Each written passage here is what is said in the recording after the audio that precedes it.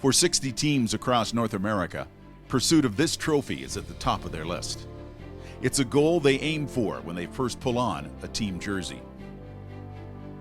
It's not an easy road, from training camp to the grind of the regular season, the hopes of a long playoff run leading to a league championship.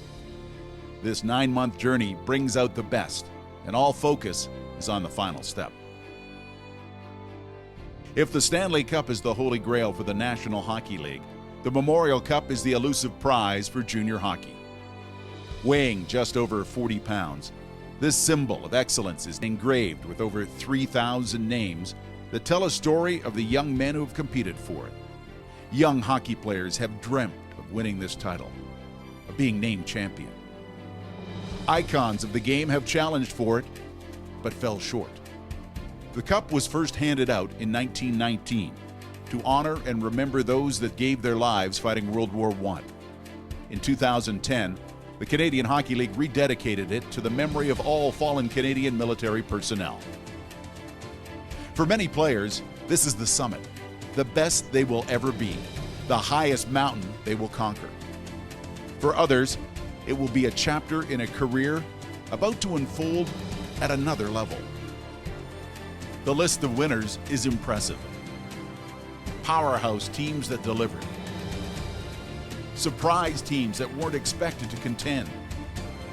Teams that simply went about their business on the ice. All were waiting for those final seconds to tick off, and the burst of emotion realizing they are the champions. When a hockey dream can become a reality, it is the Memorial Cup.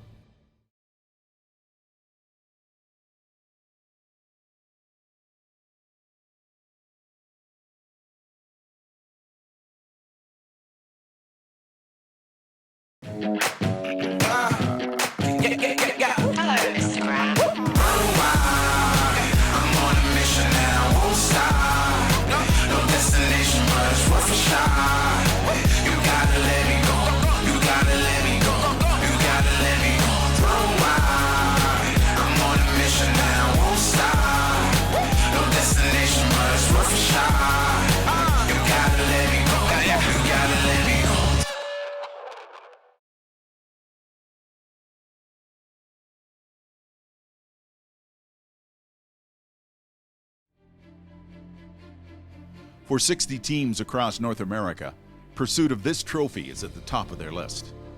It's a goal they aim for when they first pull on a team jersey.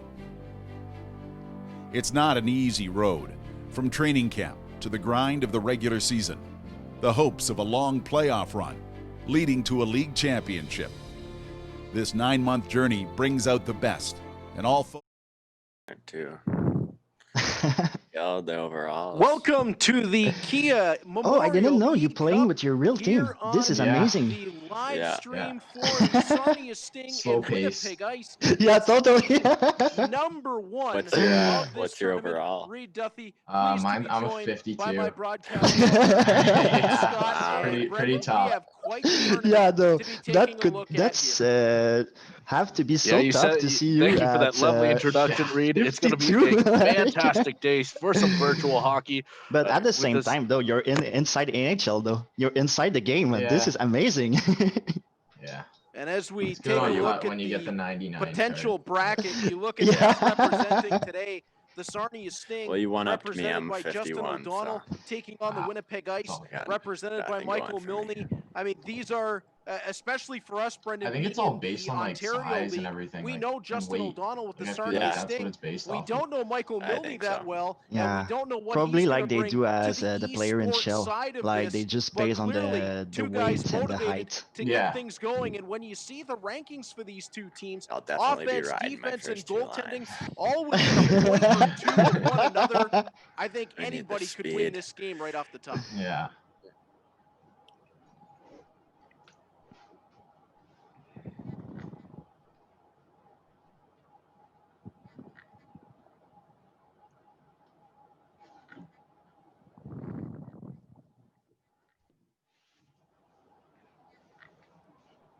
No, I think we've momentarily lost Brendan, but as we get set for game number 1. It should be a very fun one. So the winner of this game in the bracket will take on the winner of our next game coming up a little bit later, the Okay, Guelph Storm and I the will have to Tri-City mute you Americans. for a couple seconds for the This game. is So going I to will be mute you, a lot and I of will fun to kick this off. let you know It's going when to to be a start the game. great game Yeah. to begin this tournament. I can't think of a better way to kick off the Memorial eCup presented by Kia. We are so pleased to have the CHL behind all this, and what a way to get things going, as it is going to be a blast, as Justin O'Donnell was able to make his way through the qualifiers for the Sarnia Sting. He did a great job to be able to get to this point. Michael Milne, he brings a big fan following in on his side. And oh, you just take a look at some of the skills of these two guys. There's not a whole lot to pick from. We don't know a whole lot about their esports background to this point. We do know that Justin O'Donnell had to win a tournament to get here. So does that give him the edge? Is it the unknown of Michael Milne to give him the edge? Who knows, as we're going to get set to head to ice level, and hopefully I'll have Okay, guys, Brandon Scott you will back be with able me, to start the game. So and enjoy the tournament we and are have a good luck. looking like And good luck, guys. we're going to have a whole lot of fun to begin this one. First game of the day, 10 to be played today. You can follow along on the CHL website, the social media for the CHL, and for the teams involved in the Memorial eCup presented by Kia. We are right across the country bringing you this tournament. And it looks like we're just about set to head to ice level. The Sarnia Sting, the Winnipeg Ice. This one's going to be a whole lot of fun. Let's just check in. Do I have Brandon Scott back with me?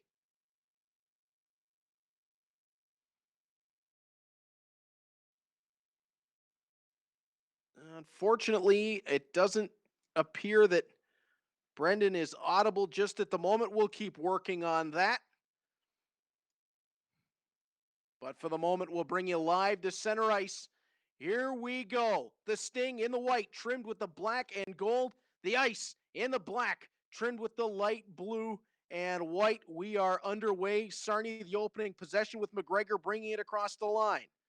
To the corner, bump there, taken away. Winnipeg wants an immediate counterattack. McGregor, nice job to pick the puck back up. Stolen right back, as we're seeing an immediate tennis match through neutral ice and into the Winnipeg zone. The Ice looking to come across the line.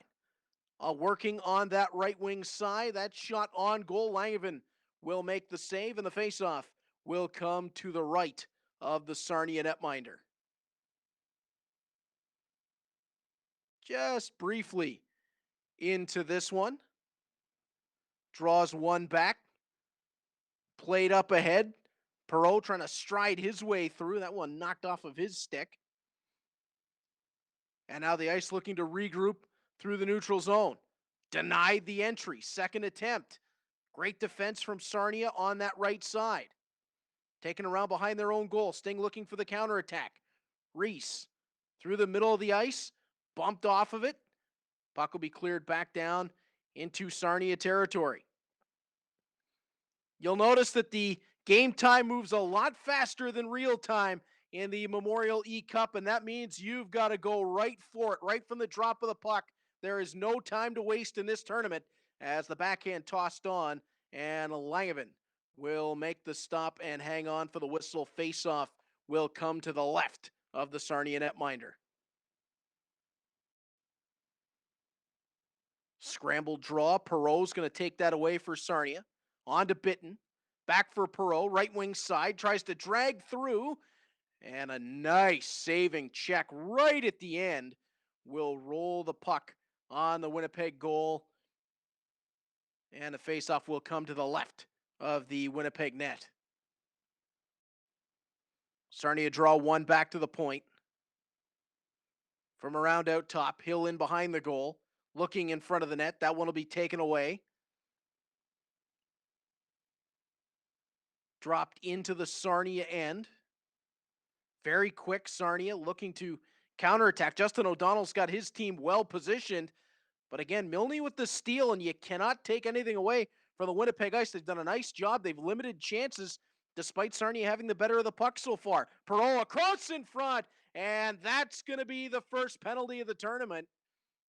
As the Sting were attacking the goal, looking for the cross-crease feed in on a short 2-on-1 that developed seemingly out of nowhere. And Anson McMaster will head to the box for a pair on the trip. Big opportunity here for Sarnia. Puck controlled, left point, working down to the left corner. Roth out to that point, playing low across the front of the net, and that one knocked aside, and the Ice will carry on through neutral zone. Offside as Winnipeg tried to create a shorthanded counter. Faceoff will come just outside that Sarnia blue line. Nice job so far on the penalty kill for the Ice. Blocked one away. We're able to clear the zone. Sting looking to re-attack quickly, driving towards the goal, playing in front right to the slot. That'll have to be taken aside. Now attacking the net once more. No an opportunity there, and the Ice will look to bring it through and clear down. Off the boards, down the rink, Roth regroups for the Sting. Roth through neutral ice. Plays it ahead, stolen inside the Winnipeg line. 2 seconds and 1 left in the penalty, and we're back to even in full 5-on-5. Puck picked up in the defensive zone for the Sting, and now driving is Perreault. Tries to drop the shoulder and turn, and that one played to the end boards. Perreault back out in front. Bitten's there. Nice save and played along quickly. No time to waste if you're Winnipeg. Trying to bring it through neutral zone. And we had a bit of a Keystone Cops routine. 3 players fall. Puck picked back up. Brought into the Winnipeg end. One shot is blocked. Back out top. York brings it around for Perreault. Puck is knocked loose. And that one, Ladman is able to get it and control for Winnipeg. Bringing it through the offensive zone. In on goal. Tried it between his legs. Poke check from Langevin. Oh, what an opportunity for the Winnipeg defenseman. Back up ahead. Driving into the middle. Great stop as Sarnia gets their best chance of the opening frame. 2-on-1. Perfect connection in front of the net, but denied on the finish. We stay 0-0. 3:54 left to be played in the first period, and what an opening frame this has been. Kammer off the draw, playing low. Puck fished out, and now it'll be carried along and out of the zone. Winnipeg looking for the counterattack. Poke check just inside the Sarnia line. Carried along now. Sting attacking, right wing side. Played back to the point. Stepped low. From below the goal line, fed on in front. Another brilliant stop. The Ice turning aside every opportunity Sarnia have, and now a 2-on-1 of their own, and that one deflects into the corner. Back and forth we go, under a minute left in the opening frame. Sarnia looking for perhaps a buzzer beater here. Kammer pauses out top, throws in behind the goal. Controlled from the back of the net, looking out in front, nobody home.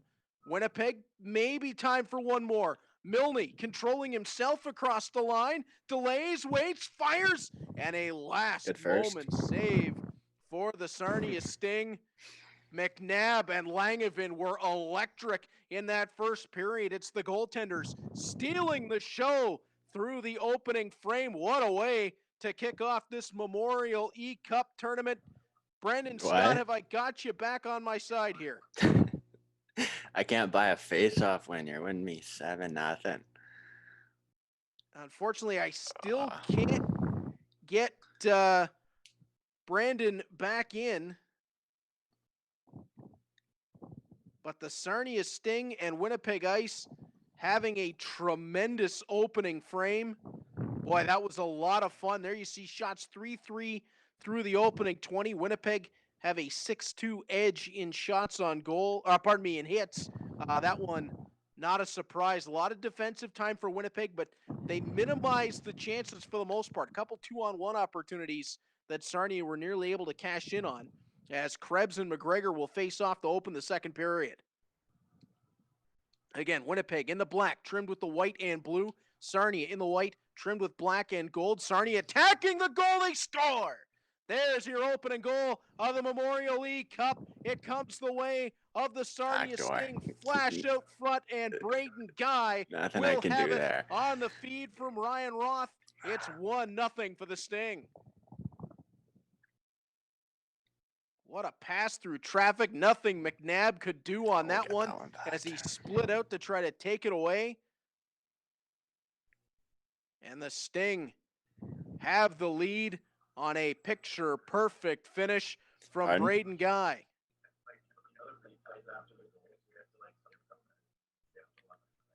I think we just have to let it play. Face off from center. And the Sting looking to get it right back in, but stolen. The ice attack forward to the left wing corner. That one's centered. No luck there. Right wing corner. Dragging it out front. Block initially. Langevin got to make a big stop. Krebs stays on it. Poke check there. And immediately Sarnia looking to bring it up the rink. Quick passing through neutral ice. Those short passes Good thing you didn't call showing it a great trap. effect, but the play in front knocked loose.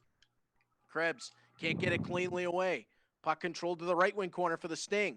Yort out high, playing it along. McGregor Oh, in Connor. front. Guy wanted the point. That taken away. Chance ahead for Winnipeg.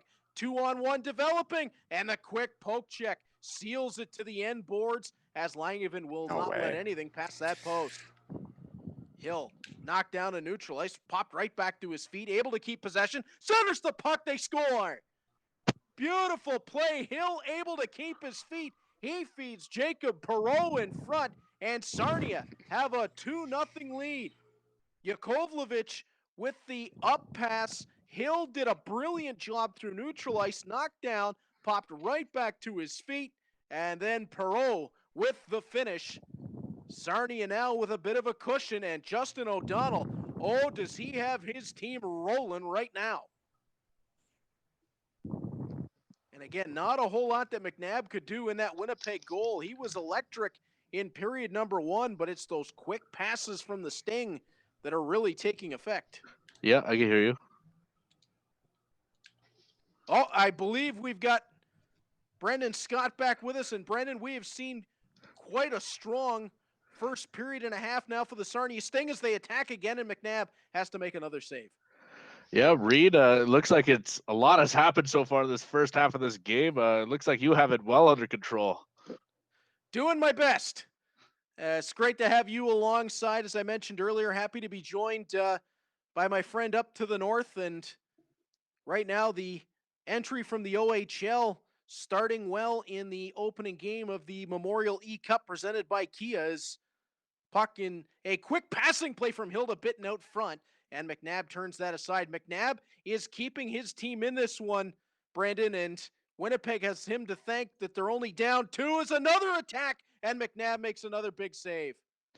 Yeah, I saw in the team ratings right now, the Winnipeg Ice, they have a stronger netminder in their team rating so far, so I knew that had to be a factor coming into this one. Puck played up ahead as again Sarnia attacking left wing side, cutting to the middle, wanted to feed that in front, no luck there. Puck thrown to the side of the goal. McNabb will free that up, and Winnipeg looking for a counterattack. Sarnia's had the better of the play, but it will only take 2 good shots for the Winnipeg Ice, and they could be right back to even terms, and there's one. Oh, that was right on cue. Puck fed to the front of the goal, and the Ice have life We got that here one in back. the second period. Cole Muir from Tepley and Slotty able to get this lead cut in half. Brayden, what a play. Well, Reed, you knew this game was far from over, and it looks like the Ice get back on the scoreboard here with a nice, beautiful cross-crease pass, and back of the net it goes. And we have a 2-1 game, and it looks like this one's definitely going down to the wire. Jumped the gun there a little bit. So much going on with the Sarnia Sting. I said Brayden instead of Brandon that time, getting Brayden Guy and Brandon Scott mixed up. That's that one's on me. I owe you one, Brandon. As puck thrown from the slot, Langevin makes the Oh, save. there you are. Winnipeg looking to press a little bit here in the second period as Sarnia is going to ice the puck. Yeah, it looks like this is a perfect opportunity right here for the Ice to storm back in this game and tie this one up in the second period while there's still plenty of time left. They've taken a bit of the possession edge here of late. Draw win, back to the Oh line. my. Ladyman plays it through, and that gotta one go in. right through the crease and out the other side. That was an Oh, easy a brilliant stop. opportunity for Winnipeg to tie this one up, and they just narrowly missed it. Back across the line, the ice drive in front, score, tie game. I had the to. Winnipeg Ice Only play right there. back to it as Muir Second of on the the game. board again. Cole Muir from Zloty, and that's got this one all knotted up at 2, just like that, Brandon. We're right to a tie game. You can see that was a perfect saucer pass right over the sprawling defenseman, and the back of the net goes. Just a one-time cross crease shot again. So that's something to look forward to. As maybe that's something Mikey tends to lean on coming forward throughout this game. Talked earlier about McNabb holding Winnipeg in, and there wasn't a whole lot he could have done on the 2 Sarnia goals. And Brandon, not a whole lot Langevin could have done on the Winnipeg goals. As when they've gotten the offenses rolling, it's been quite nice to watch. Exactly. Sometimes you just gotta applaud the offensive creativity of these players. Another chance back in front. Puck turned to the side. Drive for the point. Picked up a deflection on the way through, but ends up on the backboards. Puck played all the way around. Knocked loose again as Winnipeg really pressing now. You can see they picked up the momentum in this one. Trying to drive through traffic, bring the puck across the line, but it's intercepted. And the Ice looking to turn things right back around, but it's stolen inside the Winnipeg line. Brought to the slot, and just too much traffic, too many black jerseys in the way of that opportunity, but the puck is left behind. Roth drives to the backhand, saved by McNabb. Oh, nearly a devastating giveaway for the Ice. Yeah, that was one of those head-scratching plays that's something Justin O'Donnell's going to look at the end of the game, wishing he could have capitalized. Nearly had it right there. Would have given Sarnia back the lead. Now under a minute left in the second. Puck is played up ahead. Roth trying to drag it through the crowd. Guy can't get it past Zloty, and Winnipeg looking to turn it right back around. Yakovlevich picks it up in his own end. That one turned over twice in neutral ice before it's controlled, and now taken right back by the Ice. And that is going to do it for the second period. 2-0 Sarnia got into the lead, Brandon, but at the end of 2 periods, we're all knotted up at 2. Couldn't ask for more in an opener for this tournament. Oh, no, it's been one of those tight games ever since the beginning. Lots of offense in this game, and again, these are 2 very competitive players duking it out virtually, and again, we're seeing quite a plate full of action here right now, Reed. Yeah, this has been a really good opener for the Memorial eCup presented by Kia. There you see the stats through 2 periods of play briefly, and this is going to be a race to the finish. I also want to remind folks, you're going to see a promo code coming across your screen. We want to thank you at home for watching the Memorial eCup presented by Kia. Be sure to enter for your chance to win daily prizes and a chance at winning a grand prize of a $1,000 prepaid Visa gift card. You will see today's promo code coming up here in the third period, and you will enter the contest at chl.ca/Memorial eCup. Enter that promo code at chl.ca/Memorial eCup as we open the third period of play. And Sarnia right out front, and they got out to an early start here in the third. Puck tucked to the back of the net. They'll take the 3-2 lead as Brayden Guy is right back on top of it.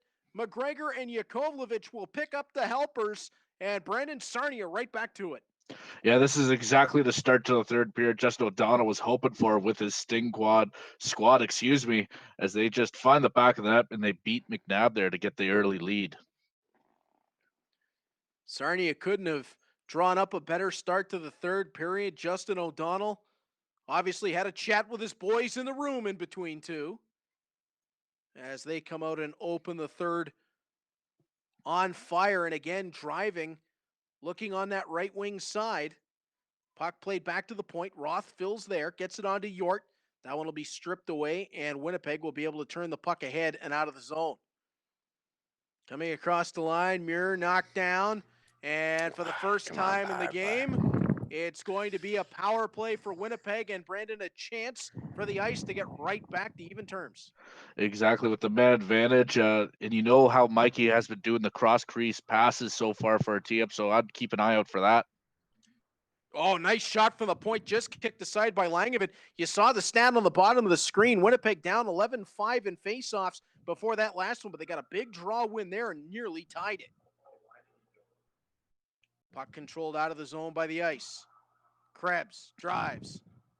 Tried to cut through the slot, and that got knocked off his stick. Puck thrown through the crease. That one off Langevin and away. Sarnia not able to get the puck cleared. To the slot again, trying to drive through. Dropped the shoulder, but the puck was poked away. Around the back, Krebs in front, second chance. How did Langevin stop that one?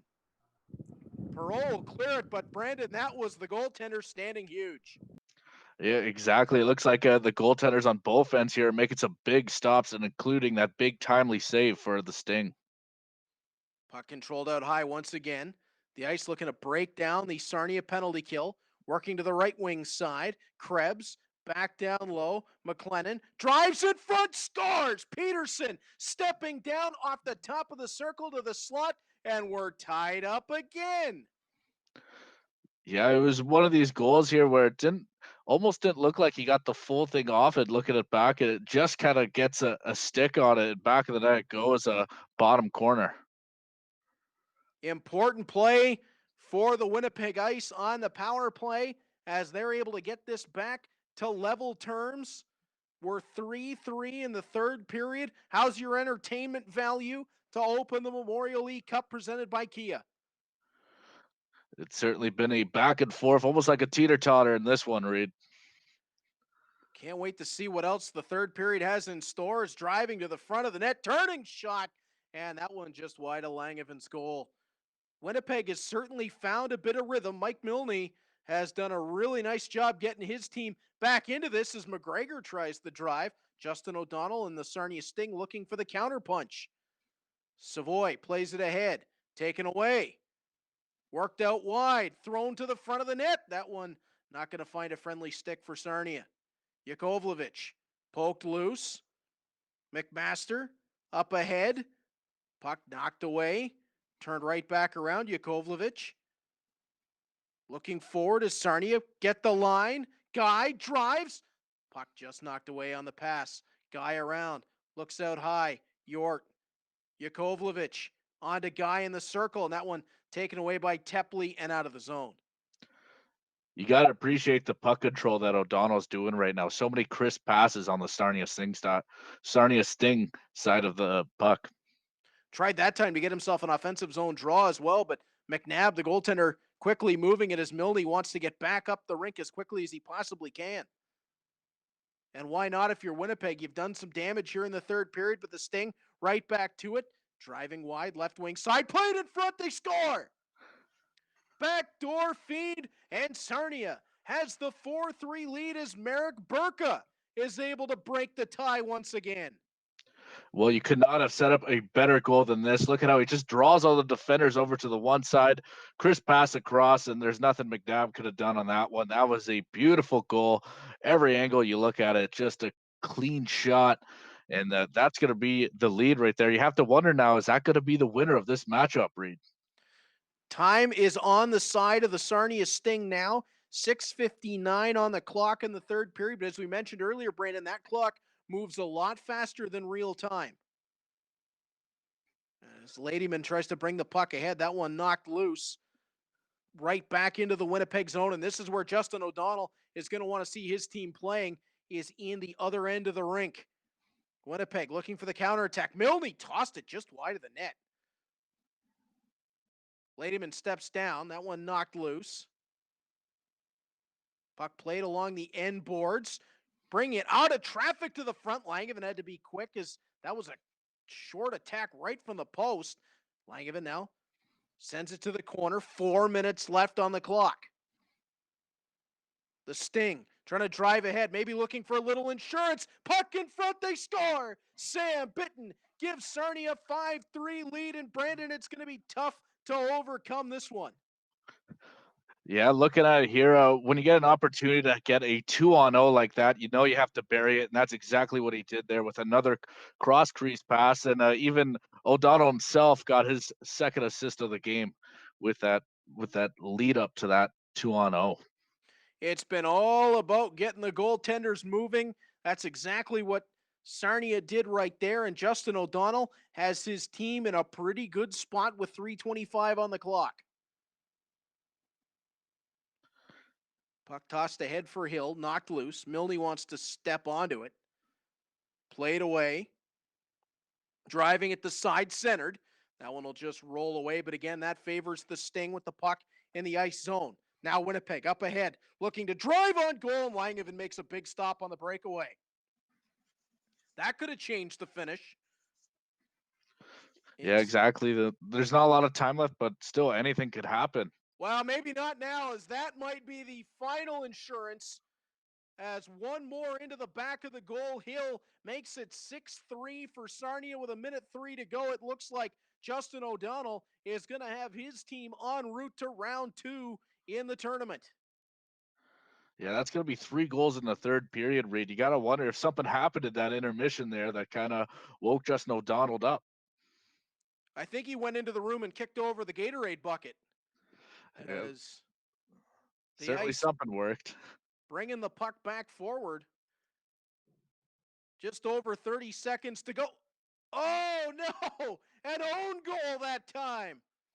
From the corner of the rink, he went full Steve Smith. Puck taken in the corner off his own goaltender and into the back of the net. That'll make it 6-4. Brendan, I don't think there's enough time left, but that was a bit of an oopsie. Yeah, that's something you're thankful you did it now rather than earlier while there's no time left. That's something O'Donnell's definitely going to have to look back on. There's a whole lot of fans in Winnipeg saying, hey, we saw the Oilers do that once upon a time. As the puck will be played ahead and into the Winnipeg zone. Now, break chance with 28 seconds to go, and the puck turned just wide of Langevin's net. That might have put us in for a white knuckle finish, but now 20 seconds left, and Sarnia just looking to get the puck up and out. 15 seconds to go. It would be a tall order now, but McMaster trying to bring it back ahead. Tepley back across the line, drags, can't get the shot away. 5 seconds, and the Sting will bring the puck out across the blue line, and that is going to do it for game number 1. The Memorial eCup presented by Kia gets underway with a wild back-and-forth game that'll see the Sarnia Sting, led by Justin O'Donnell, advance to round 2. Brandon, what an opener. Yeah, you couldn't have asked for a better story coming into this one with that opening game like that. It was just back and forth and action on both ends of the ice. We saw some good saves and some better goals, and even a goal in your own net. So we certainly got a treat in our first one. Hey, Reed. You see the final stats. Very close. Hello, Mr. Brown. I'm on a mission and I won't stop. No destination, but it's worth a shot. You gotta let me go. You gotta let me go. You gotta let me go. Run wide. I'm on a mission and I won't stop. No destination, but it's worth a shot. Hey, Justin, first, congratulations on the win. Tell me, what are your thoughts coming out of this one? Hello?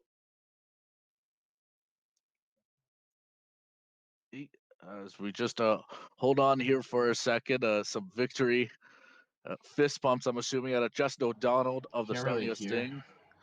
Can't hear anything. Brady, hold on for a second. Justin, congratulations. Thank you. On the victory. 6-4, fresh off the first win, opening game. Tell me, what are your thoughts coming out of this one? Yeah, it was a good game. It was good competition.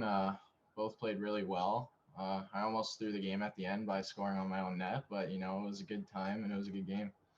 Yeah, first, tell me, you scored 3 goals in the third period to kind of walk away with this one. Was there something that changed or something you noticed after the first 2 periods? Not much. I just knew I needed to get into their end because, I was losing momentum there when he started scoring. And so I just knew I had to get the puck in their end. And from there, I was good. Yeah, and I know you mentioned it already, but you scored on your own net at the end. Was that just kind of an oops, or Yeah, I was trying to ring it around the net, and next thing you know, it's off the goalie skating in the back of my net. So, tough bounce, but it's all good. Yeah. And lastly, Justin, I know there was some competition to get into this bracket to represent the Sarnia Sting. Do you think that kind of helped you moving forward? Yeah, I got to play against the better players on my team, and yeah, it was good competition there, and kind of got to know my strategies and all that. So it was good to play against them, and it's fun to be in the tournament. So. Again, thank you again for joining me on the broadcast here, Justin. And once again, congratulations on your victory. Thank you. Thanks, appreciate it. No problem. Well, obviously, For Justin 60 O'Donnell teams very across North happy America, about his victory. pursuit of this Brent, trophy is at the top of their list. It's a goal they aim for when they first pull on a team jersey. It's not an easy road, from training camp to the grind of the regular season, the hopes of a long playoff run, leading to a league championship. This 9-month journey brings out the best, and all focus is on the final step. If the Stanley Cup is the holy grail for the National Hockey League, the Memorial Cup is the elusive prize for junior hockey. Weighing just over 40 pounds, this symbol of excellence is engraved with over 3,000 names that tell a story of the young men who have competed for it. Young hockey players have dreamt of winning this title, of being named champion. Icons of the game have challenged for it, but fell short. The cup was first handed out in 1919 to honor and remember those that gave their lives fighting World War I. In 2010, the Canadian Hockey League rededicated it to the memory of all fallen Canadian military personnel. For many players, this is the summit. Sarnia Sting, led by Justin O'Donnell, picking up a 6-4 victory over Michael Milne and the Winnipeg Ice. Brendan, what are your final thoughts on a very exciting back-and-forth first game of the Memorial eCup? Well, Reed, you couldn't have asked for a better start to the eCup. That was just a fascinating game, back and forth the entire way. And you got to love those cross-crease passes. That's something you might see a trend throughout this tournament with players trying to get the goaltender to move side to side. That seems to be working so far. And you got to love Justin O'Donnell just being able to laugh off that, scoring a goal on his own net, too. So far, it's fantastic reviews out of me, Reed. Well, Justin O'Donnell, hard worker, went through Sarnia's tournament to get here. Now he's on to the second round. He's going to take on the winner of our next game, the Tri-City Americans and the Guelph Storm. That one coming up in just a few minutes' time. Oh, that is just going to keep on rolling here at the Memorial eCup presented by Kia.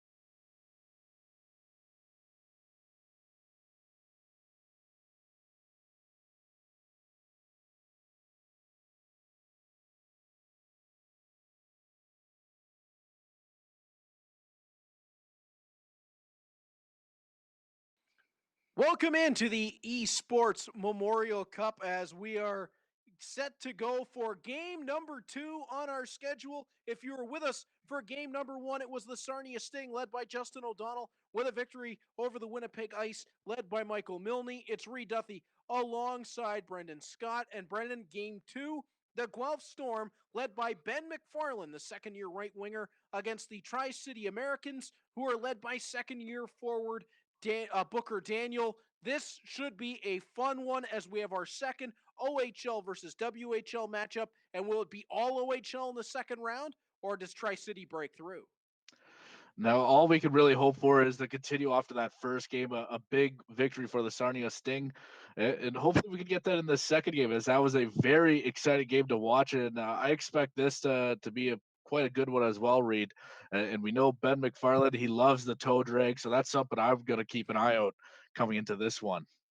Yeah, he's going to have some moves to be working with in this game. And I'm sure when you look at Booker Daniel and what he's going to be trying to do, a little bit of revenge for the WHL in game number 2 of the day. He wants to have that presence into the second round. I'm sure he'd like to take a shot at Justin O'Donnell. What we noticed from game 1, so when you see the clock on the screen, it will be moving a lot faster than real time. So there's no time to waste, Brandon, for these guys. When they get a hold of the puck, they're driving right for the net. We saw that out of O'Donnell and Milne in game 1.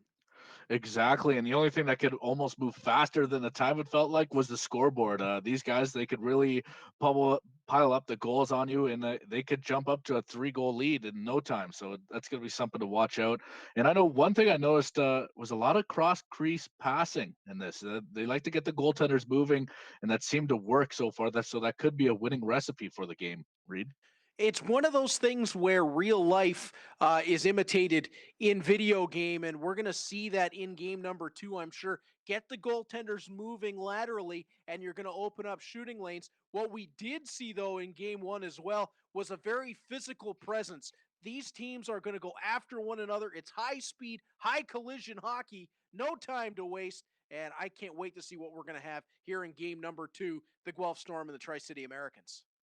Yeah, if my memory serves me correctly, Reed, I think we saw 20 something hits out of the Winnipeg Ice in that last game alone.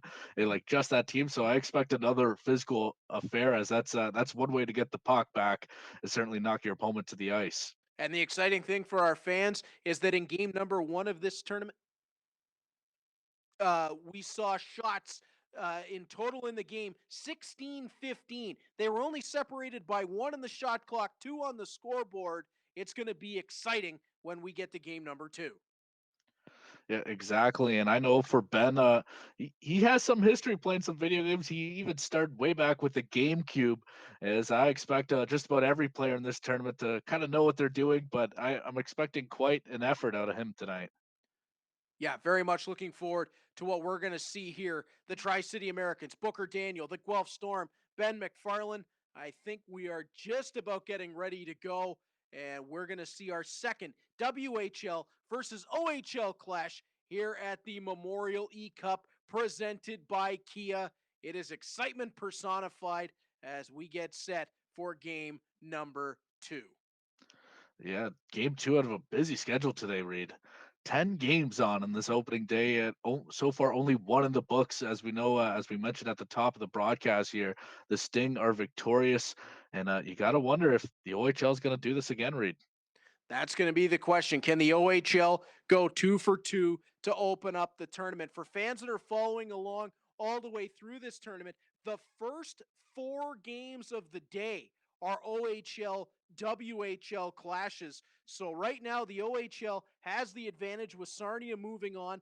Guelph and Tri-City coming up in just moments. The Sioux and Swift Current will follow that, and then Spokane and Saginaw following that one. 4 back-to-back OHL, WHL right away, Brendan. We're going to get a look at which league wants to have dominance early on in this Memorial eCup. Will it be the Western League in the comeback? Will it be Ontario stretching their advantage? The only thing that does present as an issue for the OHL guys is that would mean that they would have 2 matchups against each other if they were to go 4-0 to open this thing. Yeah, exactly. Which is going to be another big question going forward. We know a lot of these OHL guys, they played a lot together through various tournaments growing up. But let's see if they played some video games together, and let's see if we get some heated rivals out of this. All right, let's head to the ice. The Guelph Storm, the Tri-City Americans. You can see the statistics are very, very close once again for these two teams. Offensively, an edge to Guelph. Defensively, slight edge to Tri-City, and goaltending dead even. Brandon, this one is going to be tight. It's going to be fun, and we are just about to head to ice level to pick it up.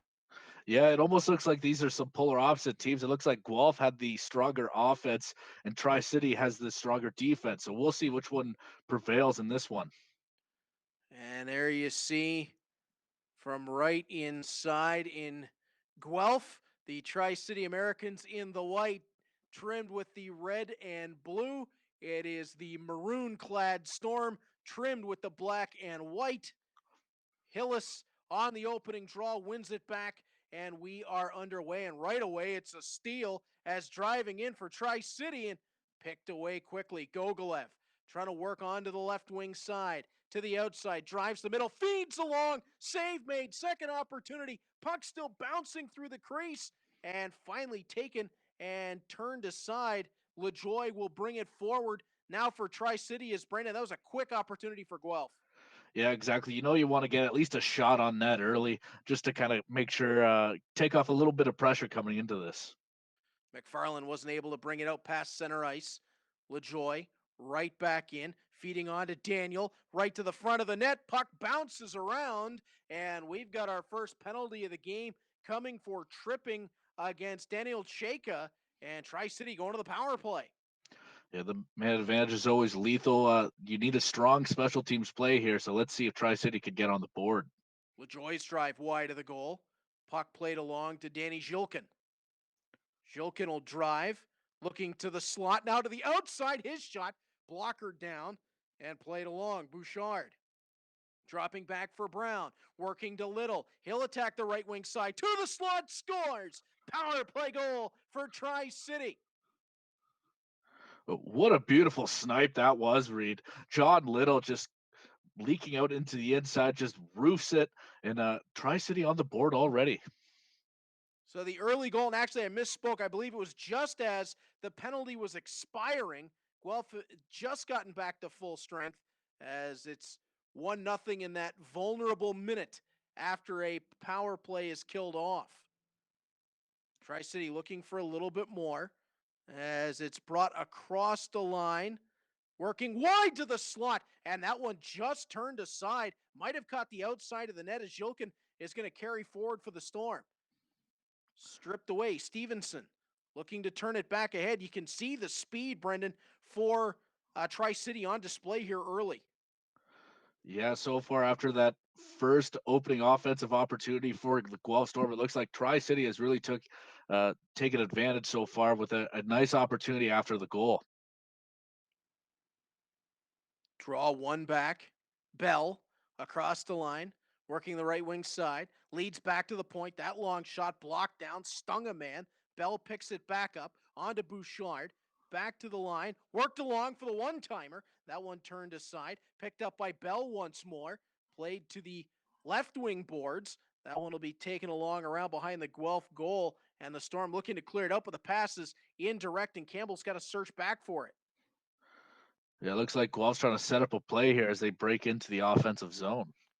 Yuba not able to control, and the Americans are right back across the line. 9.5 left in the first period. And as the fans can see, we talked about it pregame. This clock moving a lot faster in the eCup than it does in normal time. No time to waste as the puck centered, looking for Yuba. That one turned aside, and right back is Bianconi. Can't edge his man off, and the puck thrown to the front of the net, and it'll be held on there by Nico Dawes, keeping this a 1-0 game.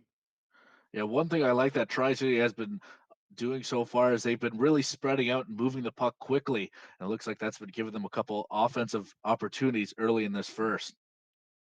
Chayka playing it up ahead.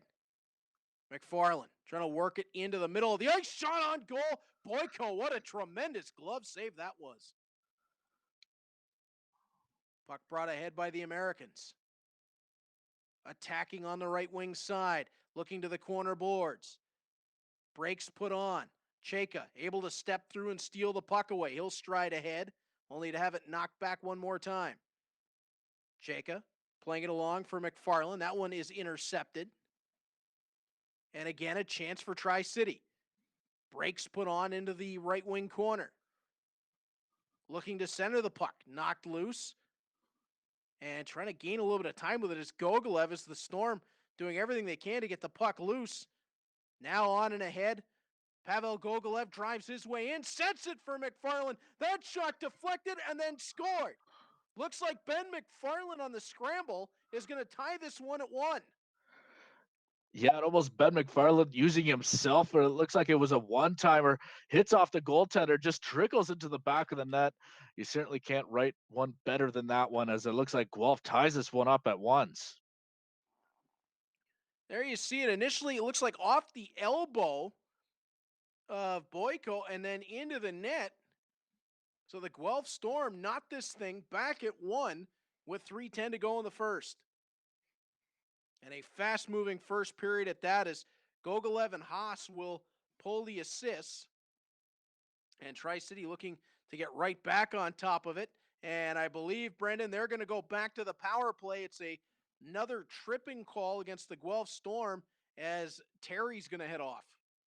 Yeah, you gotta love what Tri-City did on their first opportunity. They scored just as the penalty expired. So you gotta wonder if maybe now they could finally get a power play goal. Hillis on the faceoff. Puck is drawn back, controlled, and Guelph very calmly up and out of their own zone. Taken on the right wing side and played to the corner. Gogolev thought about pursuing, backed off, staying in strong penalty killing shape. Puck just kept in at the line for the Americans. High shot, deflected wide. LaJoie's going to bring that down. Back to the point, walking down now to the right wing corner. Back out top. Drive off of a leg. That one taken along into the corner. Now Bianconi playing it wide for Gogolev. He'll spin back with 50 seconds left in the opening period. On to Zhilkin as 10 seconds remain in the Tri-City power play. Gogolev tried to feed that through. Knocked down. Daniel bringing it ahead. Working on to the right wing side. Drag. And that one knocked loose. Bianconi's going to bring it back ahead with 5 seconds left in the period. Zhilkin, one last attempt. Fired it on Boyko. Save is made. And I think we're going to have one more face-off with a 10th of a second left. Brandon. Oh, no, that does end the first period. My apologies. Brandon, I thought it was 1/10 of a second left, but at that point, you might as well end the period. Yeah, exactly. So I think they're just going to move on to the second period. And wow, what a first period, as both teams so far with a few great opportunities in that, but so far only 1-1 in this one. Yeah, we saw a lot of great opportunities, but the slot seems to be a tough area, and almost as if they learned a little bit of something from game number 1 in this Memorial eCup, Brandon, because we talked about would they try to get the goaltenders going left, right, left, laterally in the crease. Well, they did, but the slot was packed with defenders anytime we saw that attempted. So a little bit of education going on in between games.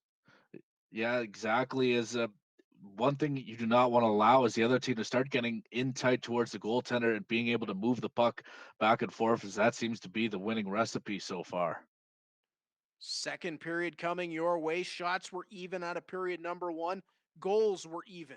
Tri-City and Guelph opening period number 2.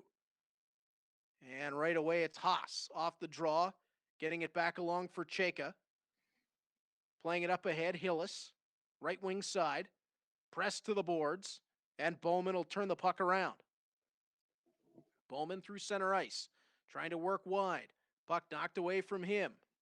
Hillis leaving it back for Chayka. Now on to McFarlane. Works the left wing. Puck poked away and nicely done as Tri-City recover in their own end. Pass for LaJoie. Now on to Mutala. He drives wide. Puts the brakes on. Feeds it out in front. Great opportunity there as he had a man right on the doorstep, but it was just touched wide. And now Chayka on to Cam Hillis. That was the play you were talking about, Brandon. Yeah, you gotta think Booker Daniel right now has got to be shaking his head, thinking he should have had that one. He looked like he had it perfectly set up. Bowman drives through the middle of the ice. Chance in on goal, went one-handed, and a save made by Dawes. Oh, that was nifty. Booker Daniel getting a little dangerous as he has his man go one-handed looking for the Forsberg finish. Yeah, so far it's been a great start to the second period for Tri-City. Terry takes the puck to the backboards, flies it up ahead. Looking to the slot, shot is blocked and recovered by the Americans. Working on the right wing side, cutting for the middle. Played out in front. Great stop by Dawes as he'll knock that one aside. And the puck will be taken in behind the Guelph goal. Stevenson working his way ahead, keeping onto the left wing. Puck poked loose, and that'll be calmly taken ahead. Platts playing it through to Bell. Working ahead, Burkett. Driving wide onto the left wing side. Puck played to neutral ice. Nobody home except one of the Guelph Storm, but the spin around was to no one in particular, and Tri-City will have a chance ahead once more. And now offside as the Storm did a nice job to step up inside their blue line.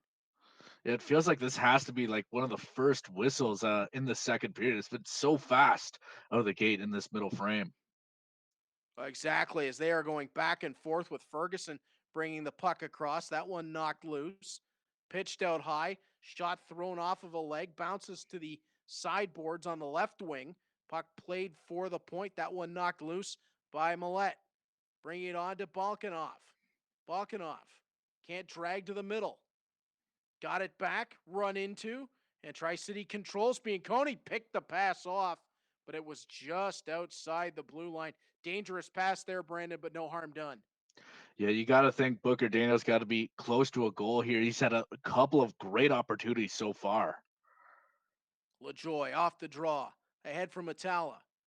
He'll work wide on the left wing side. Now out top, sets up the one-timer, and that one just up over the top. Terry leaves it around back of his own goal. Bianconi on ahead. Puck worked wide. Breaking towards the front of the goal is McFarlane, and that one held on to by Boyko. Good chance there for the Guelph Storm. First really solid chance for them in a little while. As Sikic leans in, draw one back, Little, looking to break ahead for Tri-City. Knocked off his stick. Campbell back for it, along with Bianconi. Bianconi can carry it on himself. Very talented offensive defender, but that time run into, although the pass picked off. Sikic in, and that one blockered aside. What an opportunity for Guelph as they looks like they're starting to get a little physical in this one, Reed. They're bringing up the tempo on the physical side, but that time it led to a tripping penalty. Pappas will go off for the infraction. That's the third tripping call against Guelph in the game. Yeah, Tri-City has yet to score on the power play as they look to get the lead here. Well, they did credit them with that first one being on the power play, as it's listed as 1 for 2. I thought, judging by the clock, it was just at the end of it, but clearly I was incorrect. So 1 for 2 on the power play are the Tri-City Americans, and Little's got a chance to the slot. Jilkin does a nice job to pick that one away. Jilkin from around back of his own goal. Puck played out front, and Bouchard's shot is stopped by Dawes as Haas and Mutala have a conversation, and they're going to go. Bit of a tone setter. Haas looking to go over. Mutala wanted the under, and it's Haas with Mutala as a bit of a punching bag as they'll both head off for 5. Yeah, that's going to be our first tilt in the Memorial eCup as things start to get a little heated in this middle frame with a couple of big hits, and you just see tempers blow here, and looks like they're duking. They're going to be off for 5 for fighting. And that's the old classic right there. Sasha Mutala took a poke at Nico Dawes after the whistle had blown. Martin Hugo Haas came over and said, I didn't like that very much, and they went at it. So it remains 5-on-4, power play for the Tri-City Americans as Terry, waiting in behind his own goal, now starts out. Tried to play it back, Bouchard picked it off, drags it, waits on Dawes, who makes the kick save. Puck around back of the Guelph goal. Delaying, sending it out front. That one knocked away from Dawes' goal. Hillis can't get it cleanly along. Bouchard to Little. Delays back to the line, Brown. Brown waits, plays it into the crowd. Puck knocked loose through there, but now taken along and out of the zone as Pappas is out of the box. Tried to spin with it. Puck knocked away from him. Little looking to go the other direction. Under a minute left in the second period. Little drives to the slot, knocked loose by Gogolev. Now Hillis looking ahead. Hillis wide for Pappas. Pappas puts the brakes on, spins, fires. Save made by Boyko. He'll clear it loose to the corner. 2 seconds and 1 left in the frame, and Tri-City will clear it, get it out of danger. And Brandon, we're going to go to the third period all knotted up. Yeah, exactly. This reminds me of the first game where it was almost an even match up until the third period, and that's where Justin O'Donnell took over with Sarnia. So you got to wonder who's it going to be in this matchup? Who's going to come out flying in the third? As we see both teams with a couple of great opportunities, and you got to think I'm leaning towards Booker so far in this one with a couple of great opportunities in front. Just can't seem to beat Nico Dawes. Tri-Cities had more time on attack than Guelph, but a lot of that due to power plays for the Tri-City Americans. Booker Daniel has been buzzing around Nico Dawes' goal, but we also have to give credit. Nico Dawes has been good for Ben McFarlane, and when McFarlane has had his storm in and around Boyko's goal at the other end, he's done Booker Daniel very well. It's been a goalie's duel. Yeah, exactly. So you got to think someone has got to score in this third period for the victory, and you got to wonder who's it going to be. Power on power to open up period number 3. You'll see McFarlane on one wing for Guelph. He's on the right side. Booker Daniel on the right side for the Tri-City Americans. And we are underway with the third, all knotted up at 1. Let's see who can break the tie as the long shot up and over the top. Booker Daniel around the back of the net, fed Bowman, and that shot just wide of Nico Dawes' goal. McFarlane pokes it out of the zone, but that's taken away from him. Puck right back into the Guelph end, working wide. Knocked loose, and the Storm looking for a counterattack. It's on to Gogolev, who races ahead. Gogolev down the left wing side, pulls up, feeds the middle. McFarlane shot, blockered aside by Boyko. Puck taken along and buying some time. Tri-City looking for the breakout. Puck played ahead, Bowman, knocked loose from him. Carried by Cheka. That one intercepted. Zazula playing it back ahead for Daniel. Wide for Bowman. Bowman working the left wing side. Knocked away from him by Cheka. Cheka now steps across the Tri-City line. Spins back. Feeds on to Roach. Nobody there. And it's a breakaway chance. Stevenson ahead. Works in on Dawes to the forehand. Dawes makes the stop. Big one there, Brandon. Oh my! Well, what a big that could be a game-saving save out of Nico Dawes right there. Puck played around the back of the Tri-City goal, and there's going to be another tripping call coming to the Guelph Storm. Just a little bit careless with those stick checks.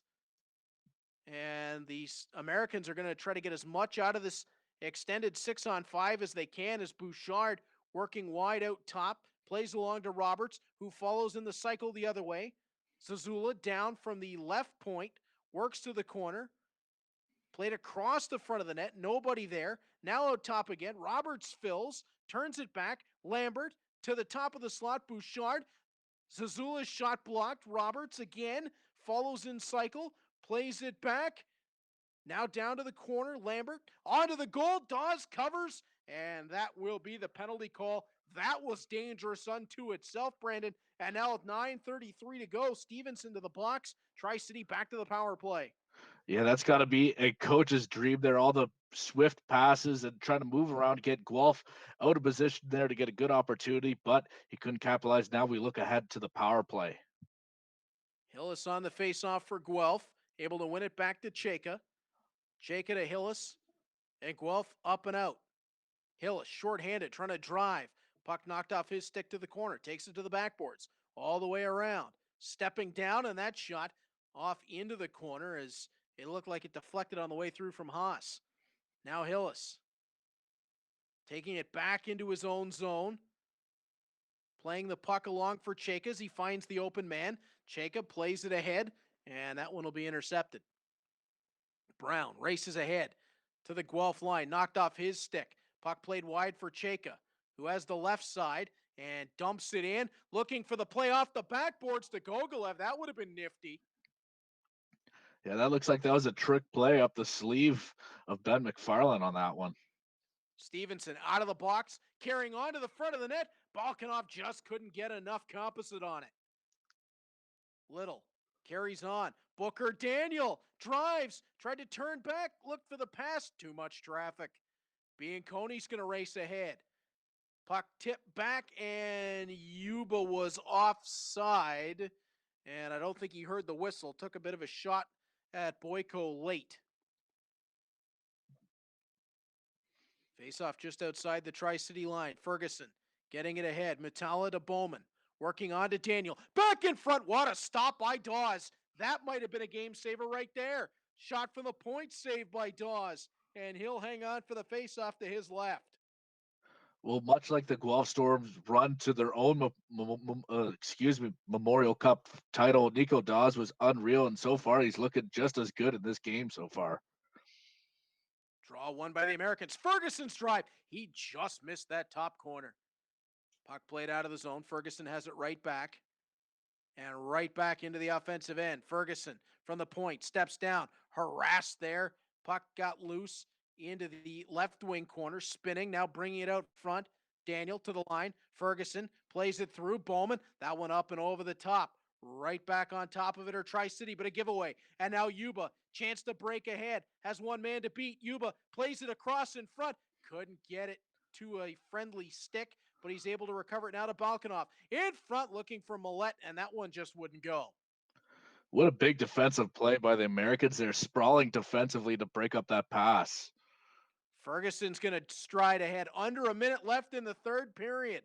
I don't want to say it, but are we going to see our first extra frame of the tournament as Balkanov plays it along, Profaka off of a skate, and the puck escapes to the backboards. Balkanov picks it up. 43 seconds left in the third period as Bouchard will bring it ahead. End to end they go. Daniel on his backhand gets tripped down. Oh, Tri-City's going to go back to the power play, but they nearly put it back down the ice into their own goal. Oh, that would have been something. Yeah, that was a close call by Tri-City there as they just look to regroup as they're running out of times here. Maybe they're trying to save their power play time for the extra frame. Also possible is 17.2 seconds left here in the third period. Luka Profaka is going to head off to the box. And the Tri-City Americans with a golden opportunity at the end of the third period and into potentially an overtime. 1 for 4 on the power play in the game. LaJoy steps down, delays, back to the top. Brown tried to send it through, taken away by Terry. He'll go off the boards and down the rink. 5 seconds to go.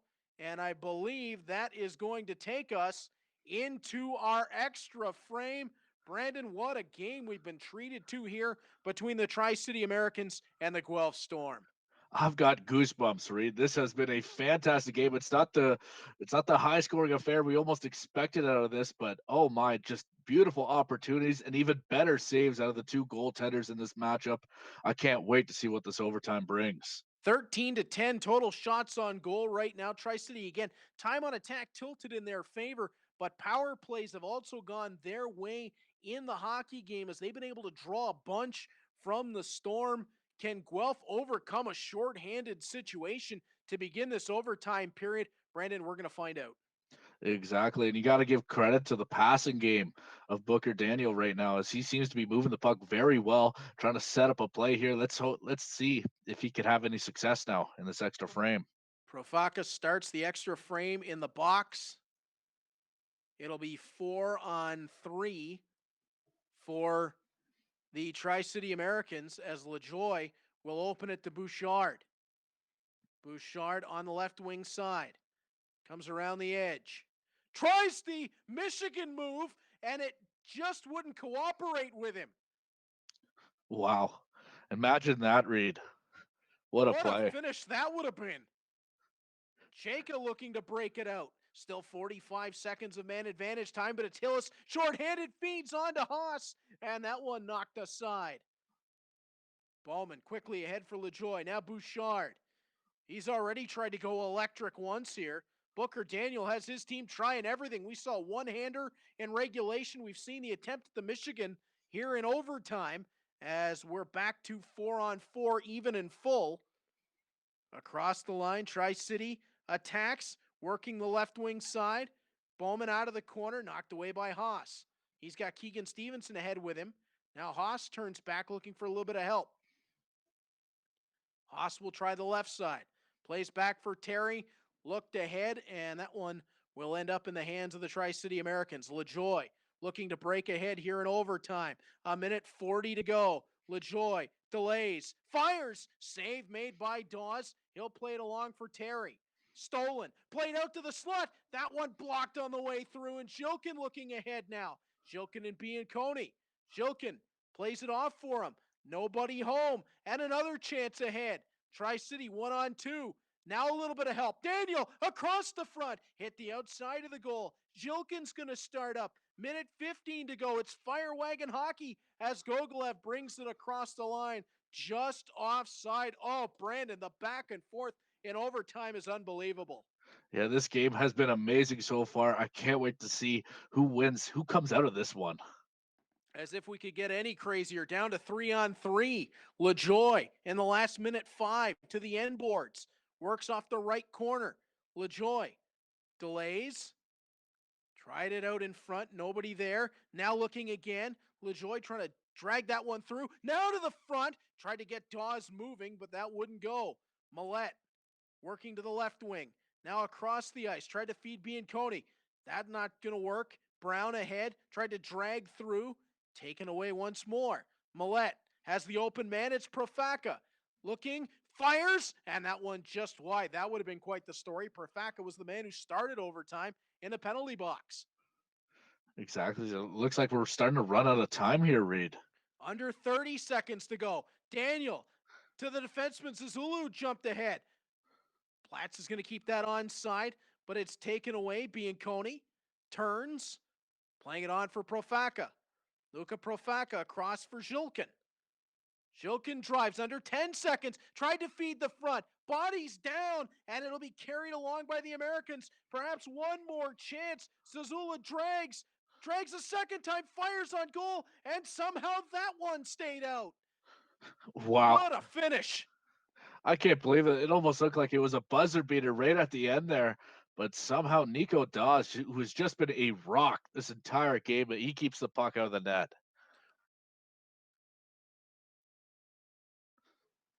And what a back and forth this has been. It looks like we are headed towards a shootout here with Tri-City and Guelph all tied up at 1. We are already, Brandon, breaching new territory here in the Memorial eCup.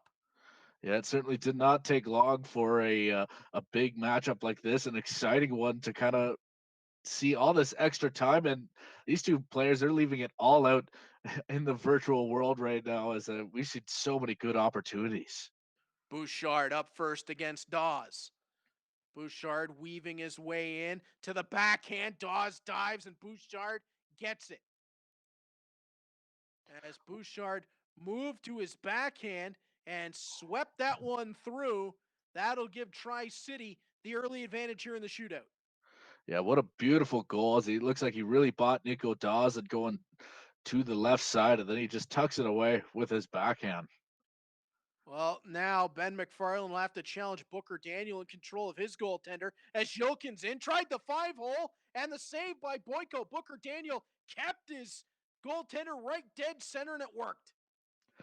Yeah, exactly. It looks like Boyko didn't lose trace of that puck the entire way, and he made the easy stop.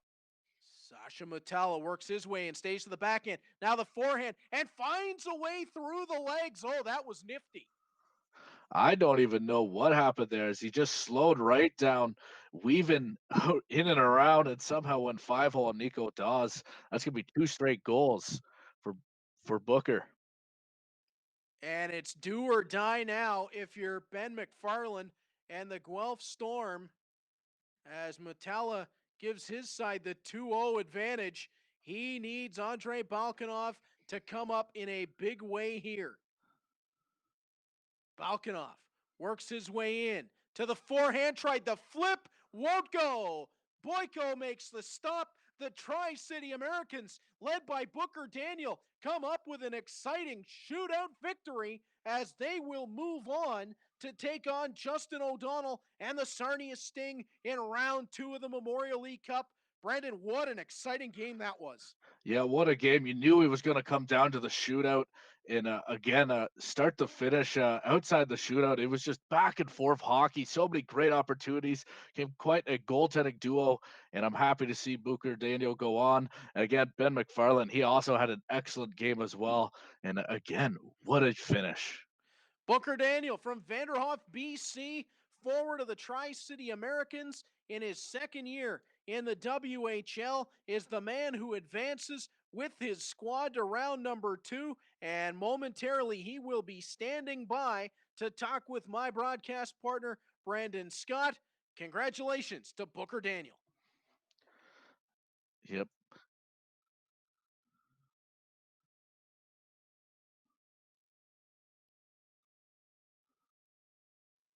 Booker Daniel, again, I just want to congratulate you on this 2-1 shootout victory.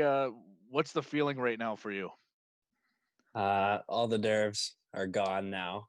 A little nervous. I think me and Ben were both pretty shaky before the game started.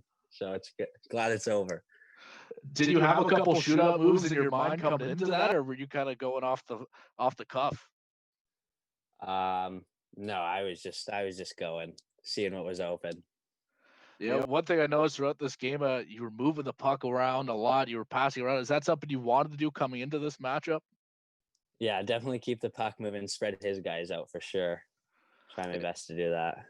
And I even noticed in overtime, you even attempted the lacrosse style goal. Tell me, was that something you wanted to get done in this game? One of my buddies, I'd give it a try. So why not give it a try in overtime, right? And of course, my last question for you, your goaltender had a couple of big stops in this one. Is that something you're used to? Oh yeah, I'm used to that. Boyko's a good tendy, even better in the game. Love it. Exactly. Again, I just want to congratulate you on your 2-1 victory. And again, thank you for joining me on the broadcast. Thank you.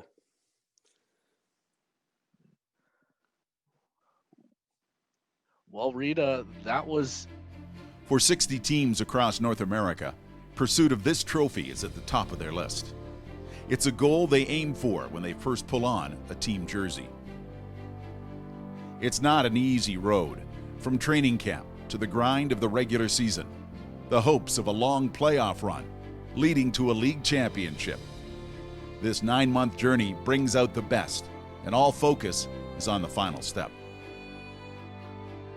If the Stanley Cup is the holy grail for the National Hockey League, the Memorial Cup is the elusive prize for junior hockey. Weighing just over 40 pounds, this symbol of excellence is engraved with over 3,000 names that tell a story of the young men who have competed for it.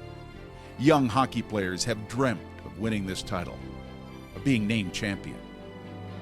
Icons of the game have challenged for it, but fell short. The cup was first handed out in 1919 to honor and remember those that gave their lives fighting World War I. In 2010, the Canadian Hockey League rededicated it to the memory of all fallen Canadian military personnel. For many players, this is the summit, the best they will ever be, the highest mountain they will conquer. For others, it will be a chapter in a career about to unfold at another level. The list of winners is impressive. Powerhouse teams that delivered. Surprise teams that weren't expected to contend. Teams that simply went about their business on the ice. All were waiting for those final seconds to tick off. and the burst of emotion realizing they are the champions. When a hockey dream can become a reality, it is the Memorial Cup.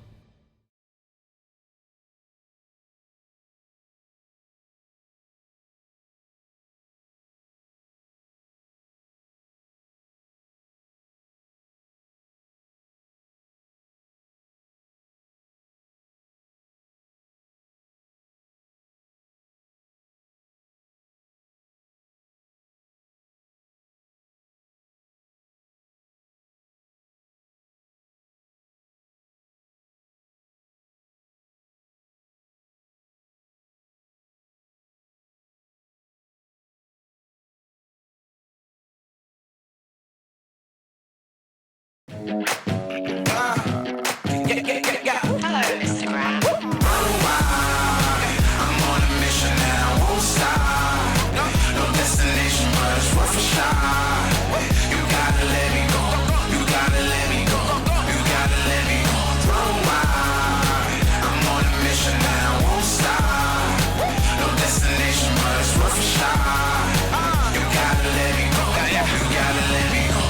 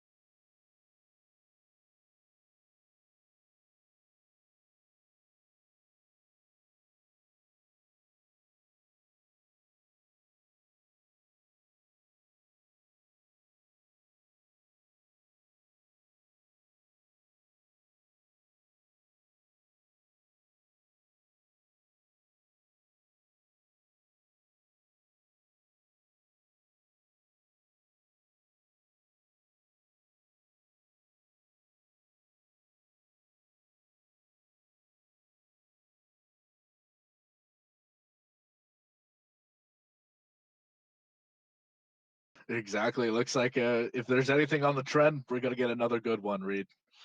I can't wait for that. As we finish up game number 2, we look forward to game number 3. The Memorial eCup presented by Kia continues to roll on. Keep with us on the CHL and all of those media streams.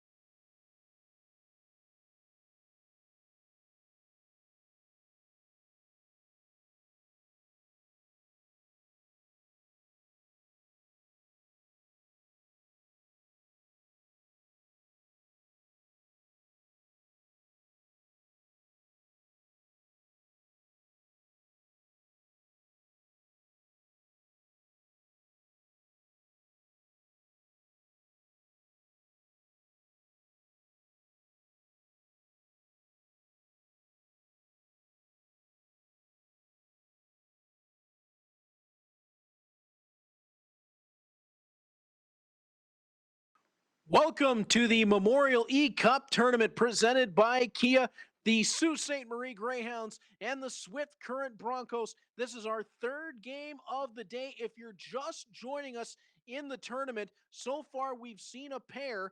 It's Justin O'Donnell leading the Sarnia Sting over Michael Milne's Winnipeg Ice to advance to the second round. And in a shootout that we just saw, the Tri-City Americans led by Booker Daniel with a 2-1 victory over Ben McFarlane and the Guelph Storm. It's Rory Cairns leading the Sioux Greyhounds, Bodie Hagan leading the Swift Current Broncos. I'm Reed Duthie, pleased to be joined by my broadcast partner once again, Brendan Scott. And Brendan, what a game we have at hand. You can see the statistics on the screen. The Sault Ste. Marie Greyhounds, a little bit of an edge in offense, defense, and goaltending. But as we saw in the last game, where Tri-City would have been the underdogs coming in, that's why we play them on the ice, or in this case, in the virtual ice. Yeah, it really comes down to the man holding the controller in his hands. As we've seen it all so far today. We've seen a lot of offense, we've seen a lot of defense. It makes me wonder what's in store for this one, and I gotta think we're in for another doozy, Reed. It's a tough game to follow. In the last one, we saw a one-handed attempt on a breakaway. We saw a Michigan move in overtime, and we saw a shootout. So they just keep building up in this tournament. And as we see Rory Cairns and Bodie Hagan get set to go, I can only imagine what they're going to try to pull out of the hat. I know each one of these guys is looking to just push that ball a little bit further down the road in this tournament, Brendan, and they all want to be on the top when it finishes. So let's see who's going to give us the big moments in this one. Yeah, so far it looked like it. In the first game, it was all about the cross crease passes, the setup for the goals. And then in that second game, it almost looked like puck control. It really did it for Booker Daniel and the Tri-City American. So you got to wonder what's going to be the winning recipe of this game, Reed. Now, this one opens up the second part of our bracket. So Booker Daniel and Justin O'Donnell will advance on to play one another. The Sioux Greyhounds led by Cairns, the Swift Current Broncos led by Hagan, and they will have a matchup with our fourth game of the day, Matt Leduc and Danny Caddick, as they will lead the Spokane Chiefs and the Saginaw Spirit as we get set to see the Greyhounds and the Broncos. Very exciting. Game number 3 of the Memorial eCup coming your way.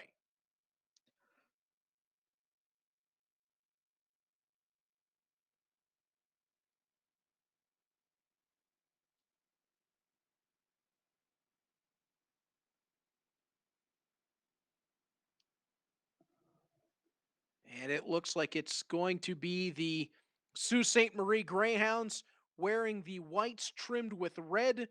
The Swift Current Broncos will be in the home greens trimmed with the yellow and black as we get set to start up game number 3. Yarmir Pitlik on the draw for the Sioux against Nagy for Swift Current, and we are underway. Game number 3 of the Memorial eCup, the Sioux, Swift Current, and it's the Sault Ste. Marie Greyhounds with early puck control and looking to bring it across the line, attack on the right wing side. Dragging through that right circle.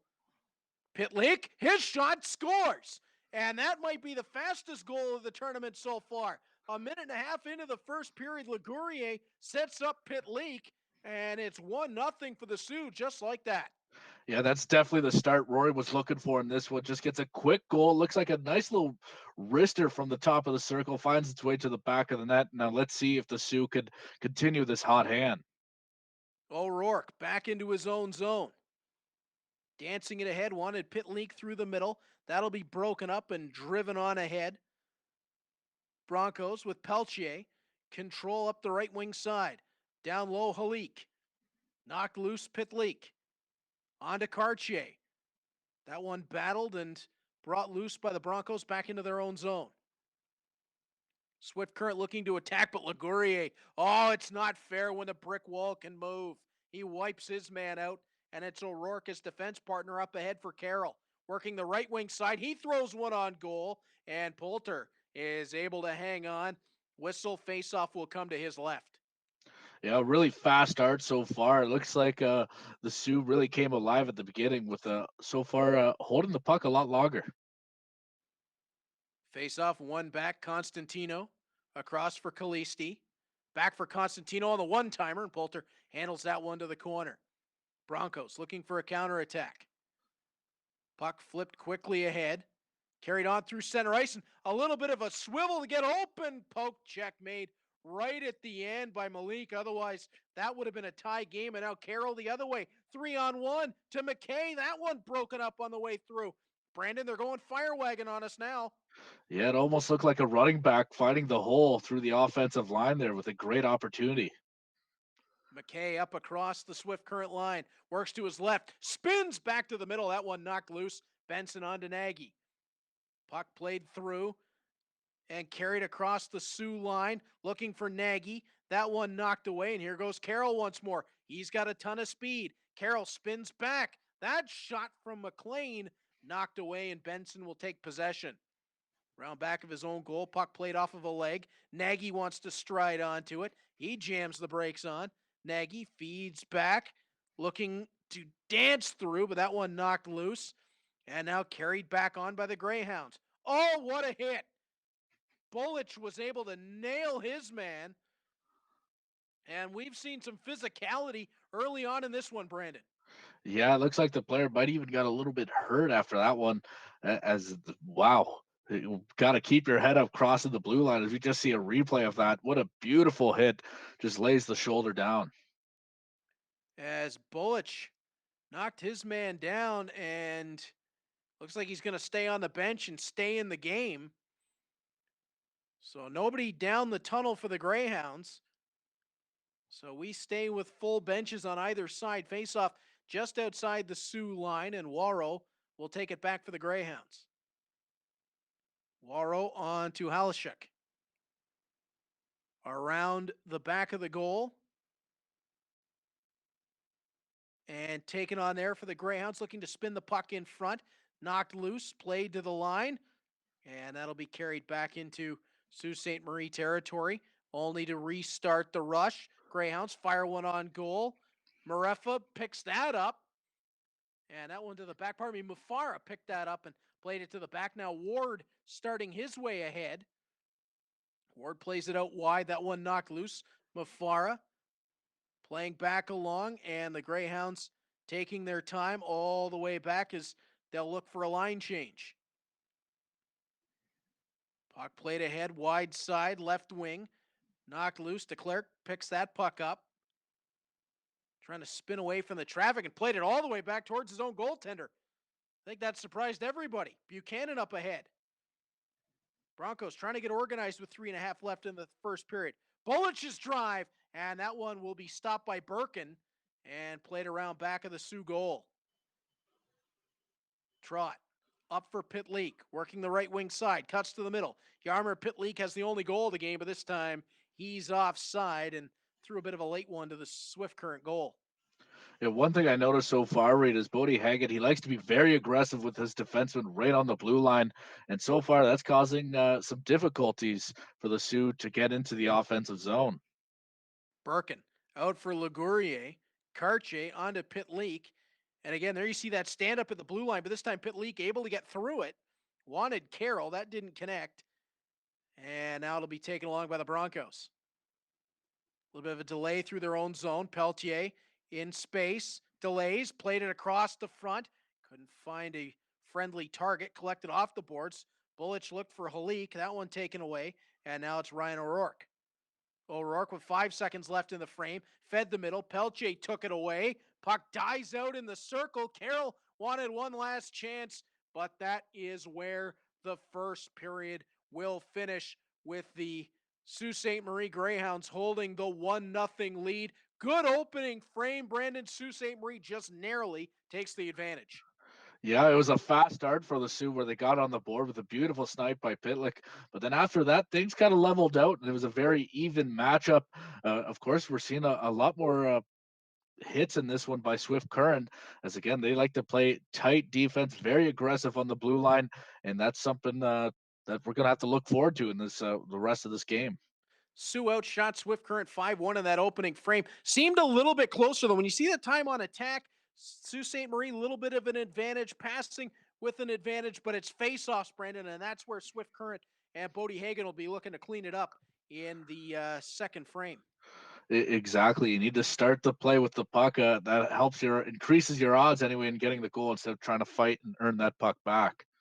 And of course, the two guys at the controls, Rory Cairns of the Sioux Greyhounds, Bodie Hagan of the Swift Current Broncos, both second-year players in their respective leagues.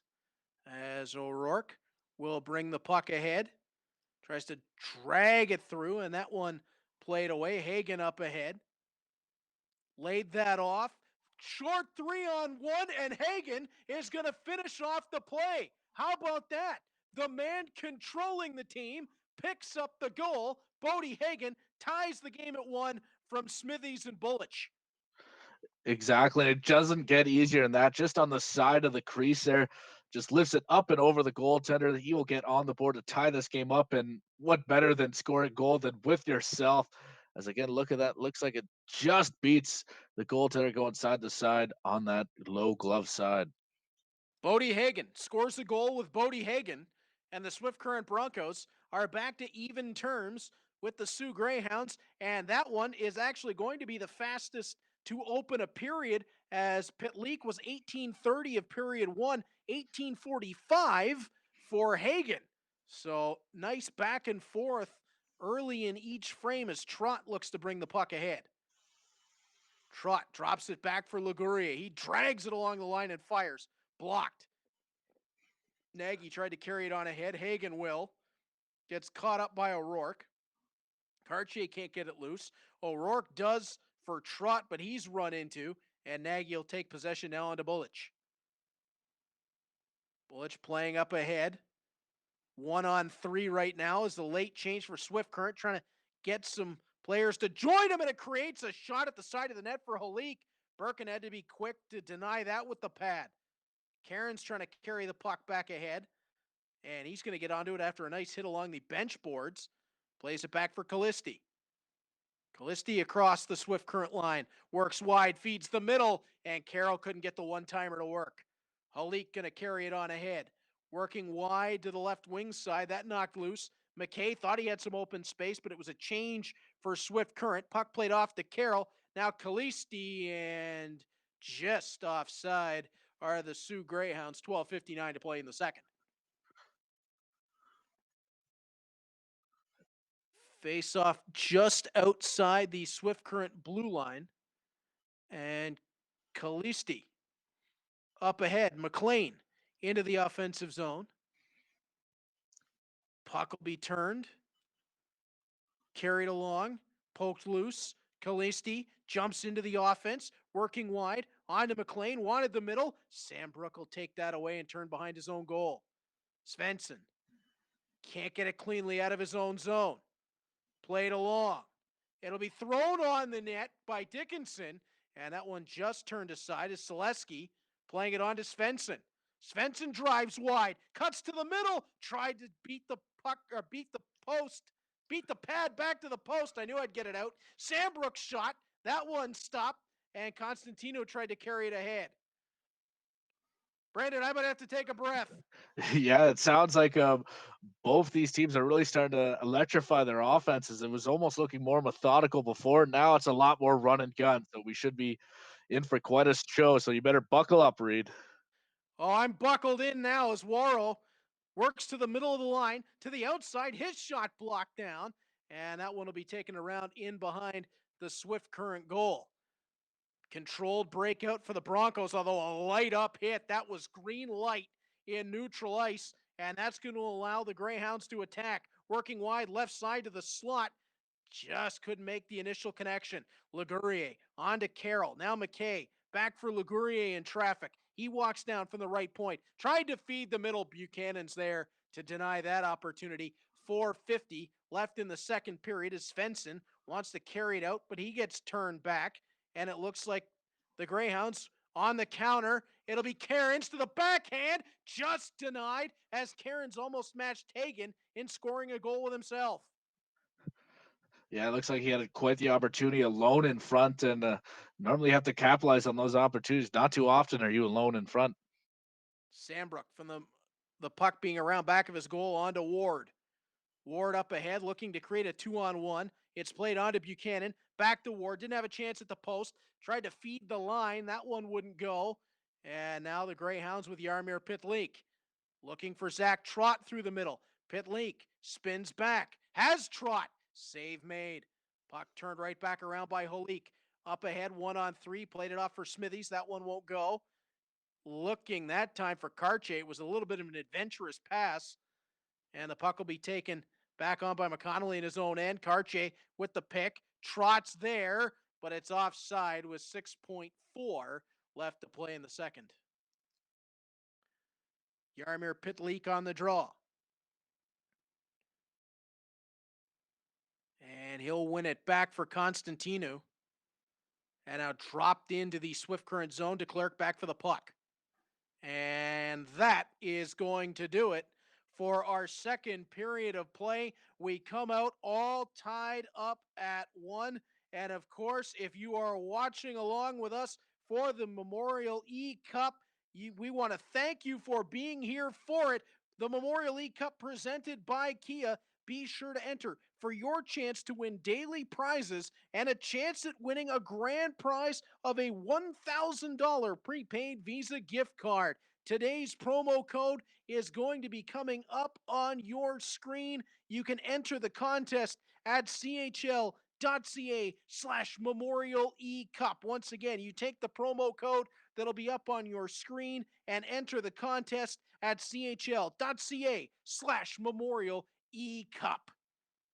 And Brandon, through 2 periods of play, the Swift Current Broncos, the Sault Ste. Marie Greyhounds, not a whole lot to pick from so far between these two. Yeah, one thing that you notice after that first period continues to be the trend is face-offs, as so far the Sioux have won 8 face-offs compared to just 1 by Swift Current. Nagy and Pitlick on the draw, and Pitlick keeps the roll going for the Greyhounds as they pick up another draw win. Pitlick trying to bring the puck through, plays it along, great pass to O'Rourke, and a save made. Swift Current just staying in this one as that time the pass came back outside the blue line, and that's going to allow for a counterattack. Puck swept away though, Pitlick up ahead, and that one's going to run long. Bullich is the first man back, icing against the Sioux, 18-13 to be played here in the second. Yeah, it looks like we're in for another tight contest again as the clock is running short in regulation here. We got to think one of these teams got to step. 10 goals in the first game of the tournament. Since then, we've seen 4. And of course, 1 finish in a shootout. But 4 goals in regulation in 2 games since 10 in the opener. So you can see that this Memorial eCup tournament is going to be a tight tournament. Biggest margin of victory so far is 2 goals. As DeClerc's going to pick the puck up in his own end for Hagen. That one knocked loose. DeClerc back onto Hagen once more. Now Smithies up ahead. Tries to drag through. Puck knocked off his stick. Bullich back for it. Playing it across, and that'll be picked up by the Broncos. Driving ahead into Sioux territory. Pass to the middle of the ice. Nagy back out in front. Pelche robbed by Birkin. He got the pad out on it. Bullich on to Pelche once more. Puck is loose. Carroll trying to knock it to himself. Does. Open chance through the legs. Save made by Poulter. Second opportunity off the outside of the net, and DeClerc gets a hold of the puck. This game's really turning into a run and gun style with both opportunities just getting traded back and forth by these teams. And we got to think we're going to see a winner here in regulation. What a fun third period already as Carroll turns with 12.5 to go. Fires just wide. Cairns feeds out front. That one just intercepted. Bullich to the boards. Around back of his own goal. Hits the brakes. Now feeds ahead. Puck played through, and Cairns is going to pick that away. Rory Cairns can't get it in deep. DeClerc. Although knocked loose now by Carroll. Wanted Cairns on the backhand. That just wouldn't go. Bullich up ahead.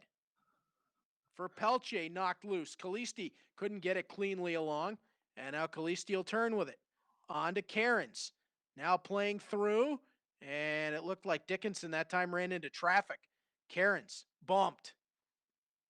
Puck played all the way around the back of the Swift Current goal. Now taken along. Halushik. Now for McLean, who spins. Back along Halushik. Delays, fires. That one wide of the net. Poulter puts the glove on it, but won't freeze it. Wants to keep the play moving. Svensson knocked loose. Karen's right back on top of it. Delays, back to the line. Kalisti, Halushik, that one blocked. Karen's is there. What a stop by Poulter. Oh, Brayden, this one's becoming a goalie's duel. Just unbelievable. It's not something we're not used to, with the second game being a big goaltending battle. And it looks like this one just equally the same, as now we have a big power play opportunity for Swift Current. Massive chance for the Broncos to take the lead here as they have the power play on the trip. O'Rourke, though, shorthanded, breaking out, right wing side, feeds across in front. Pitlick couldn't get a touch on it. Stepping down and run off the puck, but Pitlick gets it right back for O'Rourke. Tried to power it through, and Nagy blocked that one. Bullich bringing it ahead, working the right wing side. Couldn't get it through the crowd. Rory Cairns back onto it.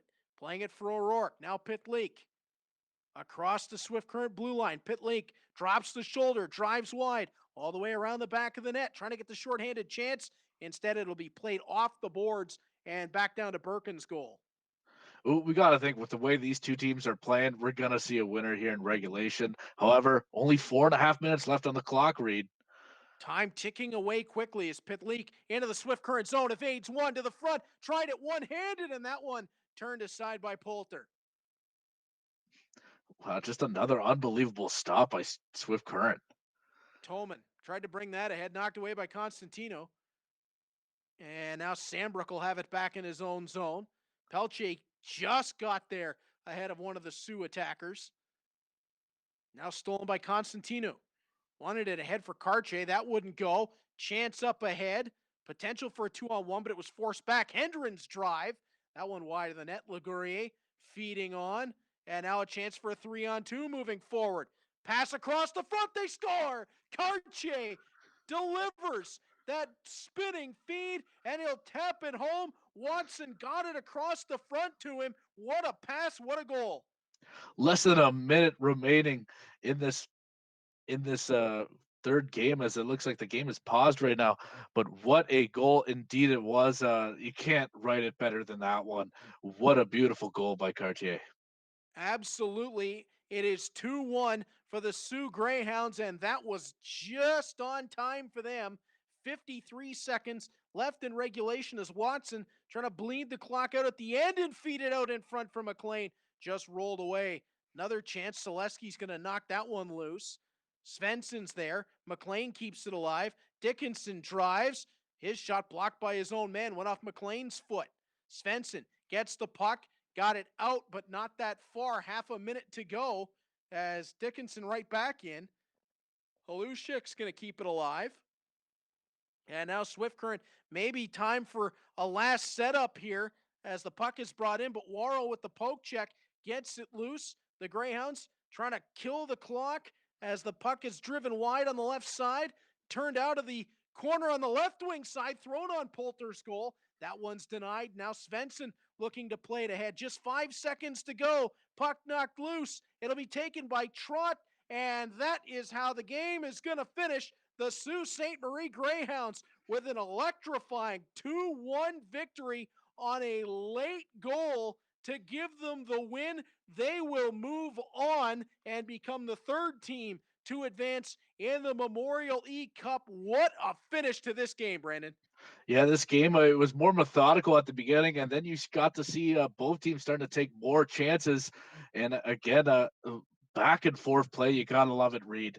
And it's went down to the final minute before we had a person with the lead. And again, you can't have write up this storybook any better than what it was.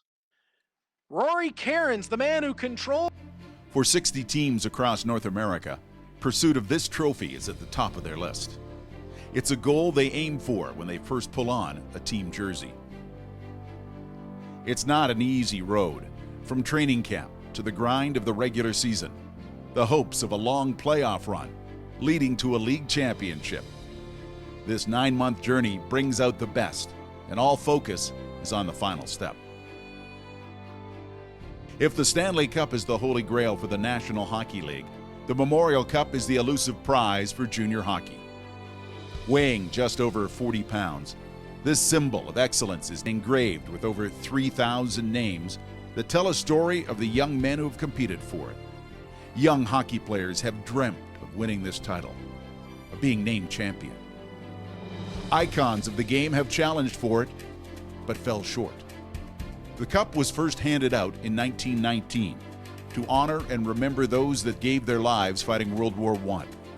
In 2010, the Canadian Hockey League rededicated it to the memory of all fallen Canadian military personnel. For many players, this is the summit, the best they will ever be, the highest mountain they will conquer. For others, it will be a chapter in a career about to unfold at another level. The list of winners is impressive.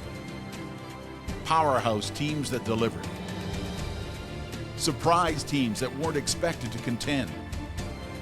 Teams that simply went about their business on the ice. All were waiting for those final seconds to tick off, and the burst of emotion realizing they are the champions. When a hockey dream can become a reality, it is the Memorial Cup.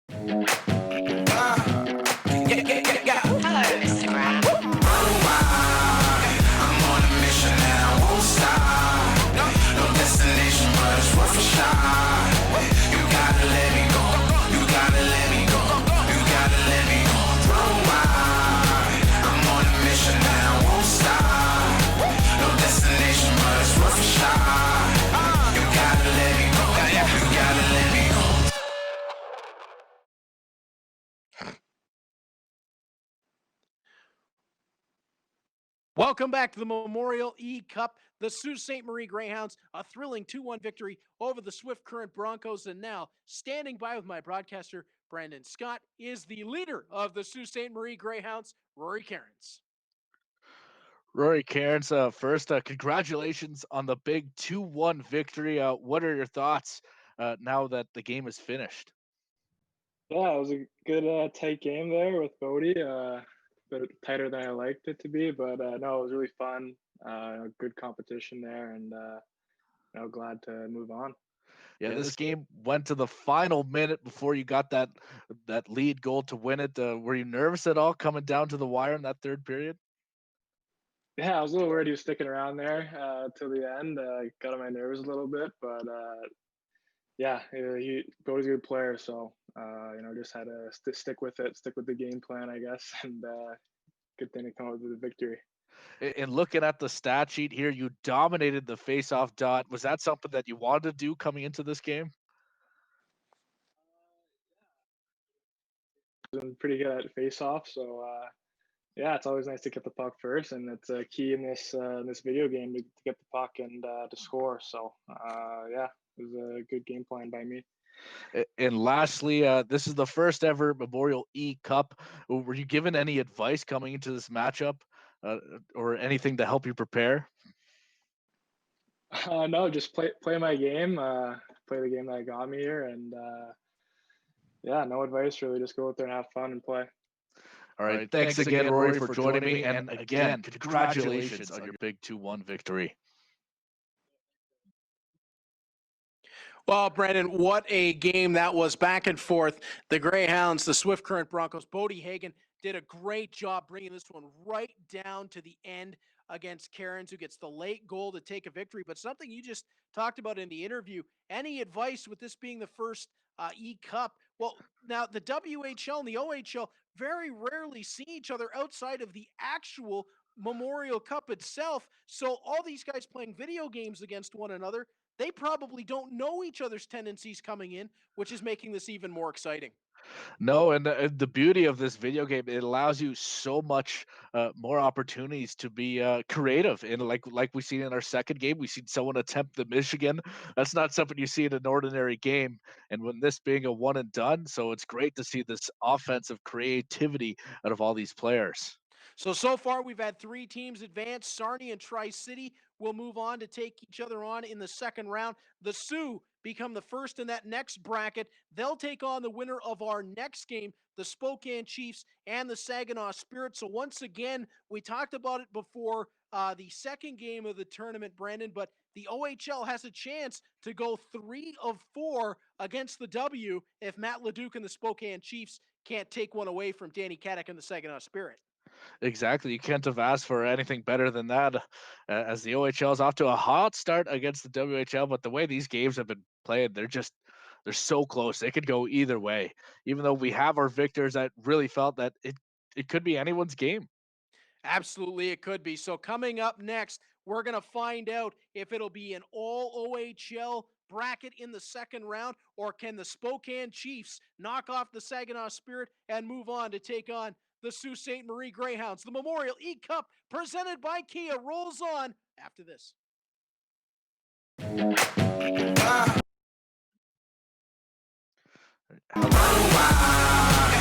on a mission and I won't stop. No destination, but it's worth a shot. You gotta let me go. You gotta let me go. You gotta let me go. Run wide. I'm on a mission and I won't stop. No destination, but it's worth a shot. You gotta let me go. You gotta let me go.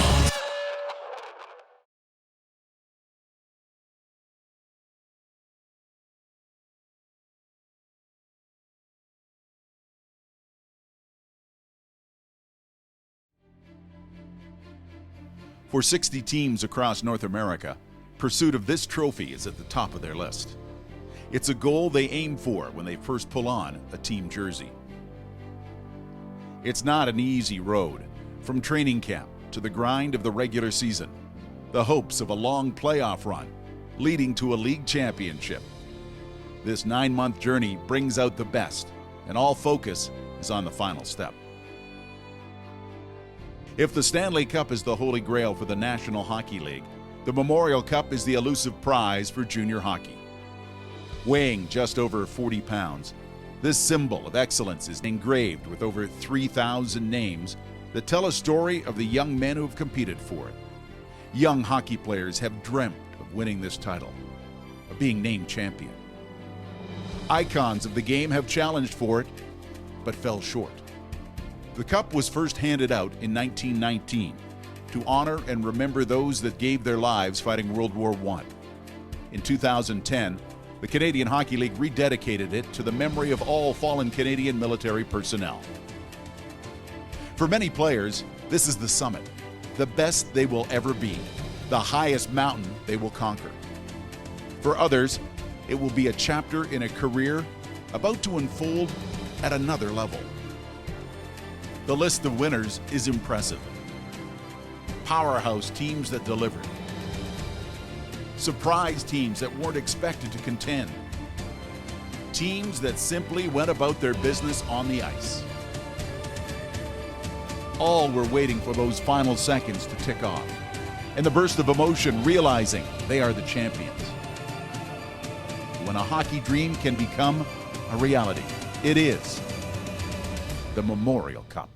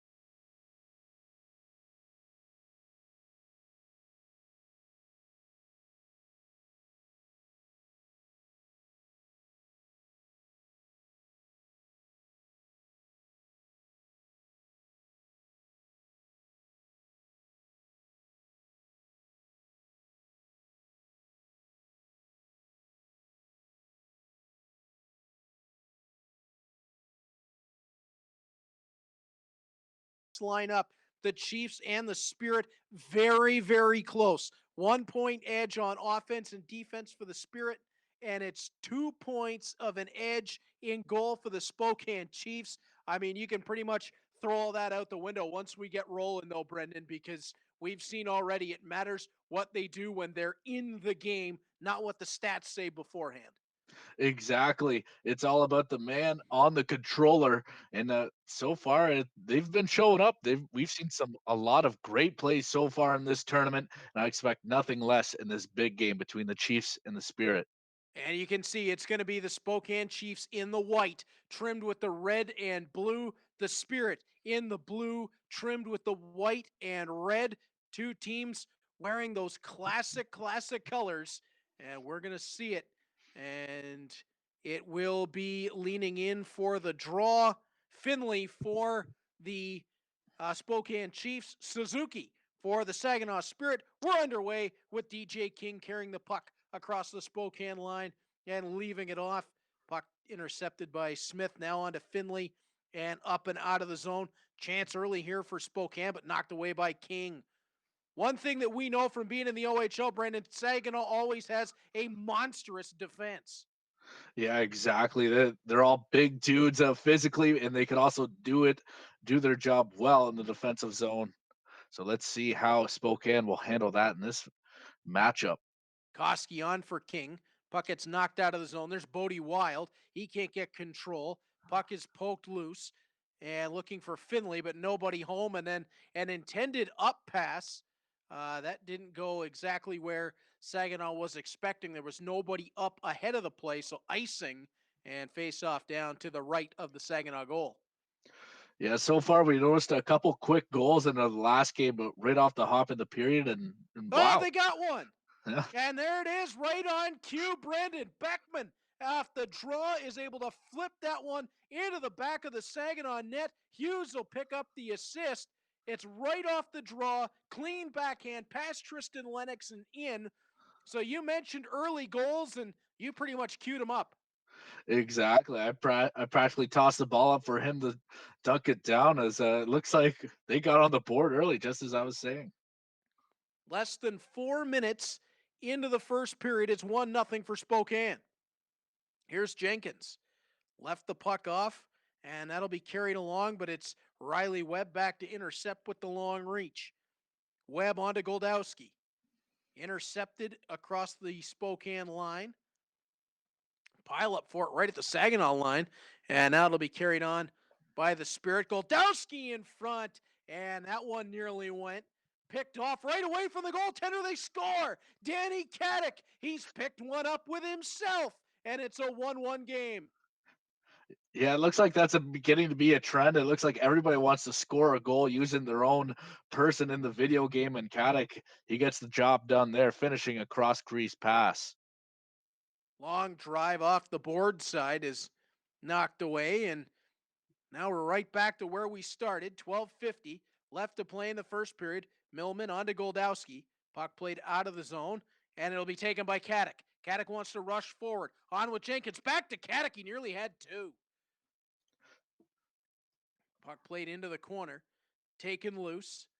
Now laid along. Saginaw from that high cycle to a low one. Pass across in front of the net. Jam up in front. Where's the puck? It'll be carried along and out of the zone by the Spokane Chiefs.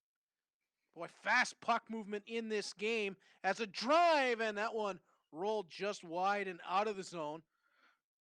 Yeah, the last two games have been tight scoring games. You got to think the way this game's rolling, we might see a high scoring affair here, Reed. We might, as Giroux plays off to Smith. That one's knocked loose. And now carried along. The Chiefs looking for a counterattack as Saginaw has had the better of the play in the last few moments. Puck played ahead. Giroux tries to step through it.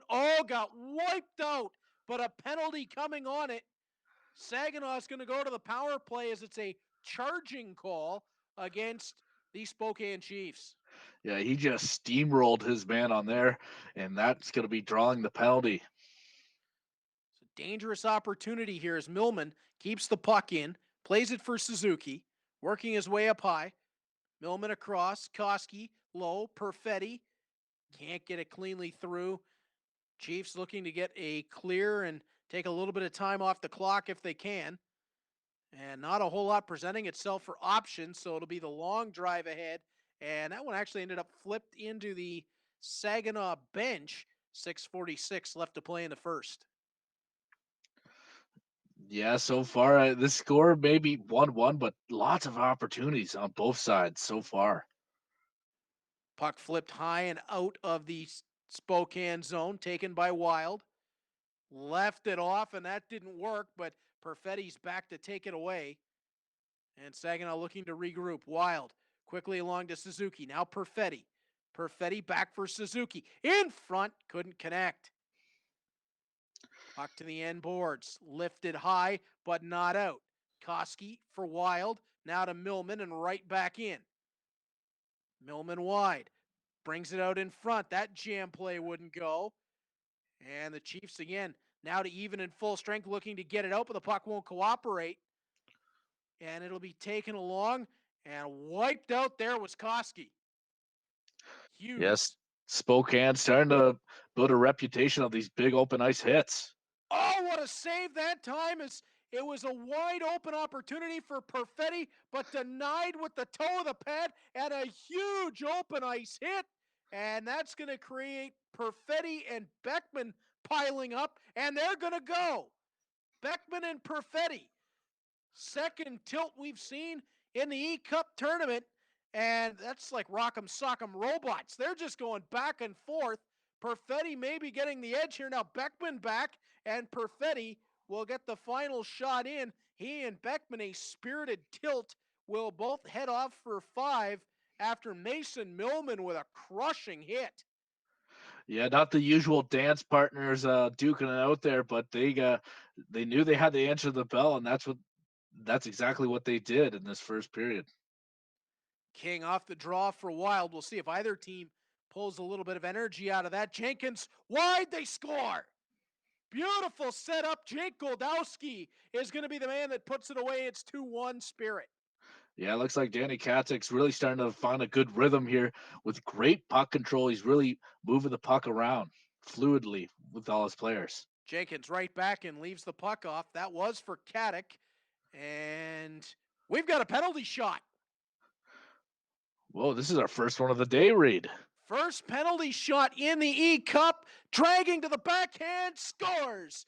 Jenkins able to beat Perrick to the backhand, and it's a 3-1 Saginaw Spirit lead here late in the first. Yeah, you gotta like that one. That even juked me out in my seat, Reed.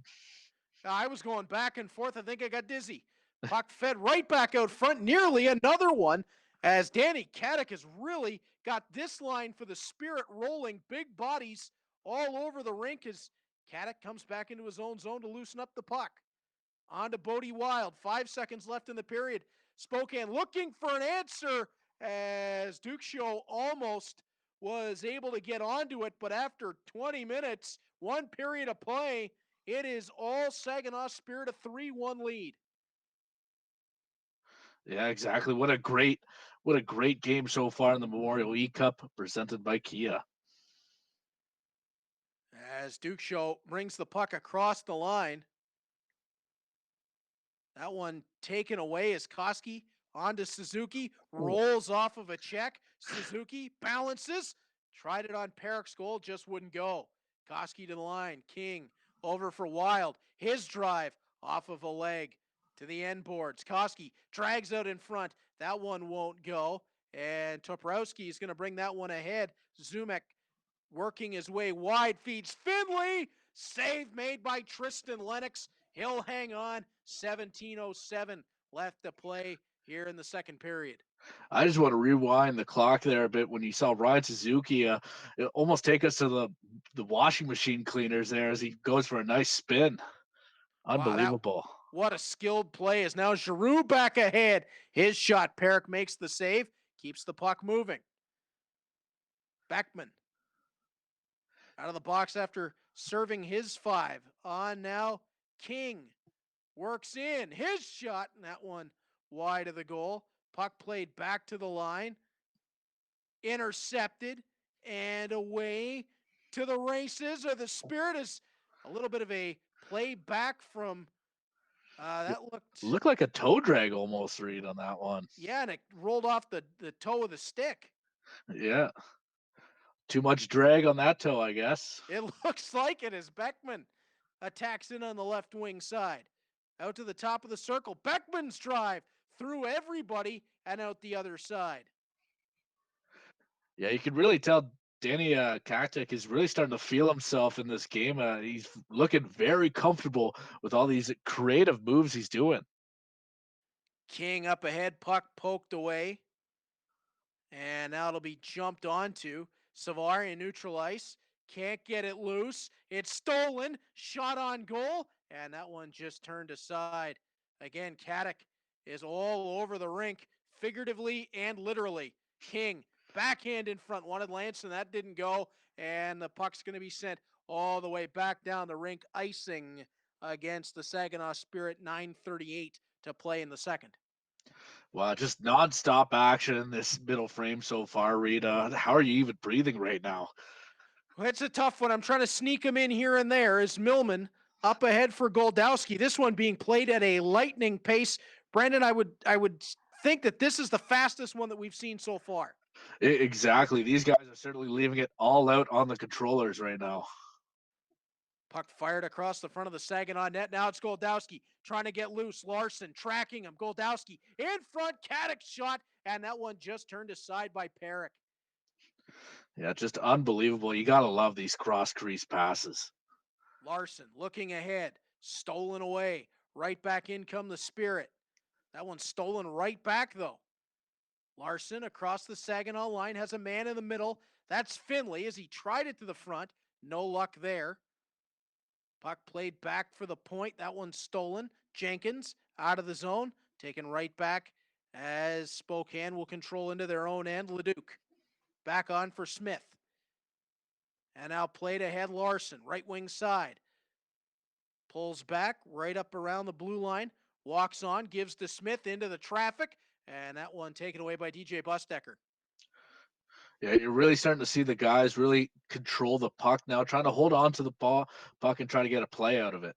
Koski fired one that was just turned aside by Perrick, tapped it back out front, but nobody home as Finley will bring that one back ahead. Played it off, looking for the return. And that'll be King to the end boards, turning away with the puck. Up ahead, trying to spin with it. That wouldn't go. And puck is stolen momentarily, but sent right back around the backboards. Yeah, the spin move is, if you could pull it off, it looks amazing, but it also comes with a risk. You're vulnerable to the poke check. Absolutely. Great point, Brandon. As Perfetti to the slot. That one denied. Kadek off the backboards, fed it out front. They score. It's 4-1 Saginaw. Another one finding the back of the net. Blade Jenkins.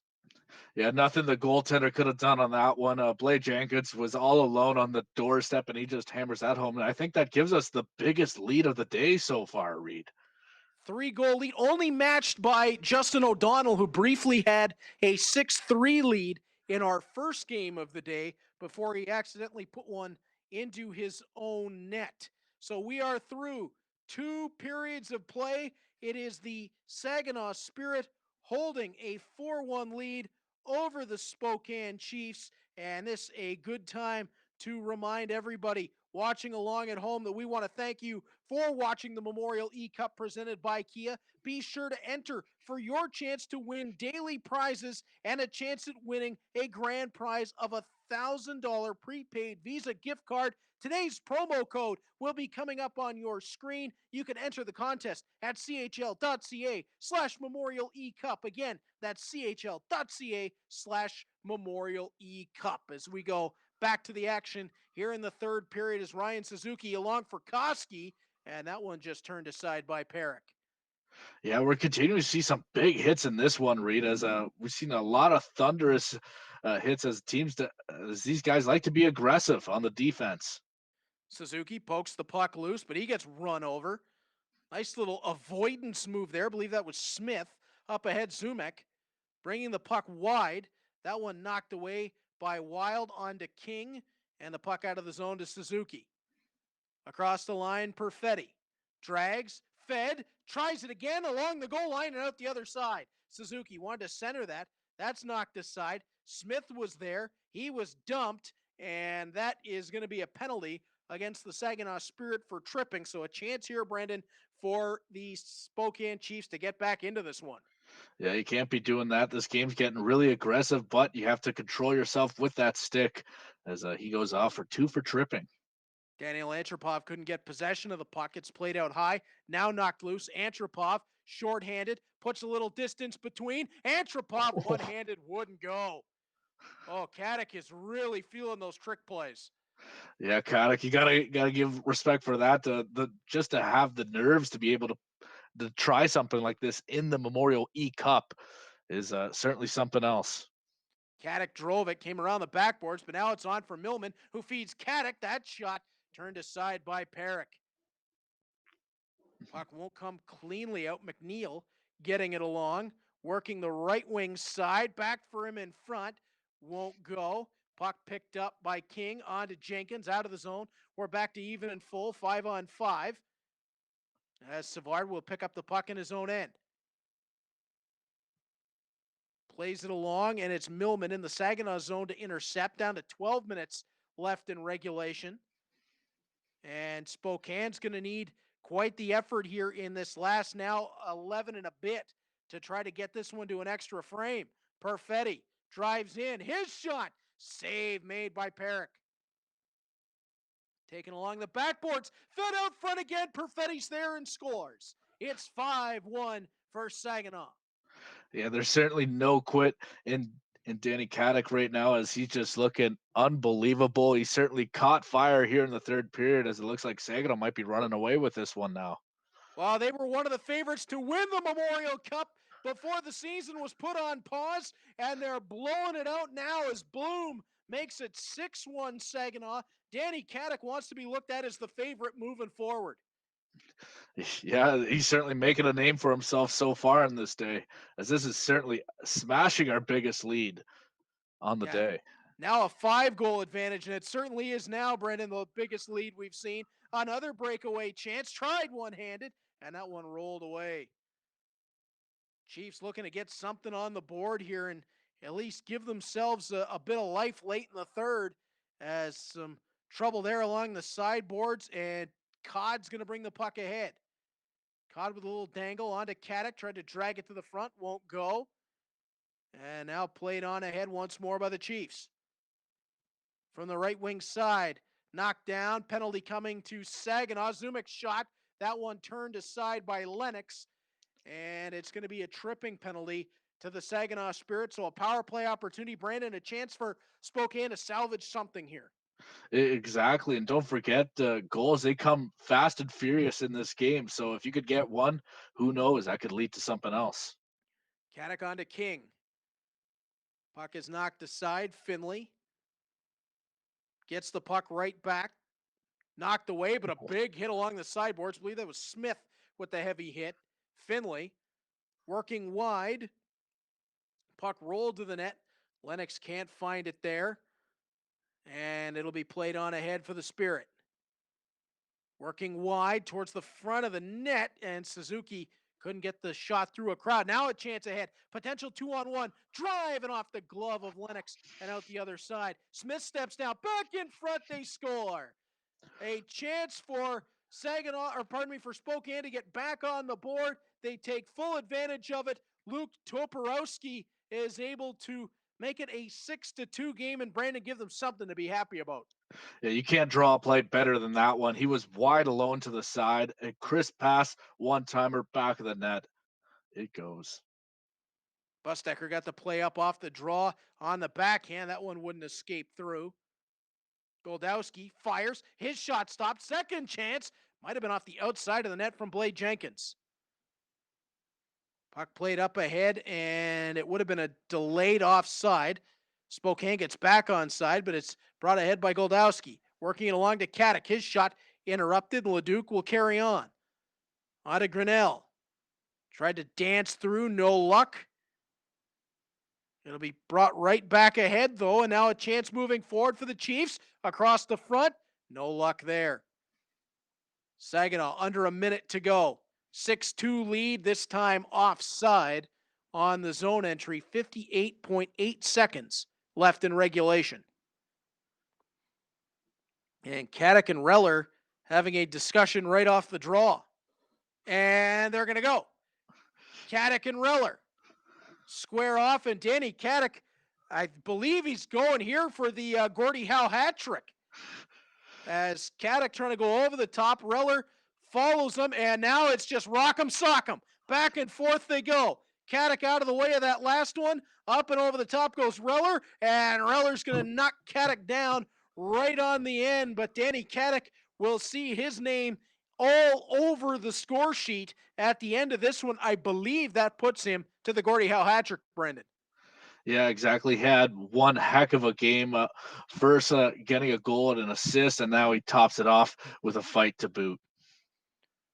Obviously getting himself all over the score sheet when he's controlling the team. As icing will be negated. Puck is sent out front. They score. Make it 6-3 with 46 seconds to go. As Saginaw didn't want to take the icing whistle. Michael King picks up the goal. And now a little bit of life. We've seen goals fast and furious. It would still be quite the task here, Brendan, but it's not out of the realm of possibility. Yeah, Matt Leduc, he is not going anywhere anytime soon. And now trying to bring the puck back in, although big hit there disrupts a little bit of offensive momentum. Antropov trying to play it ahead. Puck gets knocked loose. Smith turns it back, looking for Bustecker. He'll get there and play it ahead. All the way down the rink. And now looking to come right back after it, but the puck is left behind. Baber's shot. That deflects, and that'll get into the meshing out of play. 21.7 seconds left, and now it becomes a really Herculean task. Yeah, exactly. It's time is the enemy right now for Spokane. And that is, well, if it wasn't done, that'll do it. Milne off the draw, walks down, snaps it up high. 7-3 for the Saginaw Spirit with 19 seconds to go. Yeah, what a beautiful snipe by Milne.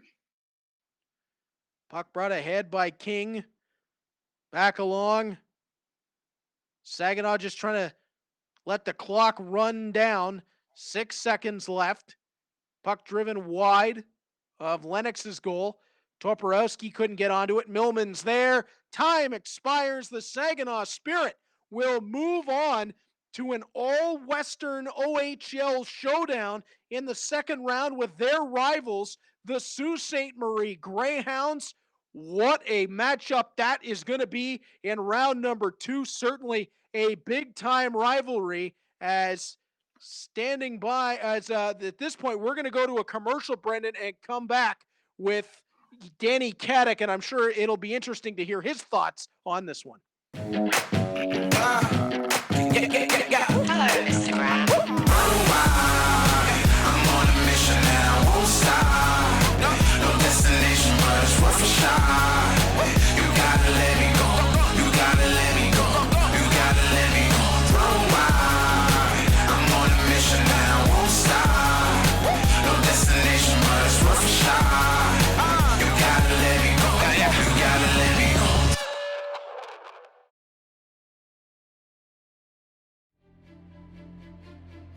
For 60 teams across North America, pursuit of this trophy is at the top of their list. It's a goal they aim for when they first pull on a team jersey.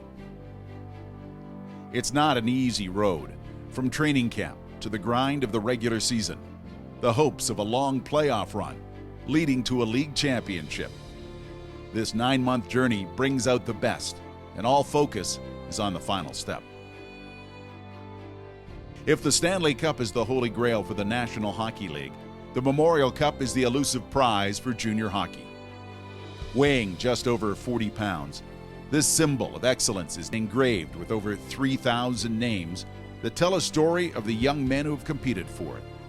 Young hockey players have dreamt of winning this title, of being named champion. Icons of the game have challenged.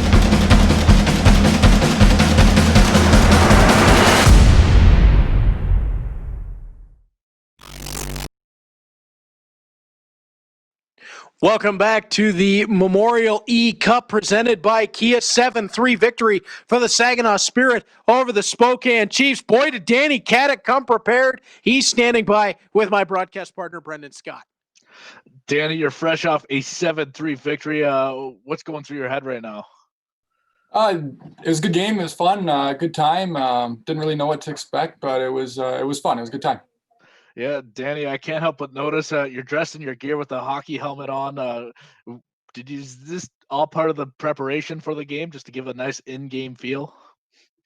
Yeah, exactly. I haven't played hockey in a while. Got the itch to get back, and some of the guys were telling me I had to, so I had to throw the bucket on. Especially 2 fights in the game, gotta have a helmet on for sure. Exactly. I also noticed that you used your own player in the game to pick up a Gordie Howe hat trick. Is that something you want to do coming into this game? Honestly, like some guys put their guy on the first line and stuff. I just want to play my role and help the team however I can in the game. Yeah, I also noticed you did a lot of cool trick plays and dekes throughout the game. Was there a certain move that is your go-to move that you thought was working in this game? Yeah, I thought the spin worked today.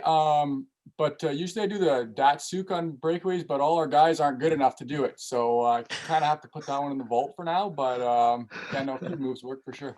Yeah, and with this victory, you're now moving on to take on the Sioux in the second round. That's another big rival game. Is that going to be anything extra into this game? I don't know. I mean, it's just a video game, but obviously there's some familiarity. I played them twice in the playoffs in my career. We're 1-1, so maybe this will be the tiebreaker for now. Exactly. Thank you again for joining me, Danny. And again, congratulations on your victory. Brendan, what else can I say about that one? Danny Caddick is the kind of guy I think anybody would want on his team. Not only did he come ready to play, he came prepared. He had the bucket on. He was full gear for this one, and a 7-3 victory to move the Saginaw Spirit into round 2. Yeah, what a beauty he was off the camera there. But again, he looked like he could be a contender to win the Memorial eCup with how he played. He moved the puck very well within the game. He wasn't afraid to do some risky moves, and he got out to an early lead, and he certainly held on to it. Well, we saw Justin O'Donnell for the Sarnia Sting have a really good performance in the first game of the day. He racked up 6 goals.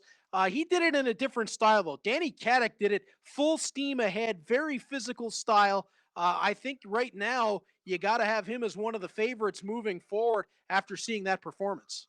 Yeah, exactly. I agree exactly with you on that one, Reed. Coming up in our next game, you're going to see the Hamilton Bulldogs led by Zachary Roy against the Gatineau Olympique by Pierre-Olivier Roy. And that is going to be a fun one. And Brandon, I think I can just about call the Bulldogs with my eyes closed at this point. Yeah, exactly. I was going to say, I think I could see a little bit of a Bulldog jersey or some sort of apparel there to your side. So this is going to be quite the familiar matchup for yourself. Are you a little nervous coming into this one? A little bit nervous because I know if I screw up any names, I'm going to hear about it in text messages immediately. So that's going to be a fun one coming up next. The Sioux and Saginaw now en route for a matchup in the second round. And join us next, the Hamilton Bulldogs, Gatineau Olympique, as we go OHL to the Q coming up next.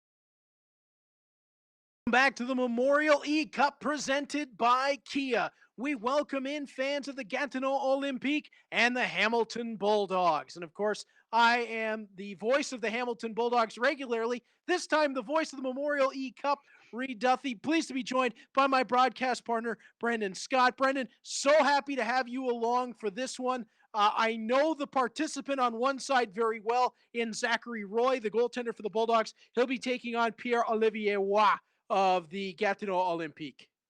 Yeah, it looks like we're going to be in for a doozy and something a little special for you, Rita. Are you nervous at all coming into this matchup?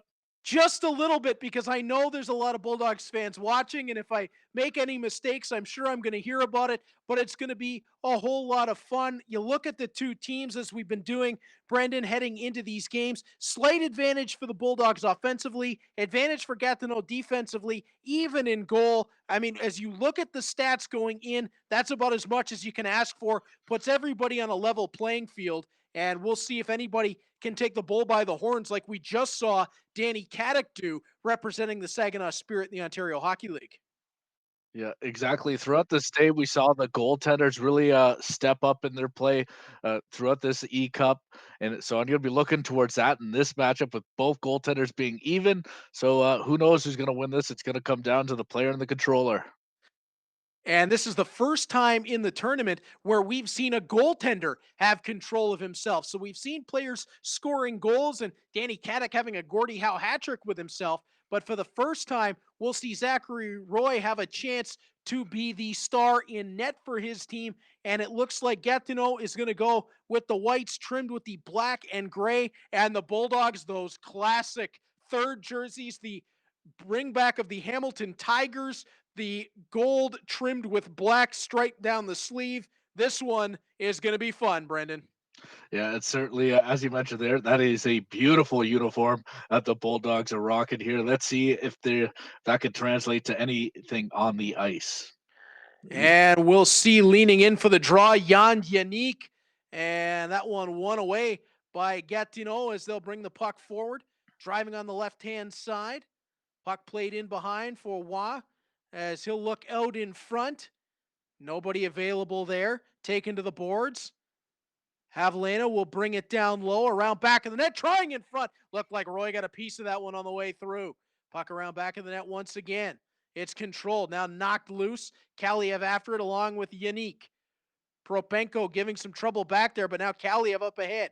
Jan Yannick working the left wing side. Not able to drag it past one, but he picks it right back up. Yannick out top.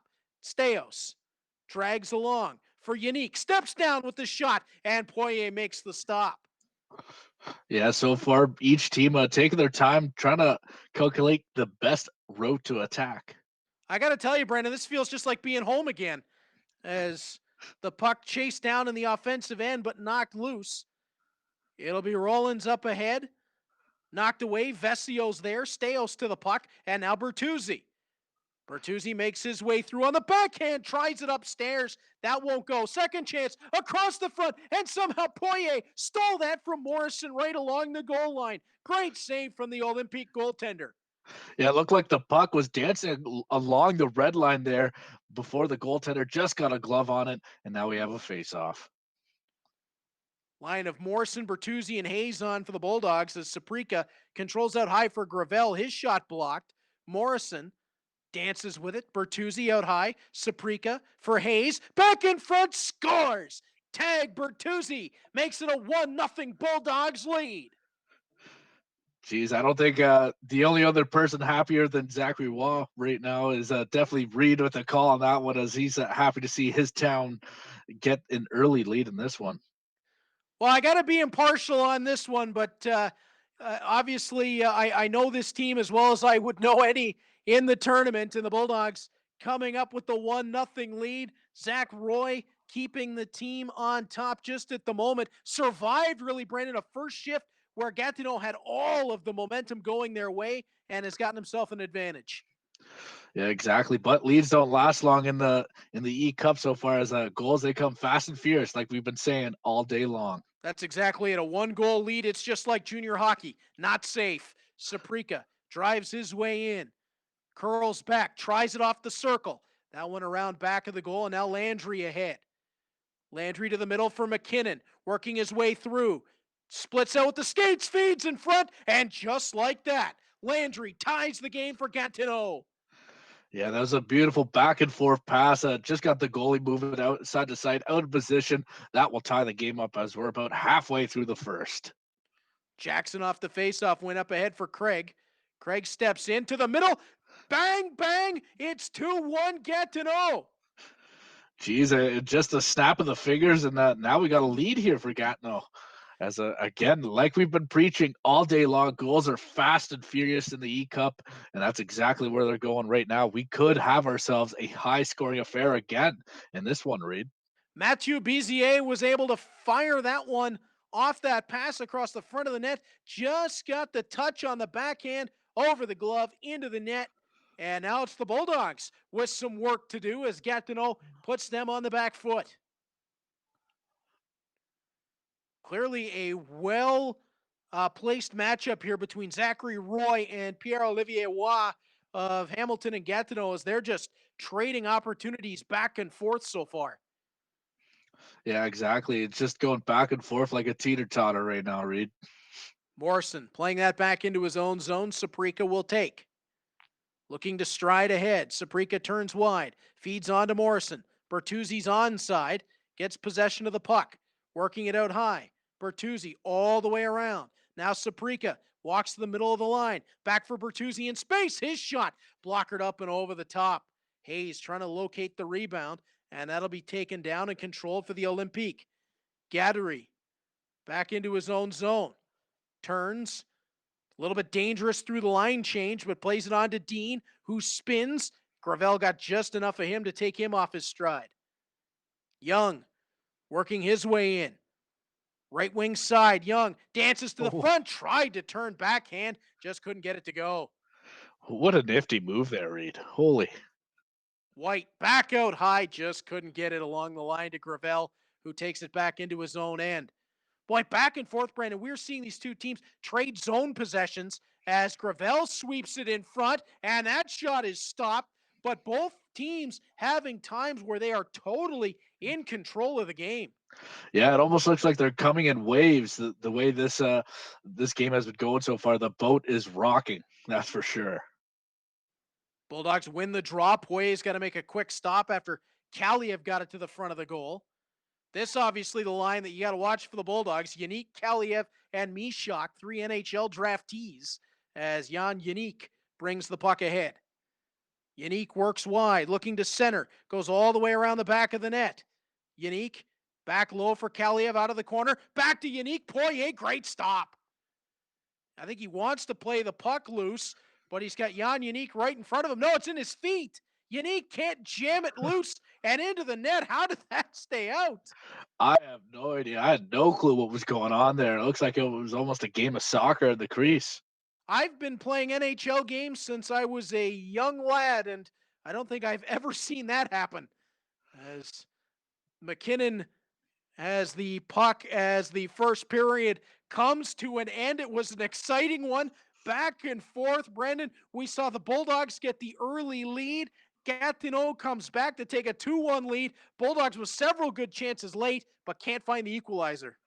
Yeah, Gatineau really just took over in what felt like maybe 15 seconds. They end up scoring 2 goals, and that's been the takeaway out of that first period. But Hamilton, lots of promise in that one. They had some great offensive chances early and late in that opening frame. Now let's see what they could do in the second period. Shots were 8-2 in favor of the Bulldogs in that period. So Gatineau obviously making the most of their opportunities at Zach Roy's goal. But the Bulldogs have clearly poured on some offensive pressure. One thing to look at, Brendan, is that we've had 2 games end 2-1 so far in this tournament. I don't think this one's going to be one of those. No, I do not. You could just tell the writing is on the wall in this game. It's going to be an offensive flair, and it looks like the party is just starting on this one. 2 games have had 3 goals total. 2 games have had 10 goals total. Not sure that we're going to find either of those in this. We'll see if we can buck the trend as Rollins playing it along. Virtue looking to attack in. Puck stolen. Kaliev strides it up ahead. Arthur Kaliev looking to lay it back to the line. No luck there. Rollins right on top of it. On for Wah, who breaks in. Right wing side, knocked loose. Mishak onto Jan Yannick. He's swarmed by 3 Olympique, but he gets the puck ahead for Kaliev. Yannick to the middle. Mishak shot scores. Jan Mishak ties the game at 2 aside as the Bulldogs use that top line to get right back to it. Yeah, Mishak, you could not unleash a better shot than that. Just in the middle of the slot there, just goes upstairs over the glove, back of the net it goes. And we got a tie game, Reed. Again, what a beautiful shot that was.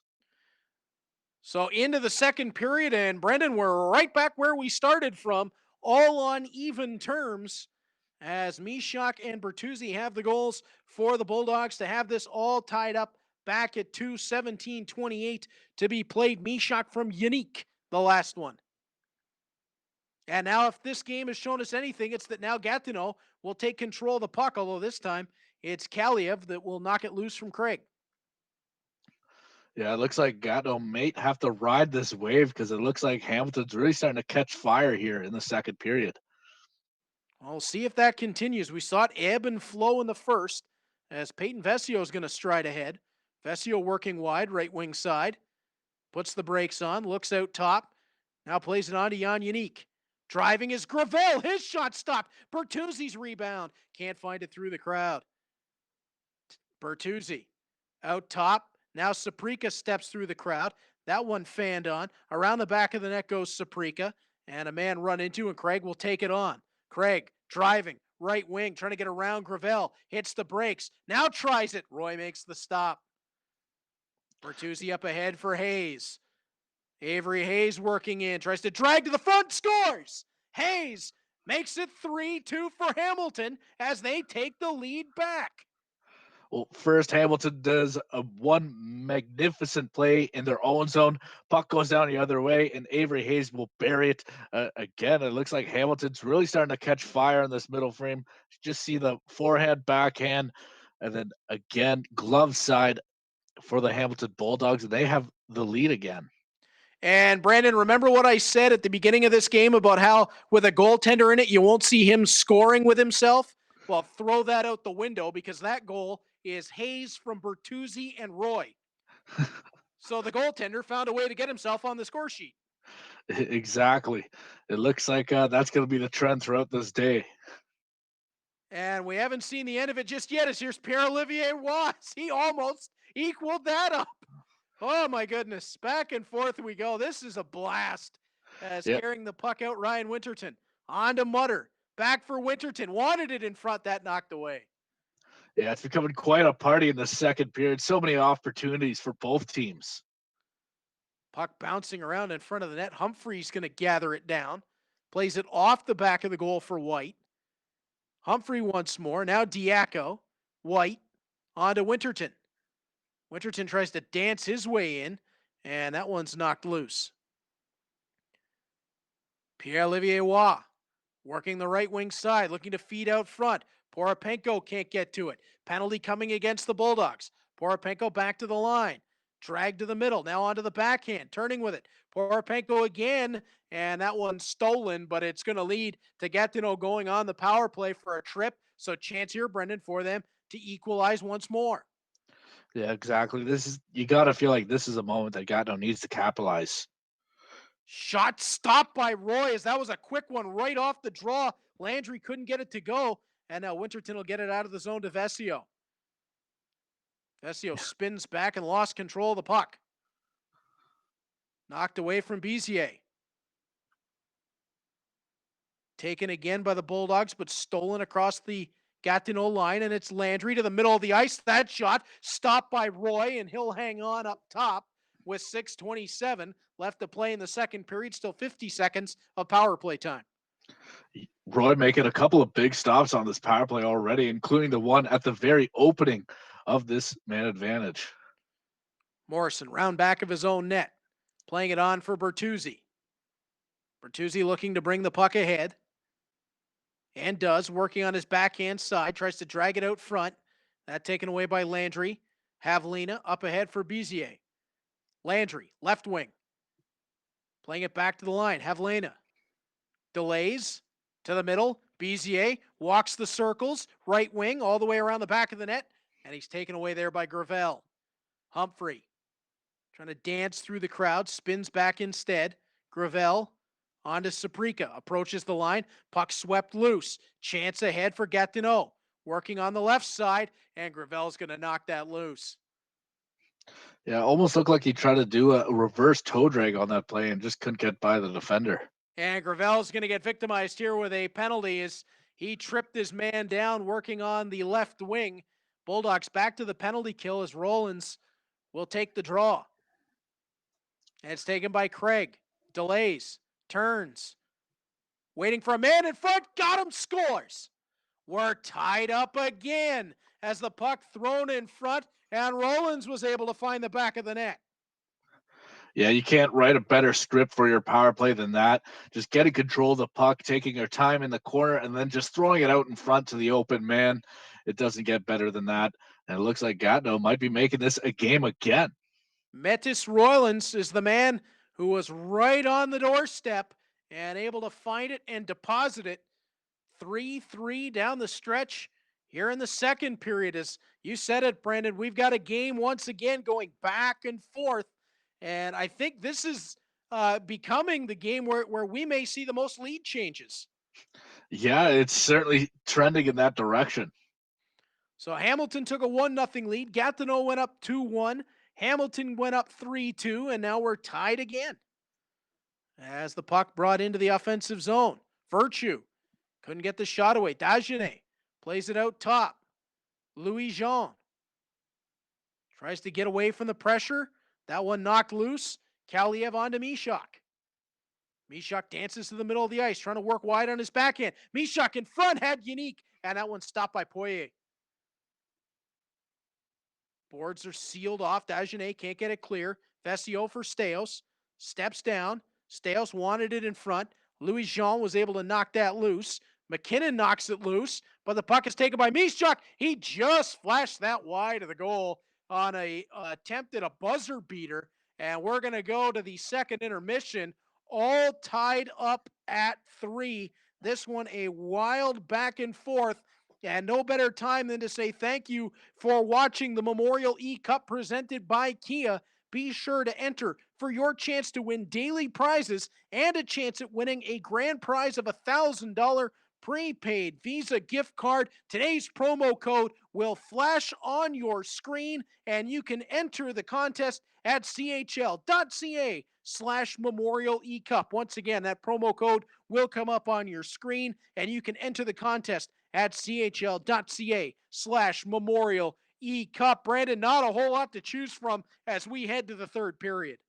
Yeah, this is quite a barn burner we got so far, Reed. And it really feels like both teams, you could tell when they're starting to ride a wave of momentum. And it's really going to come down to that. Who will get the momentum early in this third period, I think might actually take this game. And so far, I honestly could not tell you who's going to walk away with the victory as this game has been going back and forth like a teeter-totter.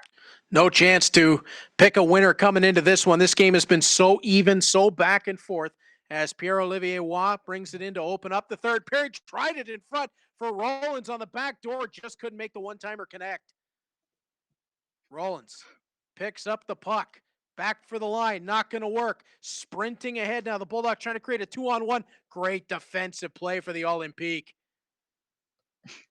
Yeah, lots of jam so far to begin this game for Gatineau, or begin this period, excuse me, as they got off to a great early opportunity.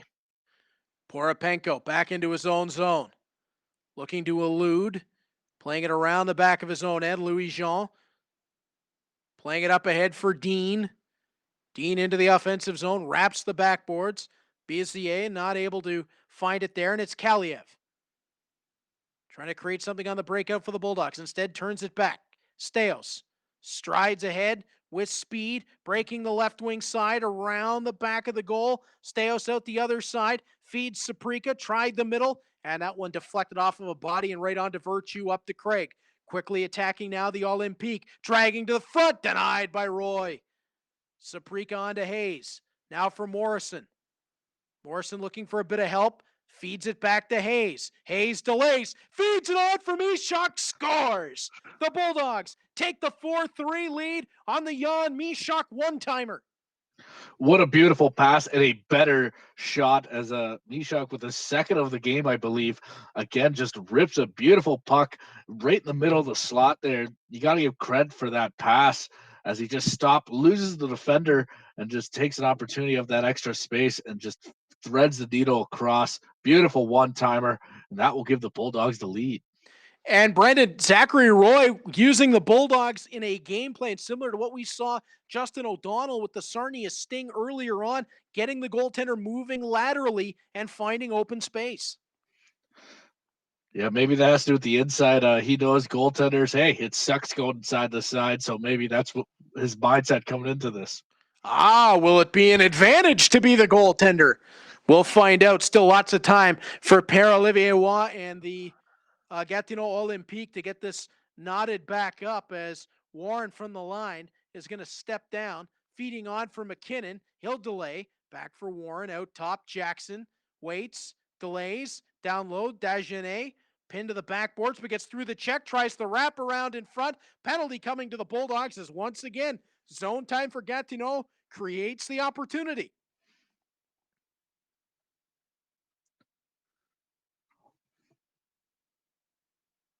Draw won by Gatineau, but knocked loose, and the Bulldogs looking for a shorthanded opportunity. Striding into the offensive end, puck played out in front, and that one stopped by Poirier, but the Bulldogs create a tripping call on their own, and it's going to be 4-on-4 as Luneau is going to head to the box.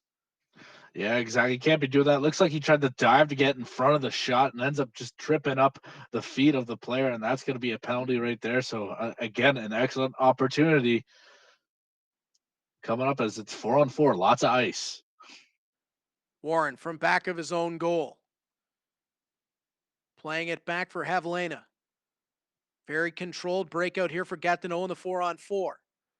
Roylands tries to bring the puck in, and they're offside. 10:26 to play in the third period. Still a minute 23 of 4-on-4 left. Exactly. It looks like Gatineau's really dominating the faceoff dot too, winning faceoffs 15-3 right now. You know, that's something that Zachary Roy is going to want to clean up for the Bulldogs as they move along. Havlena back on for Jackson, breaking his way down on the right wing side. Jackson spins back to the point. Havlena can't get it through. Jackson out high, would have been offside, so controls into neutral ice and creates the re-entry right to the front of the net. Save made by Roy. Havlena for Verreau. Verreau spins, creates some space off the right circle. Out high, Jackson. Bizier looking in front. Save made by Roy. What a kick stop that was. That was almost a tic-tac-toe play. What a stop by Roy. Verreau out high. Jackson back down. Verreau wants the front. Roy stole it right off his stick, and he'll hang on. Face off to his right. 9:24 to play in the third. Bulldogs clinging to that 1-goal lead. Yeah, you gotta feel the momentum starting to build towards Gatineau right now as they had a couple of great opportunities in the last couple of minutes here. Roylands off the draw, out high. Louis Jean back for Roylands, and he's run into by Vesio. Looking for Navarin Mutter, who wants to stride onto the puck. He's just going to get beaten to it as the Bulldogs now head to the power play, but it's going to be quickly negated as Navarin Mutter is going to head to the boxes. He'll get nabbed for a trip, so tripping penalties back and forth and back and forth. And at the end of it, it's Gatineau that's going to wind up with a fairly lengthy power play. Yeah, first it was goals they're trading back and forth. Now it's penalties. What more can you ask in this back and forth game? 8:58 to go in the third. Still a sprint to the finish yet to be had. Jackson steps down off the faceoff win. Left side for Dean from the left circle. Across McKinnon. Delays. Back in front. Scores. We're tied up again as Dean delivers for Gatineau, and it's 4-4.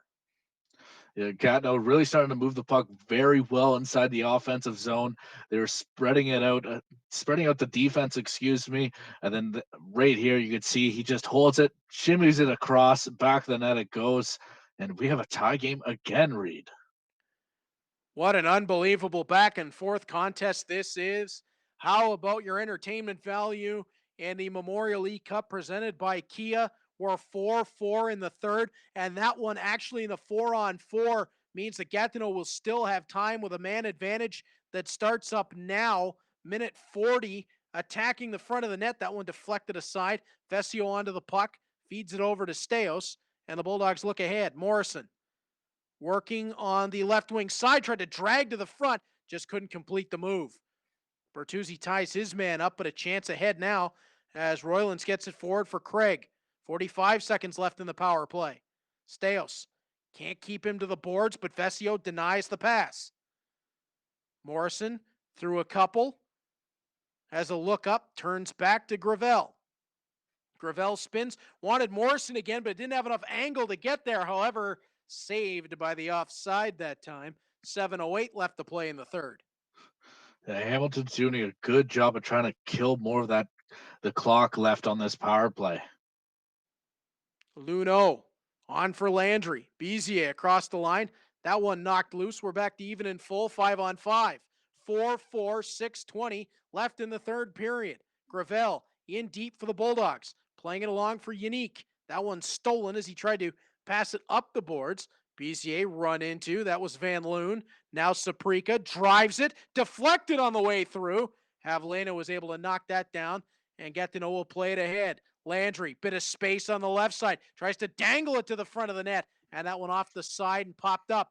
Bezier tries to throw it in front. That one denied by the sprawling Saprika.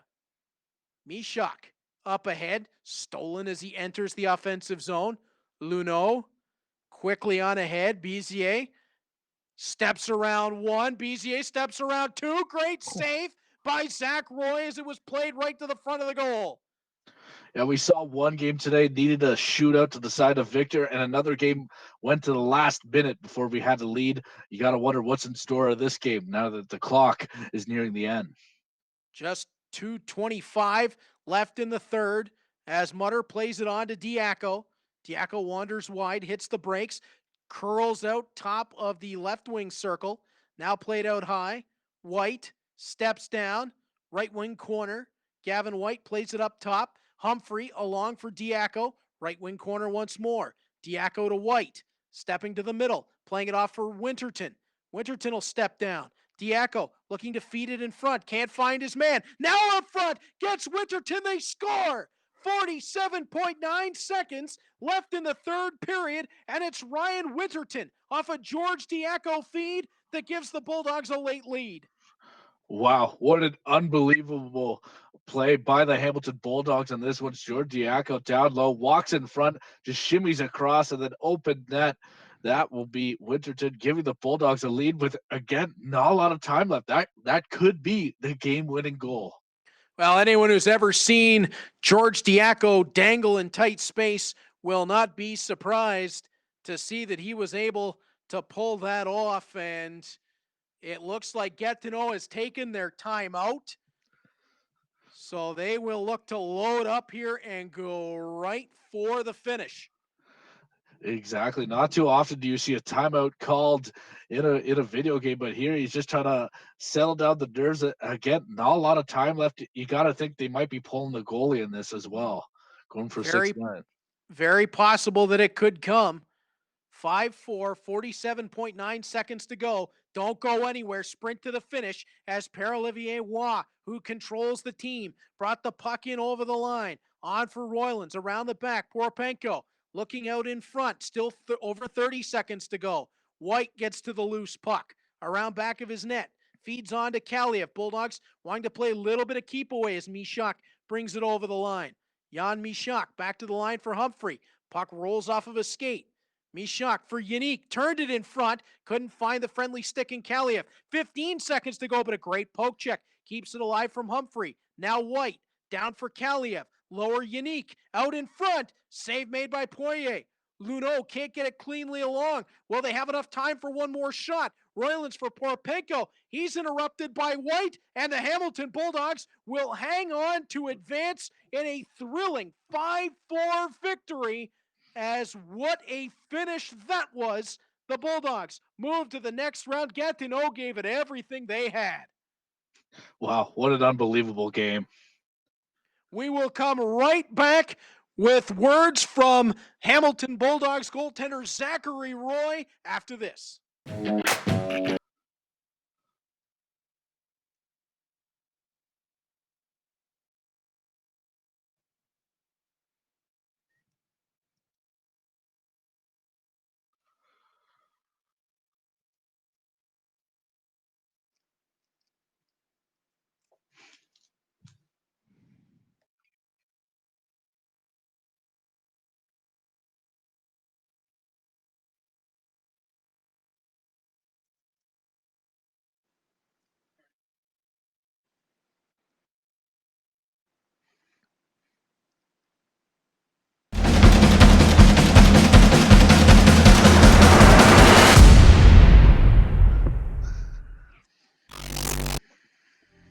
What a game that was. Look at the stats. For 60 teams across North America, that was unreal. Pursuit of this trophy that is was at the a top of their tight list. game.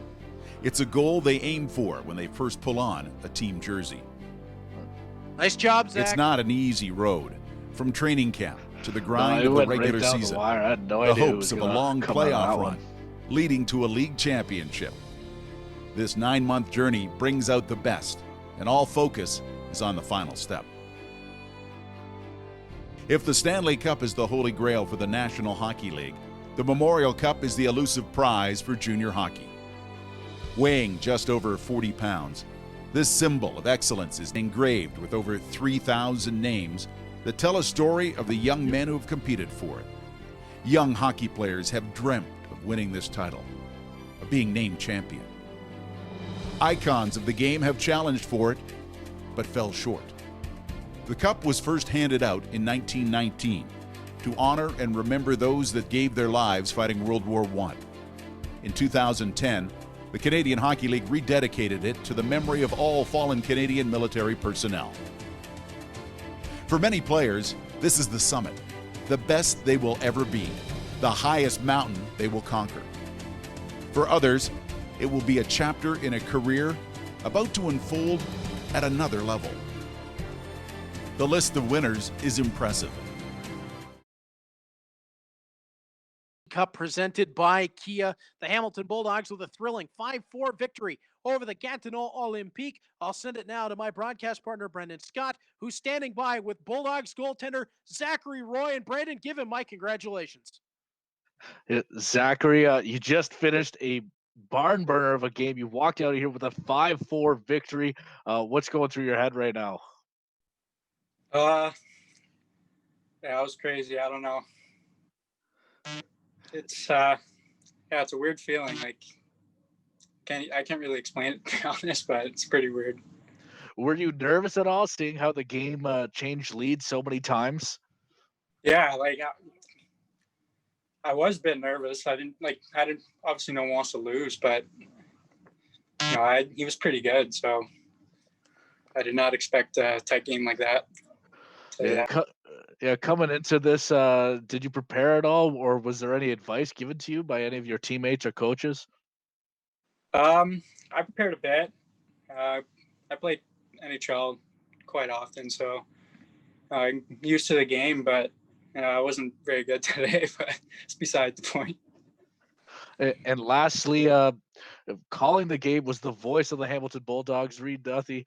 Did that give you more of a home feel? Did that give you any bit of an advantage, knowing a familiar voice was calling the game?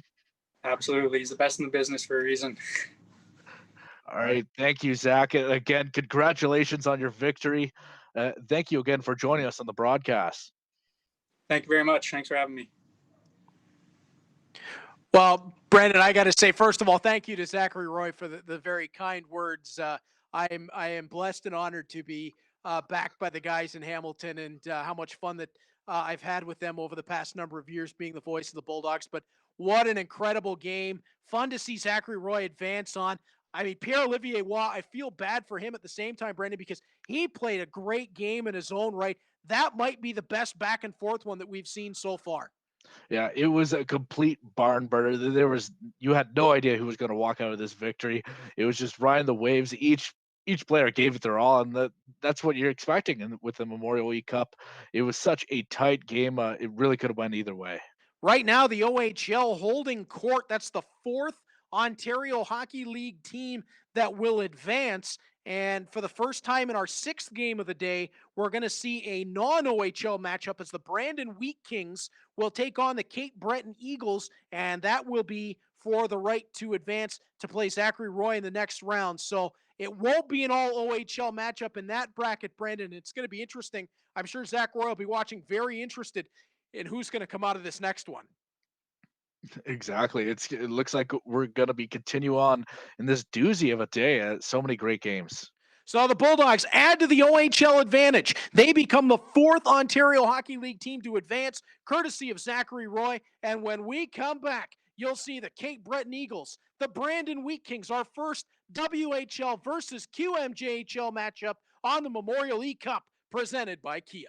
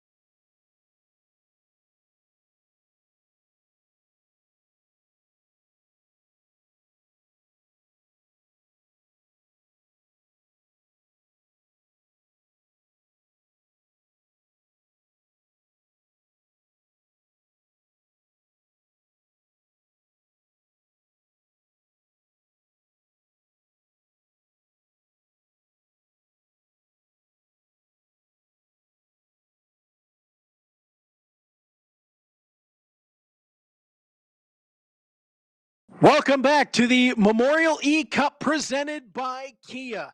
We are into our sixth game of the day. If you're just joining us, it was the Sarnia Sting beating the Winnipeg Ice, the Tri-City Americans over the Guelph Storm, the Sioux Greyhounds over the Swift Current Broncos, Saginaw Spirit over Spokane Chiefs, and Hamilton Bulldogs over Gatineau Olympique. I'm Reed Duffy, pleased to be joined by my broadcast partner, Brendan Scott. And Brendan, we've got the Brandon Wheat Kings, led by Luke Berzin, against the Cape Breton Eagles, led by Jacob Santeri. This is our first WHL QMJHL matchup. Yeah, exactly. I'm looking forward to this game, but I expect it to be much like the previous games on this day, full of entertainment, nonstop action, and honestly kept me on the edge of my seat throughout today. So it's been a fantastic day for the Memorial eCup.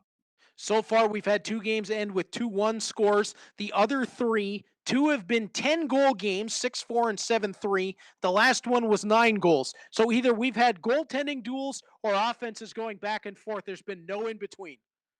Yeah, exactly. And looking ahead to this game, I'm really intrigued to see how the Brandon Wheat Kings will do with Berzan running the show there. He has 217 points and 289 games played for the Wheat King. So I'm wondering if that could translate into the video game. Yeah, how about this in terms of our players for the game? Luka Berzin is the 6th round, 171st overall pick by the Colorado Avalanche out of Surrey, BC, 20-year-old. And his opponent, Jacob Santerre, is a rookie in the Quebec League from Farnham, Quebec. So it is the veteran against the rookie. Who's got it in the video game world? It'll be the Brandon Wheat Kings in the gold trimmed with black. It'll be the Cape Breton Eagles in the white trimmed with black and gold. This one is going to be a whole lot of fun, Brendan. It's our first QMJHL WHL game. It's our first senior versus rookie. Can't wait to see how this unfolds. Yeah, me too. Grigg and Francis on the draw to open it up. And it'll be controlled by Cape Breton as Baker brings it across the line and wraps it around the back of the net. Puck taken by Schneider. Wheat Kings looking to bring it out. Reinhardt can't get it cleanly along. Francis knocks it loose. McCartney's there. Puck played down the rink. LaRose is the first man back, and that's icing against the Wheat Kings a minute and 32 in. Yeah, so far throughout the day, you see a lot of fast starts here. So I'm wondering who will get on the board first in this one. Puck one back to the line. Baker on his backhand. Playing that down the boards. Gentle along for LaRose. That one knocked away, and it's Reinhardt up ahead. Reinhardt over the line for Grigg. Tried it on goal. Shot stopped, and Grimoire was able to hang on. Puck played back around the goal. Grimoire again has to come up with a stop as Ridley Grigg was right on the doorstep as Elamont gets it along, and Baker's going to play it ahead. Grigg knocked down. McCartney onto Reinhardt. Back in front. Diving breakup made. LaRose comes through to take it. Now Camp up and out of the zone. This one is at lightning pace. Exactly. These two players certainly came to play today. Ivan bringing it ahead. LaRose working through neutral ice. On to Camp. Puck brought into the offensive zone for Cape Breton. Stepping through a check, feeding out front for Camp. It just wouldn't go. Now Berzin steps into the offensive end to his forehand. He tried it upstairs. Grimoire got just a piece of that. Berzin around the back of the net, throws it in front. Grimoire makes the save. Langlois back behind his own goal. On for Camp. Callion Killy tried to bring the puck forward, and that one will be knocked through the crowd. Campbell on for Cape Breton, and now McCollum back into his own end. Brendan, there is no team taking a step back in this one. Nope, they're certainly leaving it all out on the ice right now, and you got to give credit to these guys right now. Campbell driving wide, trying to create a short 3-on-1. Trenholm back at the line. His shot stopped. Rebound, scores.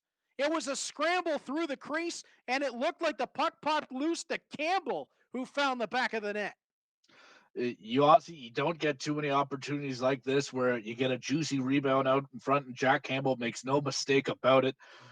That's exactly what you need to get on the board here, as it was a beautiful shot from the point, and the goaltender just couldn't hang on. Back of the net it goes for Campbell, and it looks like we now have a lead in this one, Reed.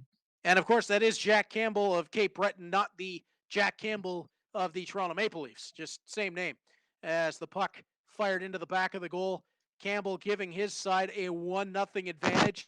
So the cue out to the early lead. Jacob Santerre able to get his team on the board. LaRose backs off and plays that along. Francis trying to step through the crowd.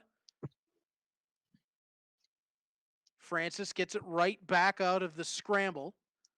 Thorpe on to Pierce, working the right wing side, right circle, left it off, now to the front of the net, and Pierce's attempt at it won't go. Sokolov across for LaRose, now back in front looking for Sokolov from LaFrance, and that one just wouldn't work out. Nychuk's going to pick up the puck. Thorpe, chase on. His shot off of a stick up into the mesh, out of play. 6:35 left to play in the first period. Brendan, does this one feel like it's being played at a really fast pace to you two? Exactly. These two guys, they're really going full tilt right now, and you gotta love to see it. And I expect we'll see some more goals coming anytime soon. Tyson off the draw, just couldn't get it to go. Gunnell, his shot, that one stopped by Grimoire, and it's Langlois around the back of his own goal.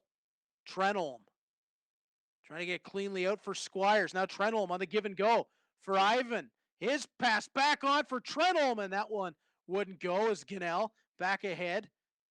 And stepping out now, the Wheat Kings. Gunnell leaves it off, and that shot just up and over the top. Squires on for Campbell.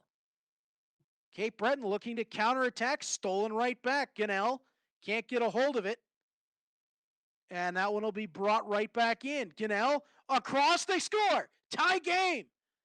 The late man stepping down. Prepeluk was the one who was able to get a hold of it.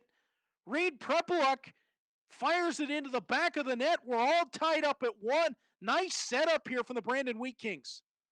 Oh yeah, beautiful setup, great shot, and even better Selly, as that was just the trifecta of what you want to see out of the Wheat Kings here, as they just move the puck quickly along the forwards, and now just beat the goaltender low glove side, as he just could not get across fast enough in that one for that goal. Great work from Luca Berzin there, running his Brandon Wheat Kings as he had the puck with Tyson in the middle of the ice and realized that he could play that one off, and Prepeluk was able to find a home for it, but he just sort of appeared out of nowhere as Kelly Murphy brings the puck in for Cape Breton. Yeah, there's certainly no slowing down in either of these teams right now, as it just seems like it's just back and forth right now. And right away, it's the Wheat Kings starting up. Greg tries to get a hold of it.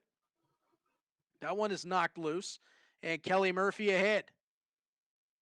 Run into, here's Reinhardt across the line. McCartney back to the middle of the ice. Tyson wanted it there, and Tyson just couldn't find the hold of it. Yeah, it looks like he was trying to get a quick shot out in front, but just couldn't get it off in time for the goaltender to jump on it.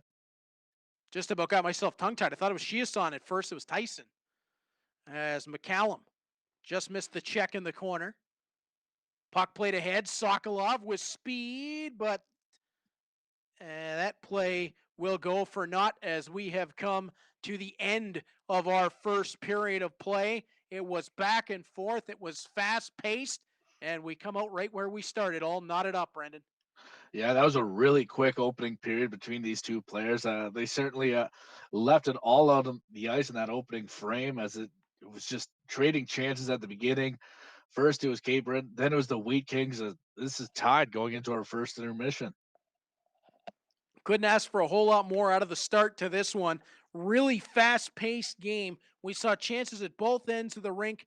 A lot of physical play. I'm a little bit dubious of that hit count. I saw it read 2-1, but I think there was a whole lot more physicality in that first period than what that shows.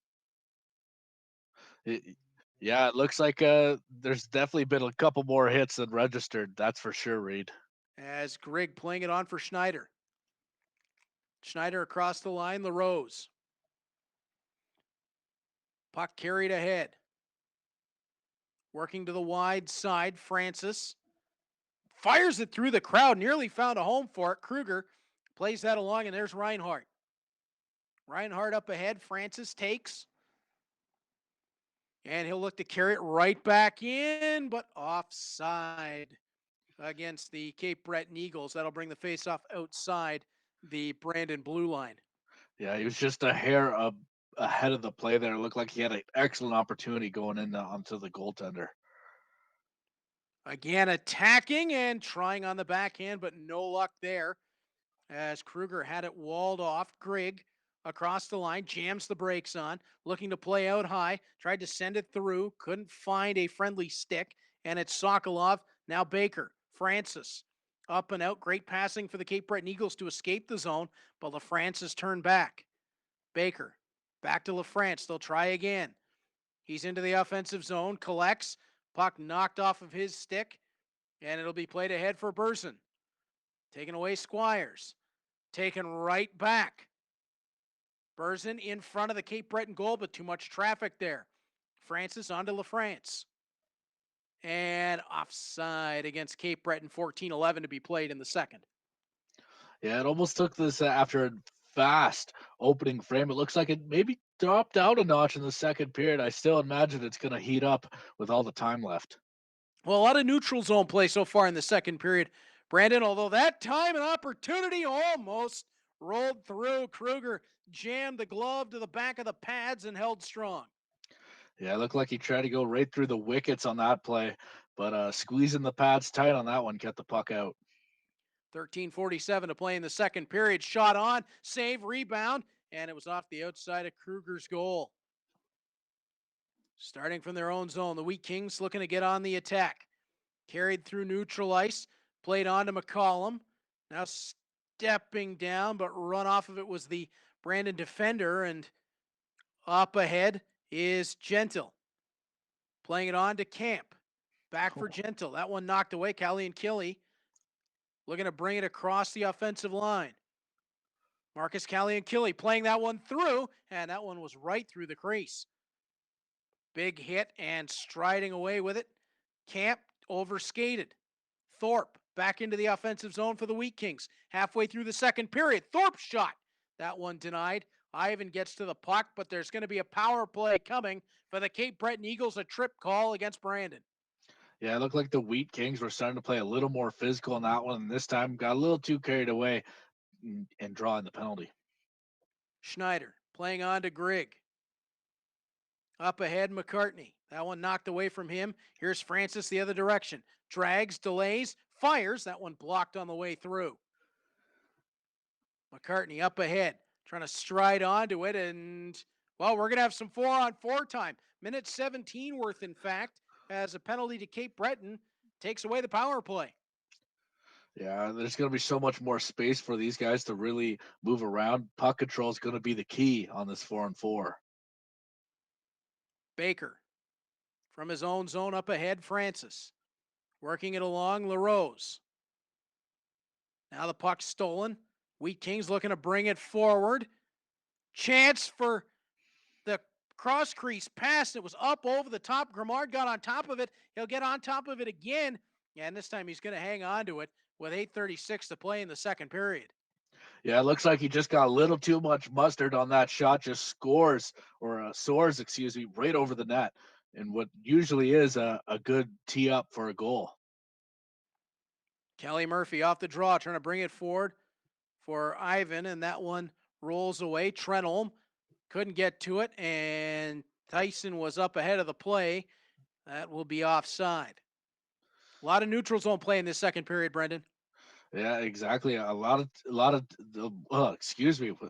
tight defense in this one, and so that's what's causing a little troubles entering into the offensive zone for both sides. Cape Breton zone entry, right wing side, pulling through, 2 to the front of the net. Great attempt that time. Gentle will take the puck back. Langlois up top, Squires, his shot blocker aside by Kruger. Pierce can't get it cleanly out of the zone. 5 seconds left, 4-on-4 before the Wheat Kings will have an abbreviated power play. Squires spins back onto Gentle as he brings that one forward. 30 seconds of power play time left for Brandon, but right now it's Cape Breton with control of the puck. Squires onto Element in front. Gentle shorthanded chance. Kruger turns him aside. That's basically going to kill off the penalty, and now does. Great work by the Screaming Eagles. As the puck's going to be played ahead here by Grigg. Knocked off of his stick. Campbell working ahead. Lambos trying to catch him. Campbell's shot. Save made by Kruger. Around the back of the net. Sent across the front. Campbell again. Now on to Ivan around the back of the goal. Tried it one more time. No luck. Pierce gets it on.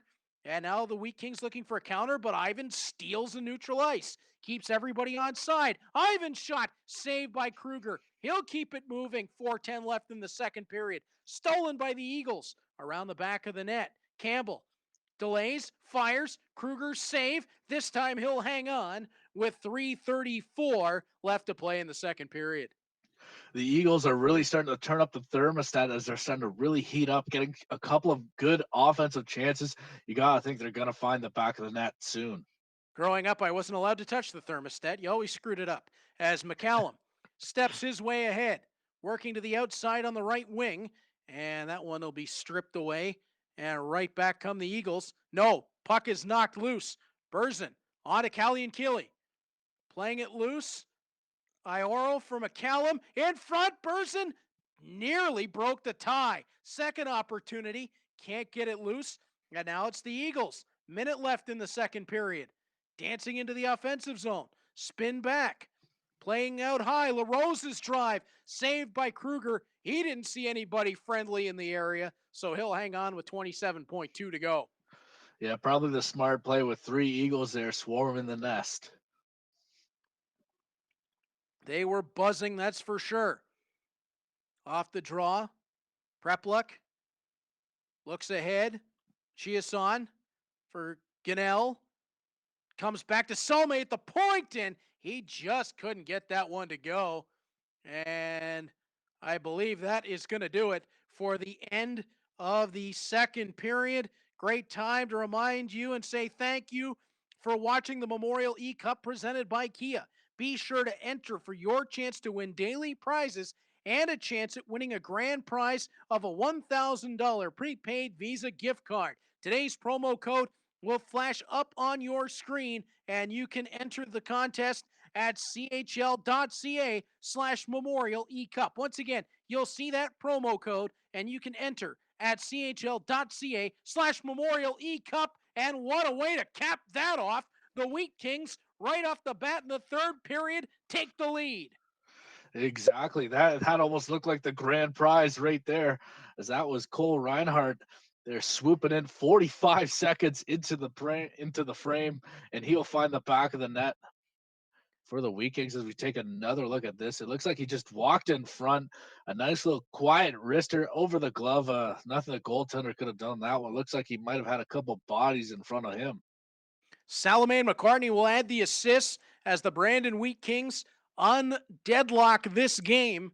And now it is momentum going their way. Cape Breton had a strong run at the end of the second period, and now the Wheat Kings with a chance to press that advantage. But I'm sure, Brandon, we're going to see Cape Breton make a comeback here. Exactly. They had a really strong second period. I don't think they'll go away just yet. No, absolutely not. Burzin and his team are going to have to be really tight in their own end as Reinhardt comes in. Schneider back to Salome, and that one's turned over. Chance on a breakaway. Chance for the Eagles here on the backhand. Saved by Kruger as he holds strong. McCartney up to Reinhardt. Back for McCartney, challenging the right wing. McCartney to the middle for Grigg. Just couldn't get that to go. Chances at both ends of the rink. Yeah, we're really, you better buckle up now, Reed. It looks like we're going to be in for a treat as this one goes down to the wire. Well, you can see that Burzin is not having his guys sit back. He wants to extend this lead, and at the same time, Santerre is desperate to get this thing tied up again as that one touched just wide of the goal. Puck is loose in behind the Cape Breton net. LaRose gets there. Camp after it. LaRose onto it, and Gentle will bring the puck ahead. Gentle stepping through the crowd. Backside scores! They lured everybody to sleep, and then the captain Element was standing right at the side of the goal to bang it home. Element just sneaks away from everybody there. So sneaky on that side.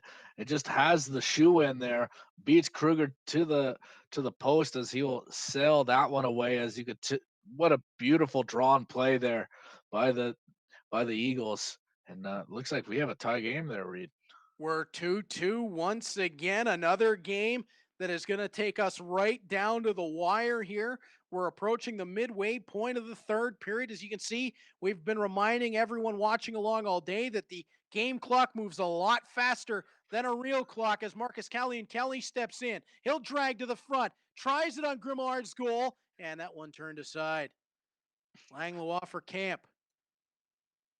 Puck played ahead, Gentile. Who's going to come out now as Squires brings it through? Squires away from a check, out in front of the goal. Just flashed wide of Kruger's net.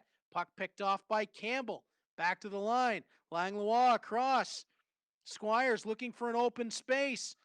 Down low Campbell around the back of the Brandon net, fed it across in front, nobody home. Puck taken away by McCallum. He'll race on ahead. Right wing side. McCallum with a man in front. Couldn't get it there. And Grimard's going to hang on. 9:33 left to play in the third. Yeah, we've seen a lot of late game heroics so far in the Memorial eCup, and I expect we'll see someone step up to the plate here in the dying seconds of the third. The great Islanders dynasty of the 1980s said that in overtime, they used to ask in the locker room who was going to be the hero. Both teams asking themselves that right now, as Berzin and Santeri will both be looking to see who the hero on their bench is. As Ivan tries to bring the puck into the offensive zone, that one swept away, but given away in neutral ice. Trenholm right back into the offensive end. Nice job defensively to take the puck away and now have a chance to break it forward. Pass for Tyson was a bit off course. Tyson gets it back. Now working in on the backhand, feeding out front for Thorpe. No luck there. Ivan carries on. Now looking for that give and go perhaps. No return pass available. Thorpe up ahead, left wing side. Couldn't quite get it loose. Kelly Murphy couldn't keep it. Thorpe back into the Cape Breton zone. Tried a little stutter step, wouldn't go. Chiasson's there. That won't go either as Fraser's back to make the defensive play. 3:30 left in regulation. Squires looking to step loose. Onto his forehand, and Kruger makes the stop quickly for Schneider. Now to Grigg, who will step back. Both teams trying to draw something up here, Brandon, to give them a chance late. Puck out in front, and there it is! A goal for the Brandon Wheat Kings. Ridley Grigg comes through right near the finish of this one to make it a 3-2 game. Reinhardt and Schneider will pick up the assists with just under 2 minutes to go. Yeah, you can tell something was bound to happen in this game, the way it was setting up with both teams getting closer and closer to with these beautiful offensive chances. And it looks like that's going to be Berzin there burying that play with a nice cross crease pass. Luca Berzin has his guys set here for a race to the finish. They're going to have to keep Cape Breton from knocking at the door. Jacob Santeri certainly will be looking for that equalizer as the puck pops to LaRose, and it wouldn't go. Ridley Grigg up ahead, under a minute to go. Grigg working into the offensive end, feeds it out front, and that might do it. Ridley Grigg across the crease, and that could be the insurance marker that the Brandon Wheat Kings were looking for from Cole Reinhardt. Salome will pick up the secondary. It's 4-2. Yeah, it looks like the Wheat Kings fans could finally breathe a little here. Now that they have a bit of a cushion with not a lot of time left. And again, a nice cross crease pass. And that'll beat the goaltender, moving them side to side. So now with under a minute left, it's Brandon to defend a 2-goal cushion. That's a lot more comfortable, Brandon, than trying to defend a 1-goal cushion. That's for sure. Yeah, exactly. A lot less pressure coming into this game. You just really need to just kill that clock. And that's what they'll be looking to do. Cape Breton trying to get onto it quickly. Baker playing it on for LaRose. He's got some space. They're going to try to make this real interesting to the end. LaRose out front. Couldn't find a stick. Elements there. That won't go. Callie and Kelly gets it ahead. And 33 seconds to go. And the Wheat Kings have possession of the puck. Played across in front. That won't go. And Camp plays it out of the zone, but right to a Wheat King stick. And now, trouble at the end.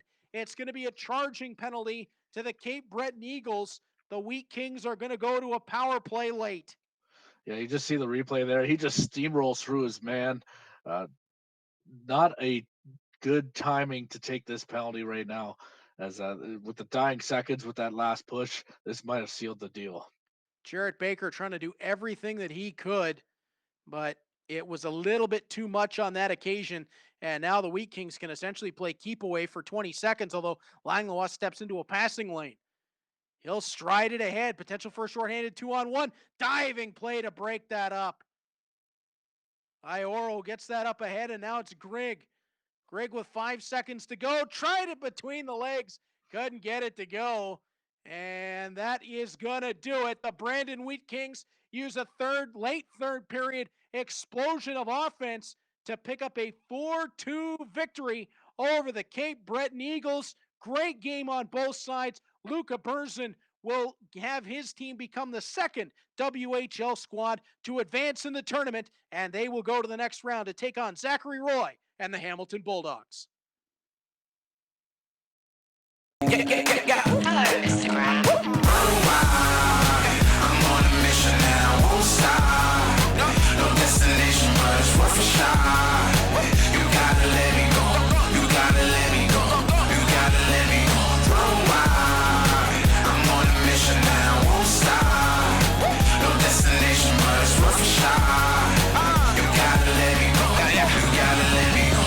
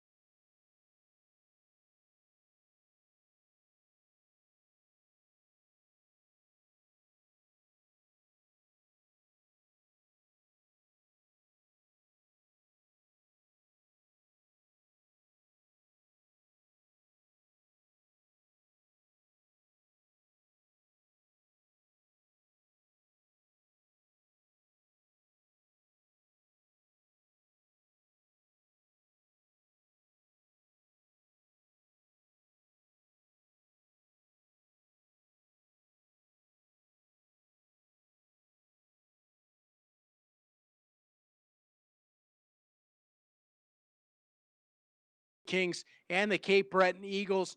Luca Berzin gets that win at the end. Now, interestingly, he said he's got to work on faceoffs. Same thing that Zachary Roy had to at the end of his first round matchup, and they will now square off with one another.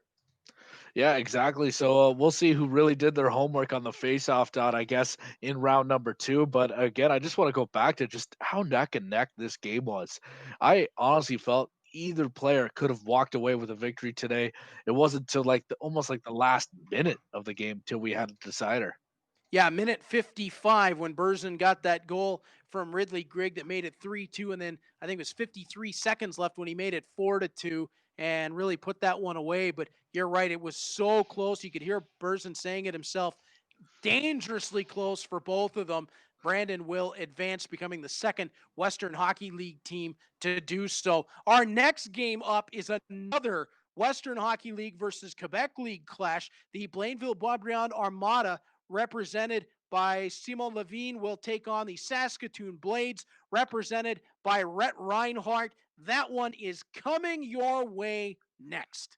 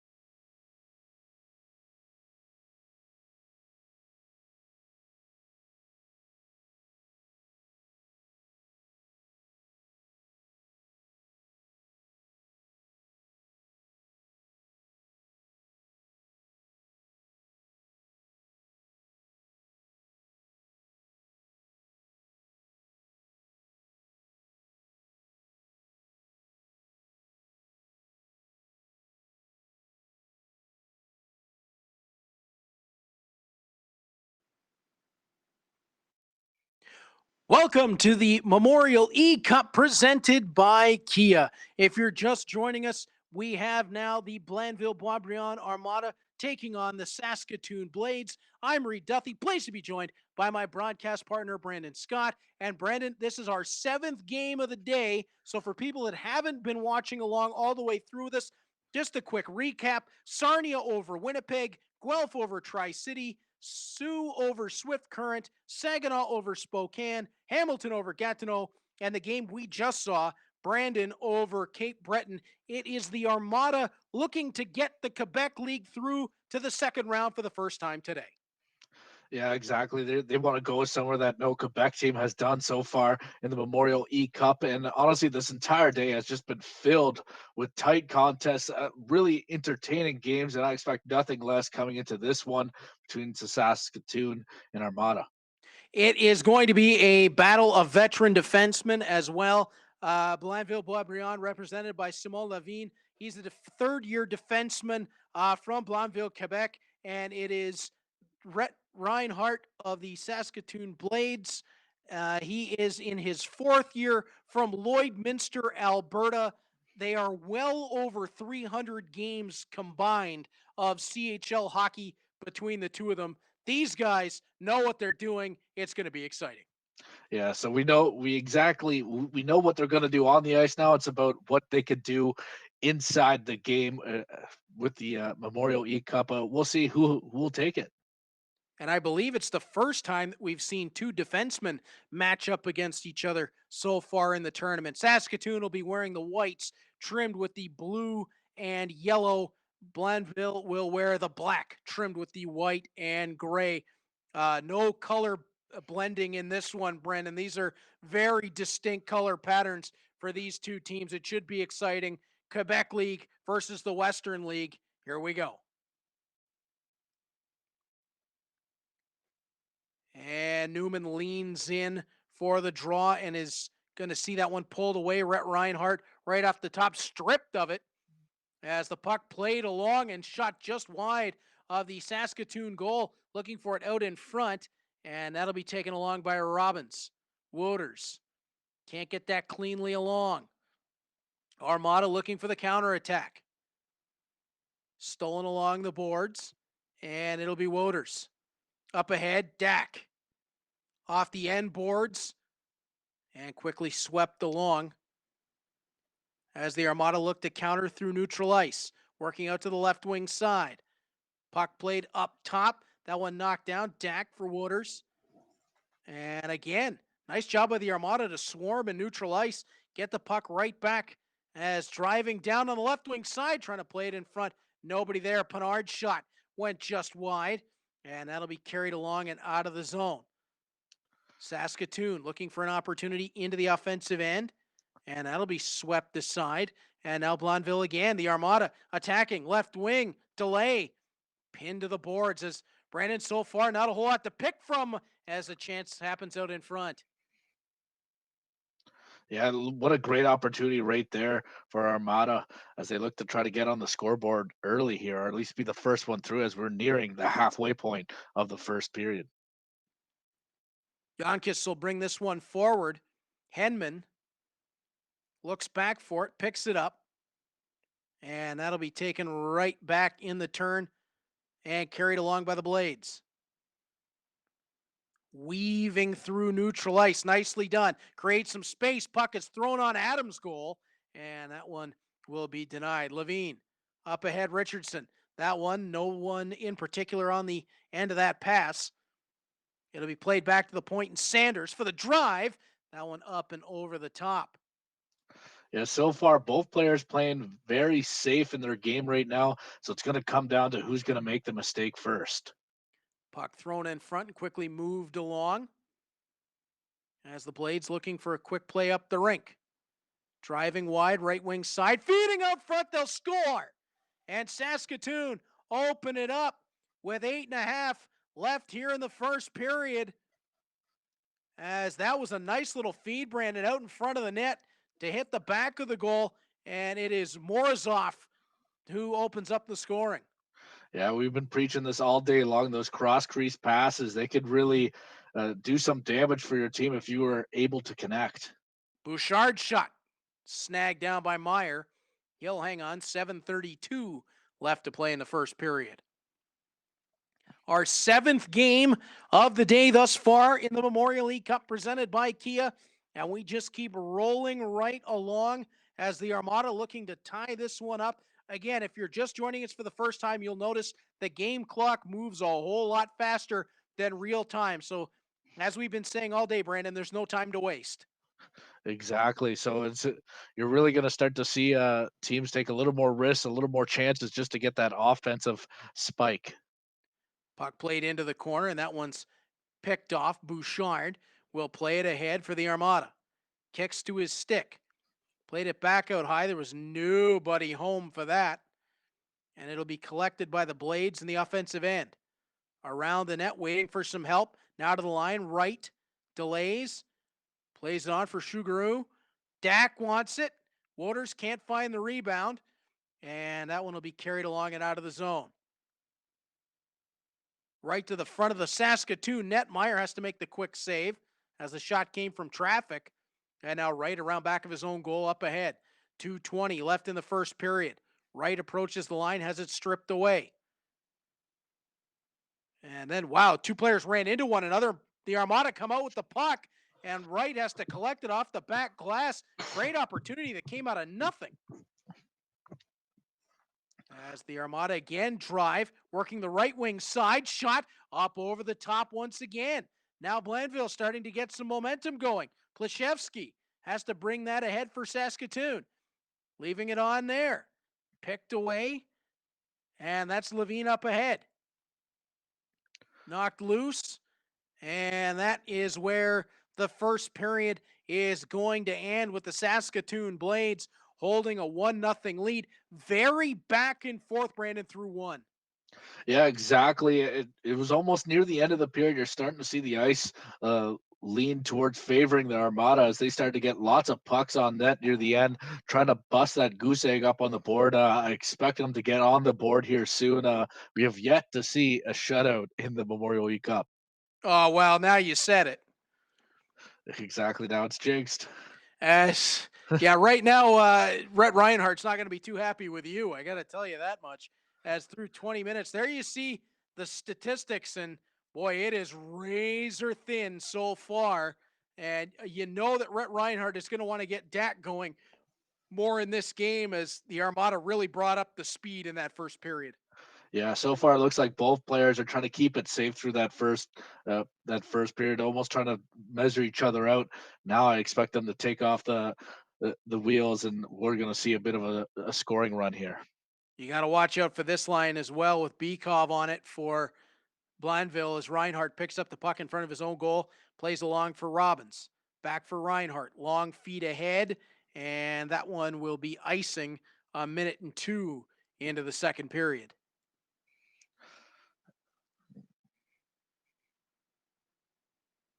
Wouters on the draw. Puck one back to the line, stepping down, and shot is blocked. Dak onto Reinhardt. Now Robbins quickly along Wouters. There's Dak with it. Trying to step wide, and does. Feeds out front, they score! Dak to Wouters, back of the net. It's 2-0 for the Saskatoon Blades. Oh, what a beautiful goal there. You just see the one man open, walking, it's trying to sneak around the defender there, just gets a backhand on it to the back of the net. A beautiful pass. That'll find, as it looks like Saskatchewan increasing their lead as we take a look at that replay. Just threads the needle to the captain, and he'll make no mistake about it. Chase Wouters with a big goal there for the Saskatoon Blades to give them a 2-0 lead. 17:47 to play in the second period. So a lot of hockey left to go, but right now Saskatoon sitting in a pretty good spot. Levin ahead, tried it out front. Now Dak on for Robbins. There's Wouters. Dragging it through neutral ice. Want to play off for Reinhardt. Puck is brought right back ahead by the Armada. Traffic for Bykov. Yonkis out high. Steps down. His shot up and over the top. They'll try again from the right wing corner. No luck there as Wooters will bring that on for Robbins. Can't get it through the crowd of traffic. Yeah, Marta's really starting to apply the pressure on Saskatchewan right now, as you see a couple of openings in the offensive chances. Robbins back to the line. Sanders on for Kasarik. And his shot goes well wide of the goal. Now will be carried on. Armada, chance to the front of the net. That pass just missed. Corneal looking to get a hold of it low. Drives it towards Myers' goal. Can't find an opening. Picked up low. And the Blades will get it out in the form of Saunders. Saunders drives, leaving it off. No luck there. And it'll be once again the Armada looking for the counterattack. Through neutral ice. Richardson drives off the left wing into the middle. They score. One back for Blondeville.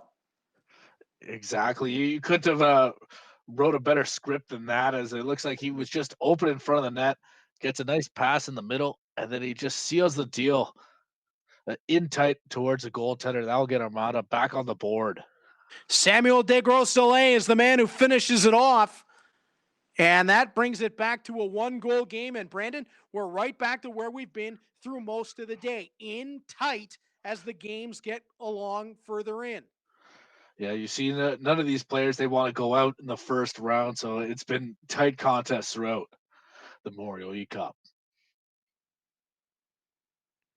Shuguri moves it forward for Saskatoon, not able to advance it any further than the right wing boards. Puck played out in front of their goal, and whoa, Meyer had to be quick on that one. Puck will be carried along. Plashevsky working wide, right wing side, feeds it out front. Puck back to the line. Shuguru gets it deep. And that one's going to be turned over right in the left wing circle as the Armada looking to counterattack and bring the puck forward again. Yeah, it looks like he's trying to find the open man along the boards in the neutral zone. Left wing corner. Puck out top. Brought down off the left circle. Puck fired wide of the net as Shugru will knock that ahead towards Robbins. Puck carried along and right back in for the Armada. 5 minutes left in the second period. Shugru gets that one ahead. Right. Looks forward. Plays it to Schmidt. That shot just up and over the top. These teams are getting dangerously close to fighting the back of the net. It almost feels like any given moment the floodgates will open in this one. Well, you have to wonder as Waugh brings it back into his own zone and now looks to start out again. Waugh into the offensive zone, and that one up and over the top of the goal. You have to wonder, Brandon, with the way they're trading chances right now, if one goal indeed will open up a floodgate here, and we might see a few come in with 2:05 left to play in the second. Yeah, that's what it looks like in my eyes. These teams are just getting so close to finding the back of the net as they just trade chances on both ends. Draw one by the Armada. Puck played forward. Picked up low by Kasarik. Now looking to advance it ahead. Huber spins. Nicely done to the front. Hit the goalpost. What a beautiful move. Oh, that would have been something else. That could have been the goal of the day right there, Reed. Absolutely. Kasarik looking to bring it forward again. Across the line. Puck jammed up. And back again come the Armada, but they'll run out of time in the second period as Bekoff crosses the line and through two. It is a 2-1 game, and we're right back in what we've seen through most of this tournament so far. It's a tight, hard-fought hockey game that's going to come down to the third period, Brandon. Yeah, exactly. I expect nothing less out of these two teams here. Just trading chances and really starting to making some risky plays there, trying to get that offensive break. And it's only a matter of time before the floodgates are open, Reed. Well, let's see what we have in store coming as we head towards the third period. Shots, hits, time on attack, passing, all fairly even so far. No power plays yet in the game. Will that have something to say about it before it's over. Saskatoon just with the 1-goal lead headed to period 3. Yeah, but first, Reed, I think we got to thank everybody for watching the Memorial eCup presented by Kia. Absolutely, we certainly do. As a thank you for watching the Memorial eCup presented by Kia, be sure to enter for your chance to win daily prizes and a chance at winning a grand prize of a $1,000 prepaid gift card. Today's promo code will flash on your screen, and you can enter the contest at chl.ca/Memorial eCup. Again, that promo code that'll come up on your screen, enter it at chl.ca/Memorial eCup. Couple minutes now into our third period as Meyer will hop on top of the puck and hang on for the whistle and a face-off that'll come to his right. Yeah, exactly. It looks like this game, it's definitely going down in the wire in this third period as both teams just trading chances back and forth. Well, what else would we expect at this point? Exactly. We've seen it all day long, and it's going to continue in this game. Levin tried to play that out front of the net. Won't go. And it'll be played up ahead for Wouters. Dumps into the offensive end. Dak carrying on after it. Can't get it ahead of the Armada. Corneille tried to step through one with a nifty move. Wouldn't go. Robbins. Not a whole lot of space to work with, but brings it down the right wing boards. Plays it in front. That won't go either. Yonkis carries ahead. You On the have right to, wing side. sorry about that, Reed. You have to applaud that opportunity as he's just trying to throw it in front and hopefully getting a stick on it. Oh, absolutely. As Pinard tries it on Meyer's goal, that one stopped, but the creativity is there. They're trying to find that open space, find the open man. But Brandon, it is tough sledding right now. There's not a lot of room on that ice rink. Exactly. And a 2-1 lead is not one you want. And there's the 2-2 tie. Puck fired through off the draw. Lavoie from the point is going to tie this one up. Henman will pick up the helper. It's 2-2. And we're right back into that sprint to the finish again. Yeah, what an absolute rocket off the faceoff drop by the defenseman there. And that will tie the game. And you have the feeling this game was going to go down to the dying seconds of the third. Unbelievable. So Lavoie from Henman. And we've got 13 minutes to go. Tourney looking ahead. Gets into a little bit of space. Tries to drag it in front, went through everybody, but couldn't finish it off. Meyer got the poke check in.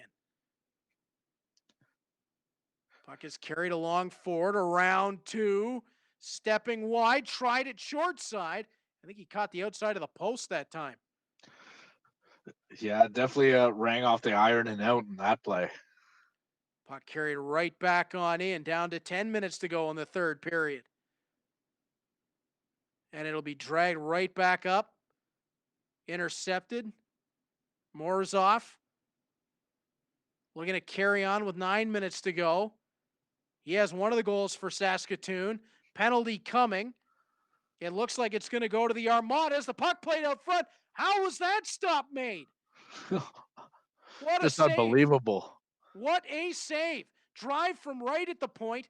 That'll get right through to the goal. It'll be covered. And with 7:49 to go, Tourney's going to head to the box. Saskatoon with an opportunity to take a lead with the power play. Yeah, exactly. And they almost scored right before the power play even started there, but an unbelievable save made by the goaltender. So face off to the left of the Armada netminder, Adam, and that puck is going to be played all the way around and ahead. Oh, big hit just inside the Saskatoon line. Looking to turn the puck back to the point. Dak will pick it off, and there's Reinhart. On to Wouters, to Dak. Looking ahead. Tries to dangle through, plays it back for Reinhart, who steps down. In front of the net, they score! Reinhart, beautiful setup in front of the goal, and the man who controls the team sets the go-ahead. It's 3-2 Saskatoon on the Tristan Robbins finish. Yeah, that's just like all the goals the Blades have been scoring so far. They always do a pass across, and that just seems to be working and beating the goaltender, and that's exactly what they did here. As you see the puck, the top of the face-off circle, just slides it across at the bottom of the circle. That's an easy one-time, or at least a tap-in, excuse me, for Saskatchewan. Blades with the 3-2 lead. 6:49 left to play in the third. Saskatoon looking to become the third member of the Western Hockey League to advance in the Memorial eCup presented by Kia. As Lacombe will bring it forward. Tries it in front, and Meyer will make the stop on that one. 5:41 left to play in the third. Yeah, things are going down to the wire here as this game is far from over. I expect Armia to go fighting to the last buzzer. Belchambert tries to bring that in front. That won't work. Chagru brings it forward. Blades looking for the attack. Right. Low. Now Schmidt in front. Daly just touched it wide. Levin bringing it forward. Out front, Belchambre. Couldn't get that to go. Puck tossed right back down into the Armada end. McNeil tried it once more. That's not going to work up the wing. Blades looking to rag a little bit of time. Chagru through the pile. Back out in front. It's off of a leg. And McNeil will carry it on to Waugh. Up ahead, Ledoux. Out in front, and that one stopped right on the doorstep by Meyer. You don't get too many opportunities like that in a game, and wow, what a big-time stop by a big-time goaltender. 53 seconds left, separating Saskatoon from becoming the third WHL representative to advance in the tournament. Torney will step down. Srinovich gets it loose. Wiens tosses it the length of the rink. 40 seconds to go. Henman racing forward. Net is empty for the Armada. And they'll get possession of the puck in their own end. They'll work wide to the right wing side and have zone entry with Henman. Around the edge, feeds it out front. Shot goes wide. 20 seconds to go. Backhand shot. Meyer, he'll hang on and take the whistle and the face-off that will come to his right with just 17 seconds left and an empty net. Draw. Won by Saskatoon. That could be huge. Puck is played out of the zone, turned right back around. 9 seconds left. Sanders, forward, gets it and rolls it just into the Armada zone. The Saskatoon Blades will become the third WHL team to advance in the tournament. They'll set themselves up for a meeting with either one of our special guest players in Zach Holder or the Medicine Hat Tigers. Saskatoon with a thrilling 3-2 victory. We'll be right back after this, and my broadcast partner, Brandon Scott, will have Rhett Reinhardt standing by. Hello, Instagram. I'm on a mission and I won't stop. No destination, but it's worth a shot. You gotta let me go. You gotta let me go. You gotta let me go. I'm on a mission and I won't stop. No destination, but it's worth a shot. You gotta let me go. You gotta let me go.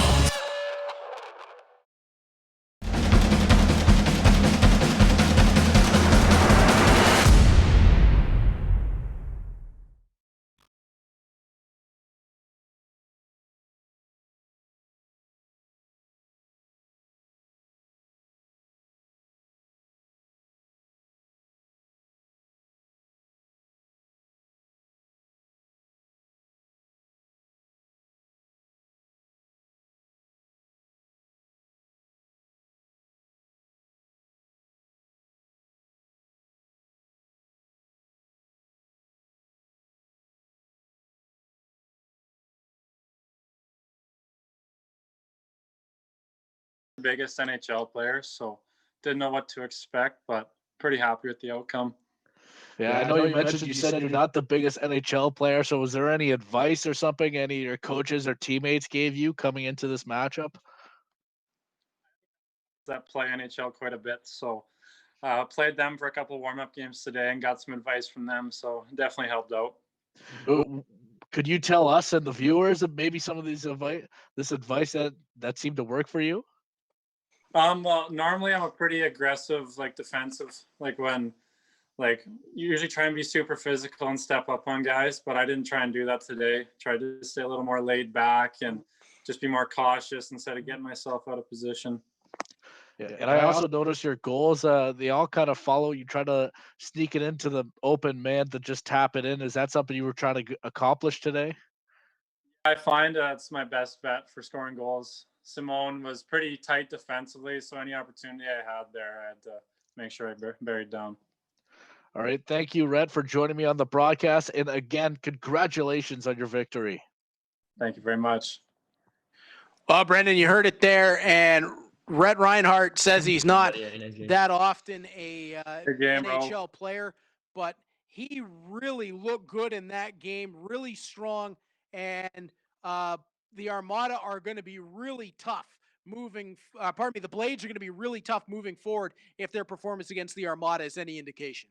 Yeah, he played a very tight game, I thought, all around. I know he said he tried not to be so aggressive defensively in the interview, but I still thought he did a great job at keeping the puck away from the goaltender and keeping shots from the outside. Again, this was definitely one of our tighter games. Again, I feel like I'm almost like a broken record here. I had no idea he was going to come out with the victory today. So congratulations to Rhett Reinhardt and the Saskatoon Blades, who advance on. They'll take on the winner of our next game, and that is one of our special guests, Zach Hoder, and we'll get to him at the beginning of the next broadcast and tell you all about him as he will take on Lucas Sveshkovsky and the Medicine Hat Tigers. That one coming your way next.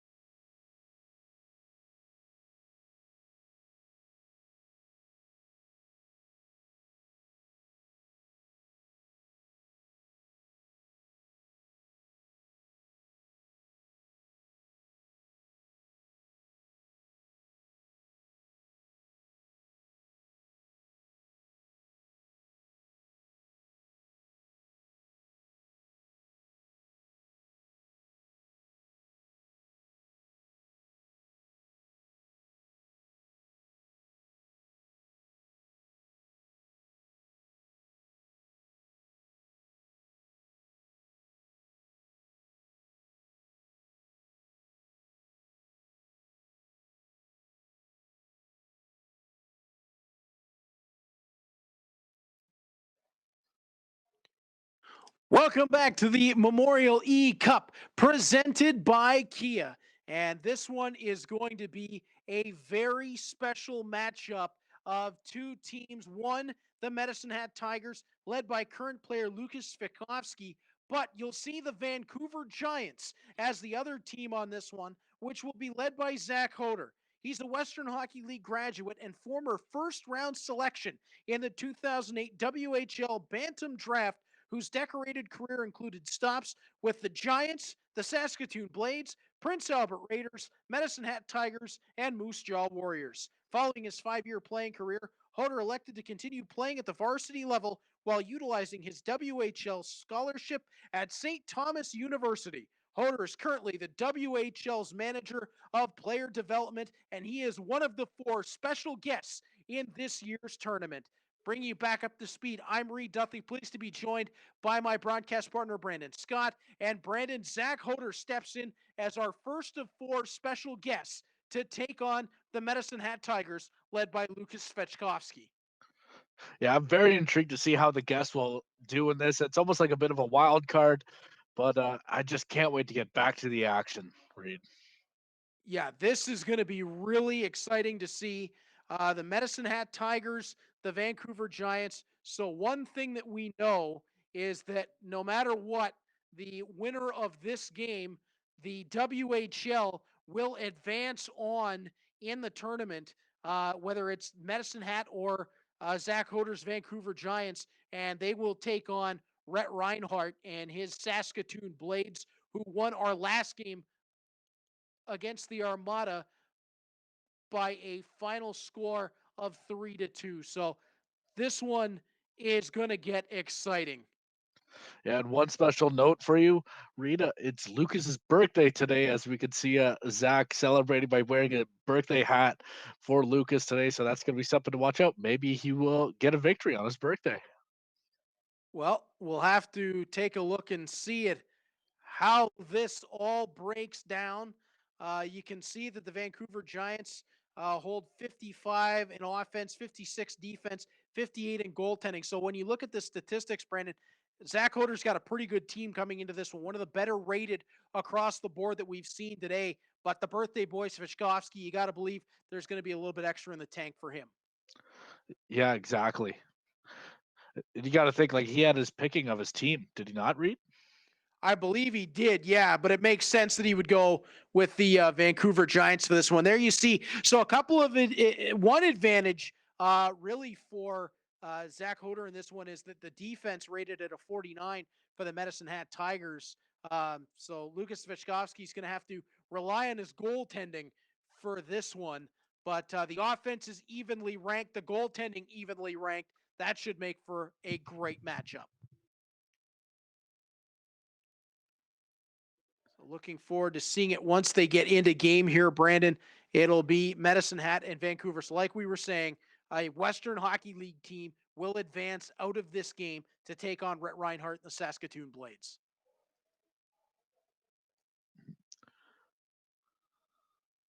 As the Giants will be wearing the whites trimmed with the red and maroon.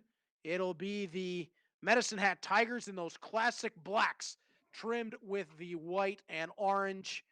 This one is going to be fun. The first of our guest appearances in this game, it is Zach Hoder under the control of the Vancouver Giants. Lukas Svikovsky, a center right winger in his 3rd year in the WHL, in control of the Medicine Hat Tigers, and we are underway.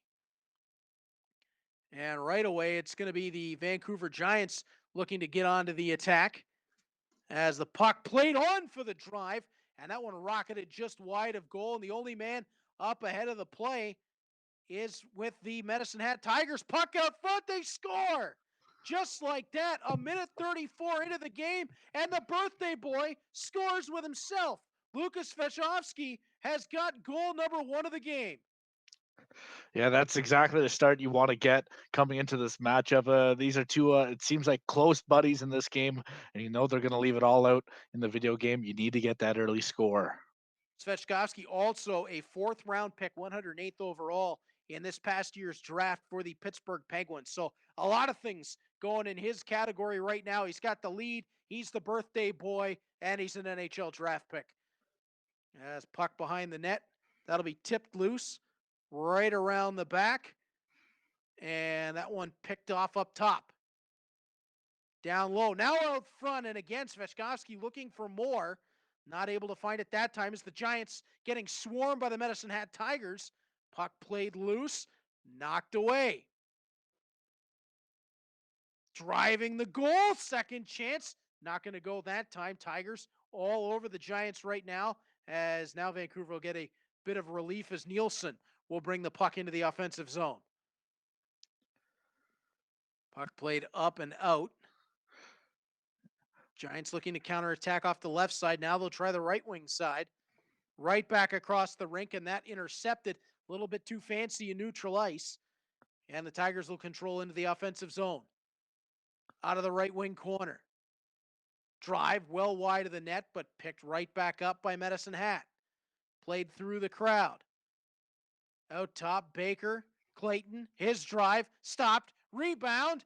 That one wouldn't find a friendly stick. Baker low, trying it out front for the drive. What a stop! Second chance is saved. The Giants getting some marvelous goaltending. Otherwise, this one would easily be a 2-0 Medicine Hat lead. Yeah, what a great start so far to this game. Lots of opportunities. Again, Medicine Hat, you gotta wonder what's going on there. It was a great opportunity. Yeah, they've had a couple of beauties already. Is trying to drive the puck out front is Brown. Lays it back to the point. That one turned just aside. And the puck will be carried on and out of the zone. Stripped as we get to the 9-minute mark of the first period. 9 minutes to go. And the puck played out through the corner. Bringing it in 1-on-4. As Svechkovsky's got his guys absolutely amped up for this one. Giants looking to go the other way. Under Hoder's control. Shot is stopped. Krebs with the puck. Playing up ahead. And one man run off along the sideboards, but this is no icing waved off. Thought for sure it was going to be an icing against the Giants. Van Imp bringing the puck forward. And a drive off the left wing side. Van Imp following through the middle. Can't get a second opportunity away.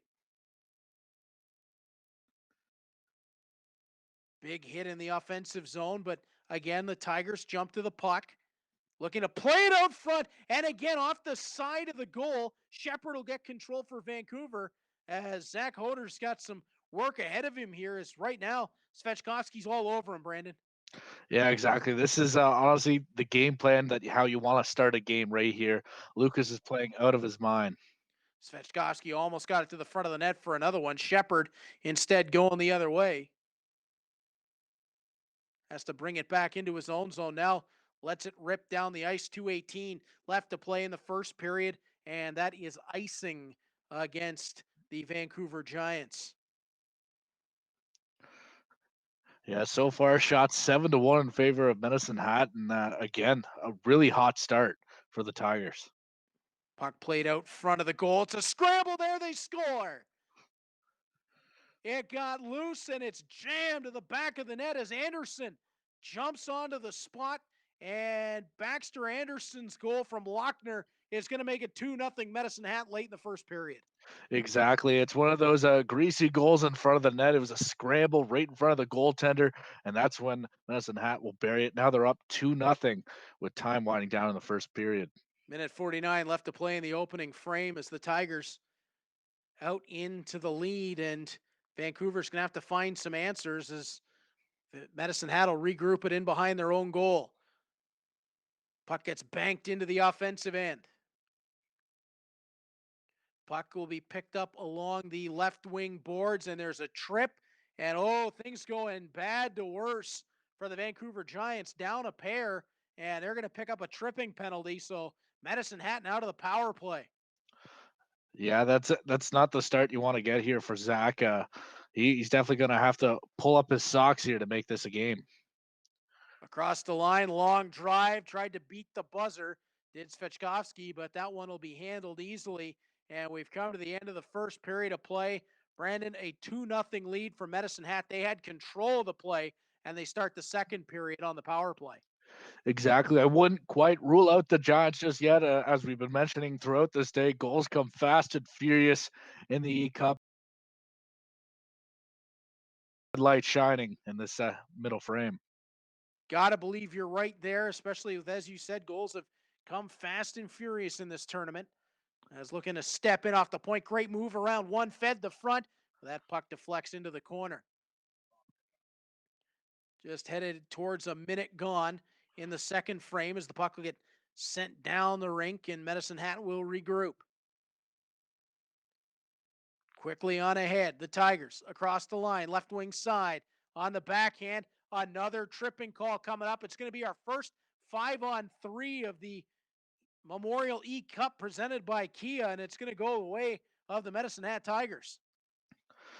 Yeah, again, Vancouver, they're going to have to pull up their stocks here and kill off this big power play. Baxter played it along for Svechkovsky. That one just missed connection in front. Now again, that shot around in behind the net.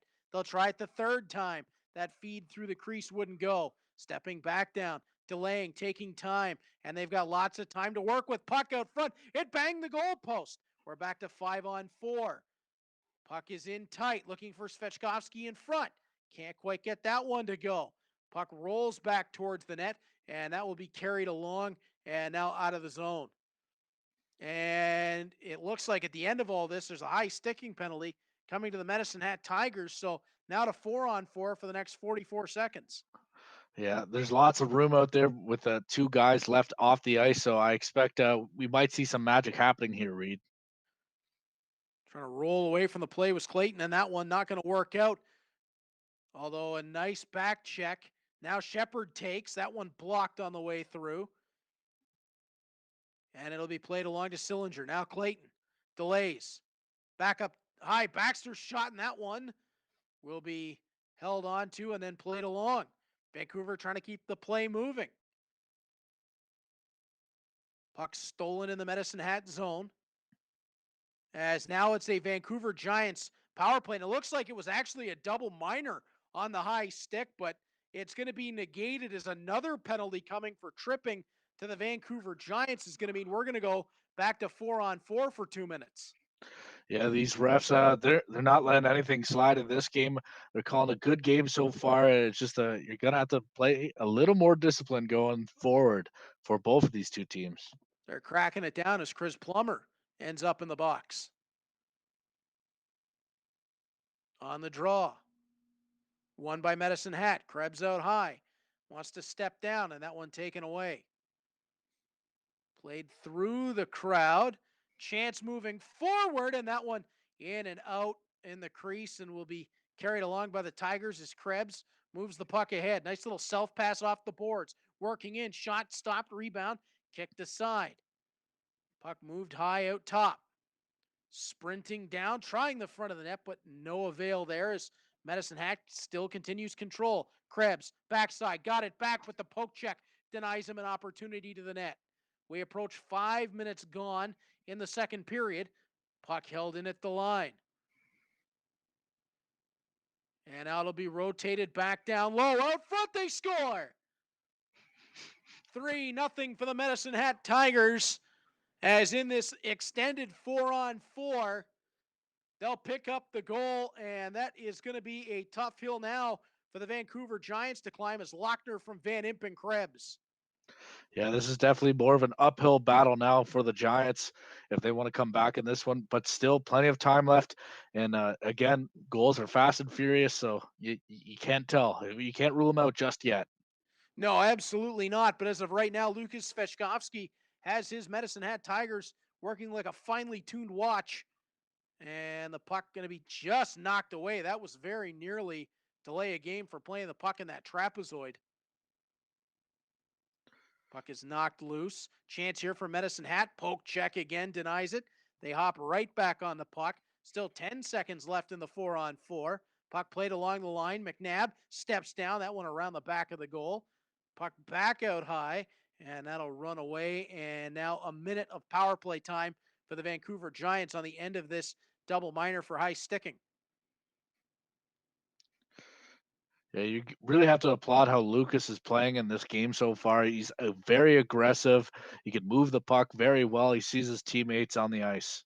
Sortif's drive created all kinds of havoc around the Medicine Hat goal, but Vancouver not able to break through just yet. Sortif will get it again. Knocked loose from him. Van Imp onto Svechkovsky. And a run over check in neutral ice. Sortif back ahead. Self chip. Goes around the outside. He'll pick it up to the end boards. Wants to center it. Instead, recollects. And that one will be knocked away. Svechkovsky with the puck. And now he'll move ahead. Chance for a potential 2-on-none. They get it. It works to perfection. It's 4-0 for Medicine Hat. Hamblin gets the goal from Svechkovsky. And right now it's all Tigers.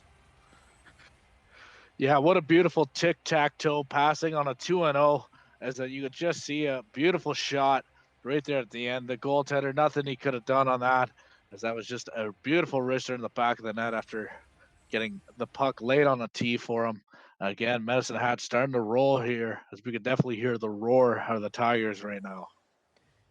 Hamblin on the goal, Svechkovsky and Brinkman get the assists. 4-0 Medicine Hat. And this goes back to an earlier game today, Brandon, as this is starting to remind me a bit of the way the Saginaw Spirit, led by Danny Kadek, started to just roll their way forward. Exactly. That was a very fun game to play. And one thing, you just see how creative Lucas is with the puck. And again, he just scores again right there, Reed. He's got another one. My goodness gracious, they just don't stop. It's 5-0 as Corson Hopwo ends up jumping on it. Yeah, it was just a pass down low, very hard to connect it. He just threads the needle to a T. And again, more of what you're seeing here, cross crease passes and back of the net it goes. 5-0 now, the advantage for the Medicine Hat Tigers, as Zach Hoder, one of the special guest entrants in this tournament, is having all kinds of trouble as Kemp and Agman get the assist. He's having all kinds of issues with Svechkovsky and the Tigers. Yeah, exactly. As time's starting to wind down against in the second period, time's also not a friend of Zach right now if he wants to come back in this game. Agman brings the puck forward, dumps it into the offensive end. And now it'll be carried along and out of the zone. And this is icing against the Vancouver Giants. 6:28 left to play here in the second period. Draw one back to the point. Clayton delays, now shoots, and that one didn't get through the crowd. Giants looking for a counterattack. Puck taken, Sillinger. Can't bring it through the whole crowd. Sillinger will get right back onto it. No, stolen away from him. Shepard, left wing side to the middle of the ice. Save made. Puck to the backboards, and there's Baker. Knocked loose to the line. Byram, drive, and that one off the leg and to the corner boards. Puck played out front after a big hit in the corner. Brown takes his shot. That one knocks loose, and now Baker around his own goal. Playing it up ahead, another nice hit. Luckner trying to follow through. And one of the Tigers got tripped down, and they're going to go back to the power play with 2:11 left to go here in the second period. Brendan, this one going really bad now for the Giants. Exactly. It looks like they're still going through some penalty trouble here. And again, they need to stay out of the box if they want to come back. They have a steep hill they have to climb right now. And one way to start climbing that hill is to stay out of the box. Jacob Gendron in the box as the puck played back towards the line. And that one's going to escape all the way down the rink. One man to pick it up, and no chance there as it was walled off well on the shorthanded opportunity. Now the other way, Brinkman to the front of the net. That poke checked away. Baker to the line. Clayton's drive scores. 6-0 for the Medicine Hat Tigers. Yeah, this started off with a sweet poke check by the netminer before the puck gets stolen right back by Medicine Hat, and then just fired on a tee there to the back of that. What a beautiful clap bomb there by Clayton, and Medicine Hat continues to storm against the Giants. Cole Clayton makes this a 6-0 edge for Medicine Hat. And it is a snowball rolling down a hill right now. Yeah, exactly. One thing we see during this game is a lot more hits so far. It's been a very physical game. Puck brought in off the face off to the front of the net, and that one won't go either. Another chance, that one off the shoulder and around the back. Oh, big hit along the boards, and that'll allow Medicine Hat to bring the puck out. They were looking for Kemp, and that one brought right back in by the Giants. Puck thrown on goal, bouncing in the crease. It's kicked around, and that will stay out before the end of the frame. We're through 2, and it is all Medicine Hat right now. A 6-0 lead, Brandon, through 2. Yeah, Medicine Hat, they came ready to play today, and Lucas has been just on fire. These Tigers, they certainly know how to roar as they're storming this scoreboard 6-0, as you mentioned, through 40 minutes of gameplay. Yeah, very impressive so far from the Medicine Hat Tigers. They certainly have the control of this one. And again, we want to say thanks for watching to all the fans along with us here for the Memorial eCup presented by Kia. Be sure to enter for your chance to win daily prizes and a chance at winning a grand prize of $1,000 prepaid Visa gift card. Today's promo code will flash up on your screen, and you can enter the contest at chl.ca/Memorial eCup. Again, that's chl.ca/Memorial eCup. Enter with the promo code that will flash onto your screen. Here we go in the third period as the Tigers looking for more. And that one turned just aside as Sordiff will carry on through neutral ice. On to Florschuk. Back up top, shot, sticked aside. And there's Clayton on to Svichkovsky. On to Sillinger now. Sillinger working ahead, trying to get past Byram and does. Sillinger on his backhand, tried to make the pass and ended up going awry there. Puck out to the slot, turns. Svichkovsky with it. His shot off of a body, and that one played into the corner. And now it'll be moved on ahead as Byram works it for Sordiff. Tipped into the corner of the Medicine Hat zone. Big hit there, but the shot goes up and wide of the net. Yeah, one thing you could say about the Vancouver Giants, they definitely landed some of the more haymaker hits so far we've seen today. Oh, absolutely. Vancouver in this game has been extremely physical, but on the scoreboard, it's been all Medicine Hat. They're looking for more again as we're just approaching 7 minutes into this third period. I'm sure you've already noticed at home, but the clock in this tournament moves far faster than your actual clock. These are sped up games, and the speed has been a factor in every one of them so far. Medicine Hat with the afterburners in this one as the long shot is blocked. Another chance blocked up off the backboards, and Hamblin will get a hold of it on to Baker as we approach 9 minutes gone in the third. Tigers looking for more out front of the net. Hamblin couldn't get a hold of it, and now it'll be carried on and out of the zone. Krebs back for it behind the Medicine Hat end.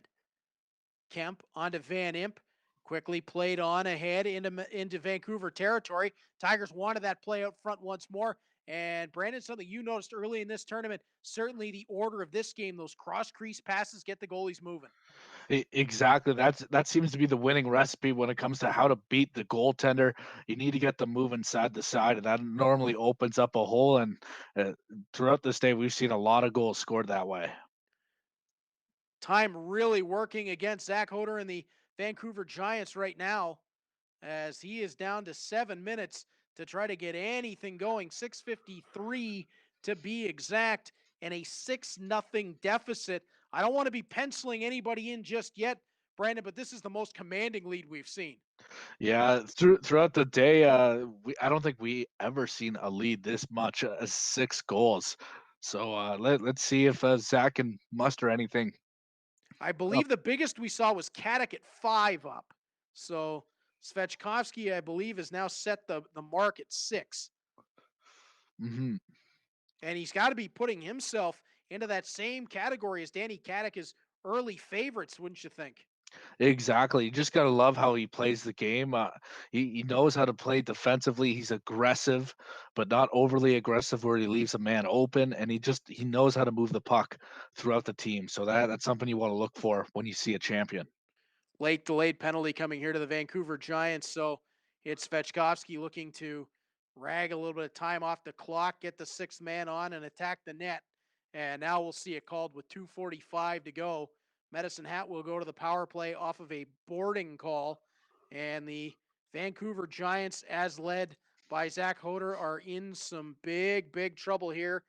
Florchuk on the draw, but Brandon, with a power play now for Medicine Hat, it's hard to see any sort of comeback now for the Giants. Yeah, exactly. And you never want to put a team to rest this early with this amount of time left, but it's going to be tough. Yeah, 2 minutes left here in the third period. They'd need 6, and we haven't seen that kind of scoring yet in this tournament as Svechkovsky's shot in and out of the glove, up and over the net.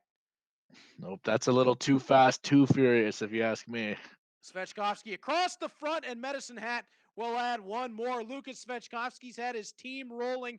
Brinkman's going to get the goal. Svechkovsky's led them well, both from holding the controller and the player on the ice, as Jonathan Brinkman from Svechkovsky and Sillinger makes it 7-0 for the Medicine Hat Tigers. Exactly. This has been a steamrolling. Lucas Shevskovsky, he's been doing a great job of getting the goaltender to move. It just gets lucky on that one. I want to say that was a back hitter that went to the back of that. What exactly did?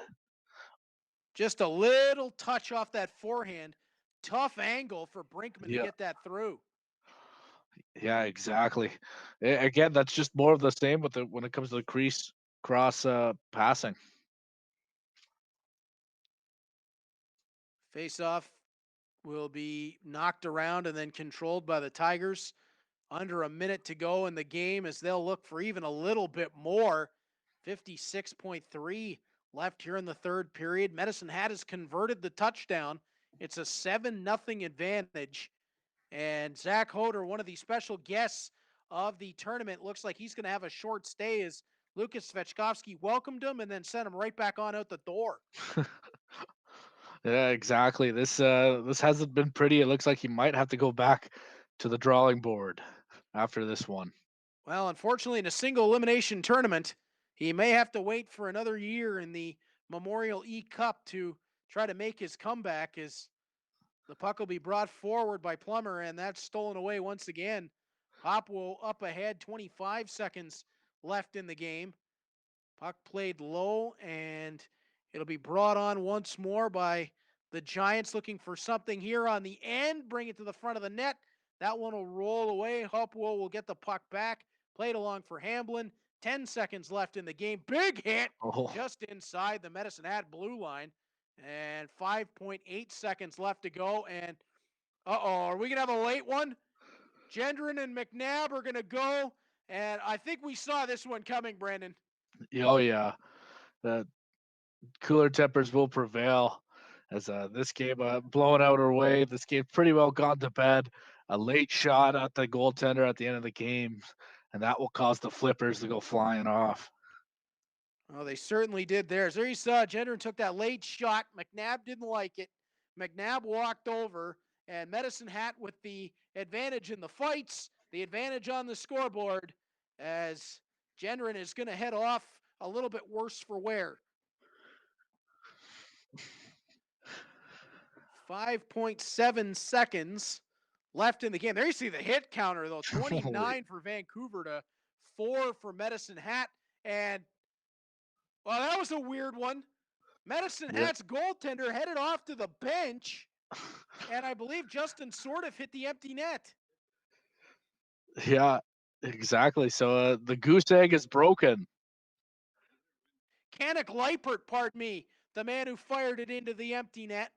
And that's going to do it. A 7-1 drubbing for the Medicine Hat Tigers, the biggest margin of victory so far in the Memorial eCup presented by Kia. And we're going to come back from break. My broadcast partner will be standing by with the birthday boy, the winner, Lucas Svechkovsky. I'm on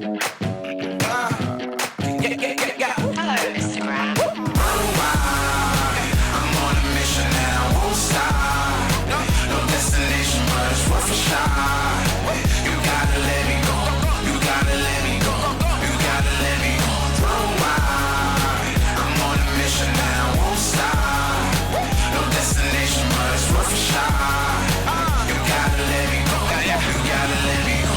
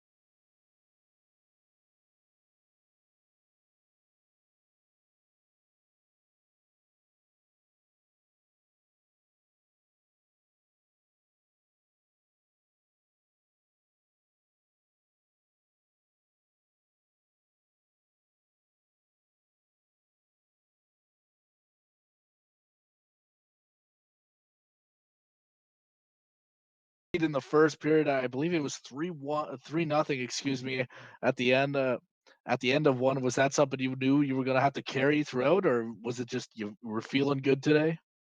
Yeah, I was just feeling good. Fingers are loose, so yeah, like you said, it was nice to start with the early lead for sure, though.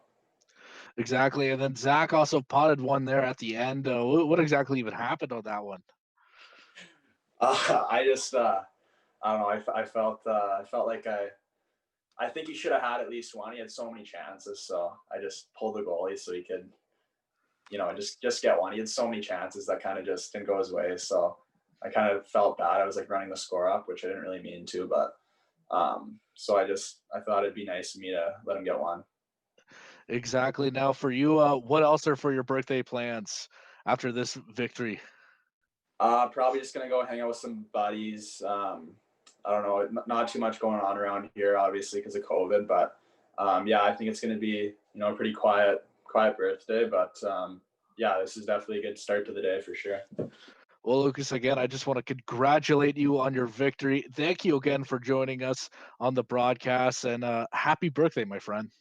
Yeah, thanks so much. Thank you. Well, thanks so much, Brandon. It was a great performance from Lucas Svechkovsky. He looked great in that performance, and now he will move on to take on the Saskatoon Blades, led by Rhett Reinhardt in round 2. That is going to be an interesting matchup. Yeah, exactly. And honestly, after this performance, you have to almost peg Lucas as a favorite going forward. It's hard to not overlook a 7-1 victory like he was today. I know we had a lot of tight matchups, but should be interesting going forward. But so far, you have to like what Lucas has been doing so far in the eCup. We head down to our last 2 matchups of the day, and they are some heavy hitters. Coming up next, the Red Deer Rebels, led by Chris Douglas, will take on, and the OHL looks to extend their dominance so far, Alan McShane and the Oshawa Generals. Join us for that one after this.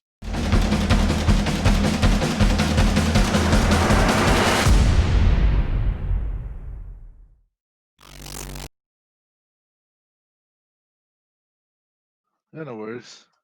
I was a little tongue-tied that entire interview.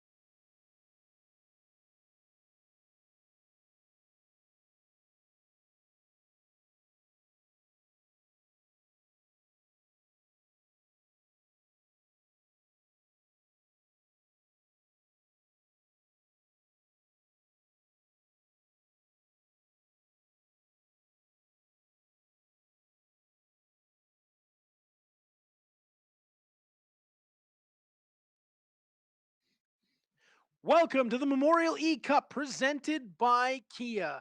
And if you are just joining us, great timing because you are coming in for one of our final two of the night. It is the Oshawa Generals taking on the Red Deer Rebels. And it's Chris Douglas representing Red Deer against Alan McShane representing Oshawa. I'm Reed Duffy, so pleased to be joined by my broadcast partner, Brendan Scott. And Brendan, what a start to this tournament that we've had today. The last game we saw, Zach Hoder, one of the four special guests in the tournament, knocked off by Lukas Svechkovsky and the Medicine Hat Tigers. And now this sets up our last bid for the second round of the day. The winner of this game will go on to take on the winner of the Vancouver Giants and London Knights.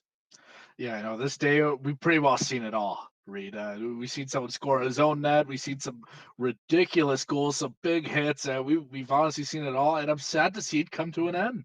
I've enjoyed working with you so far, Reed, and it doesn't get better than good hockey.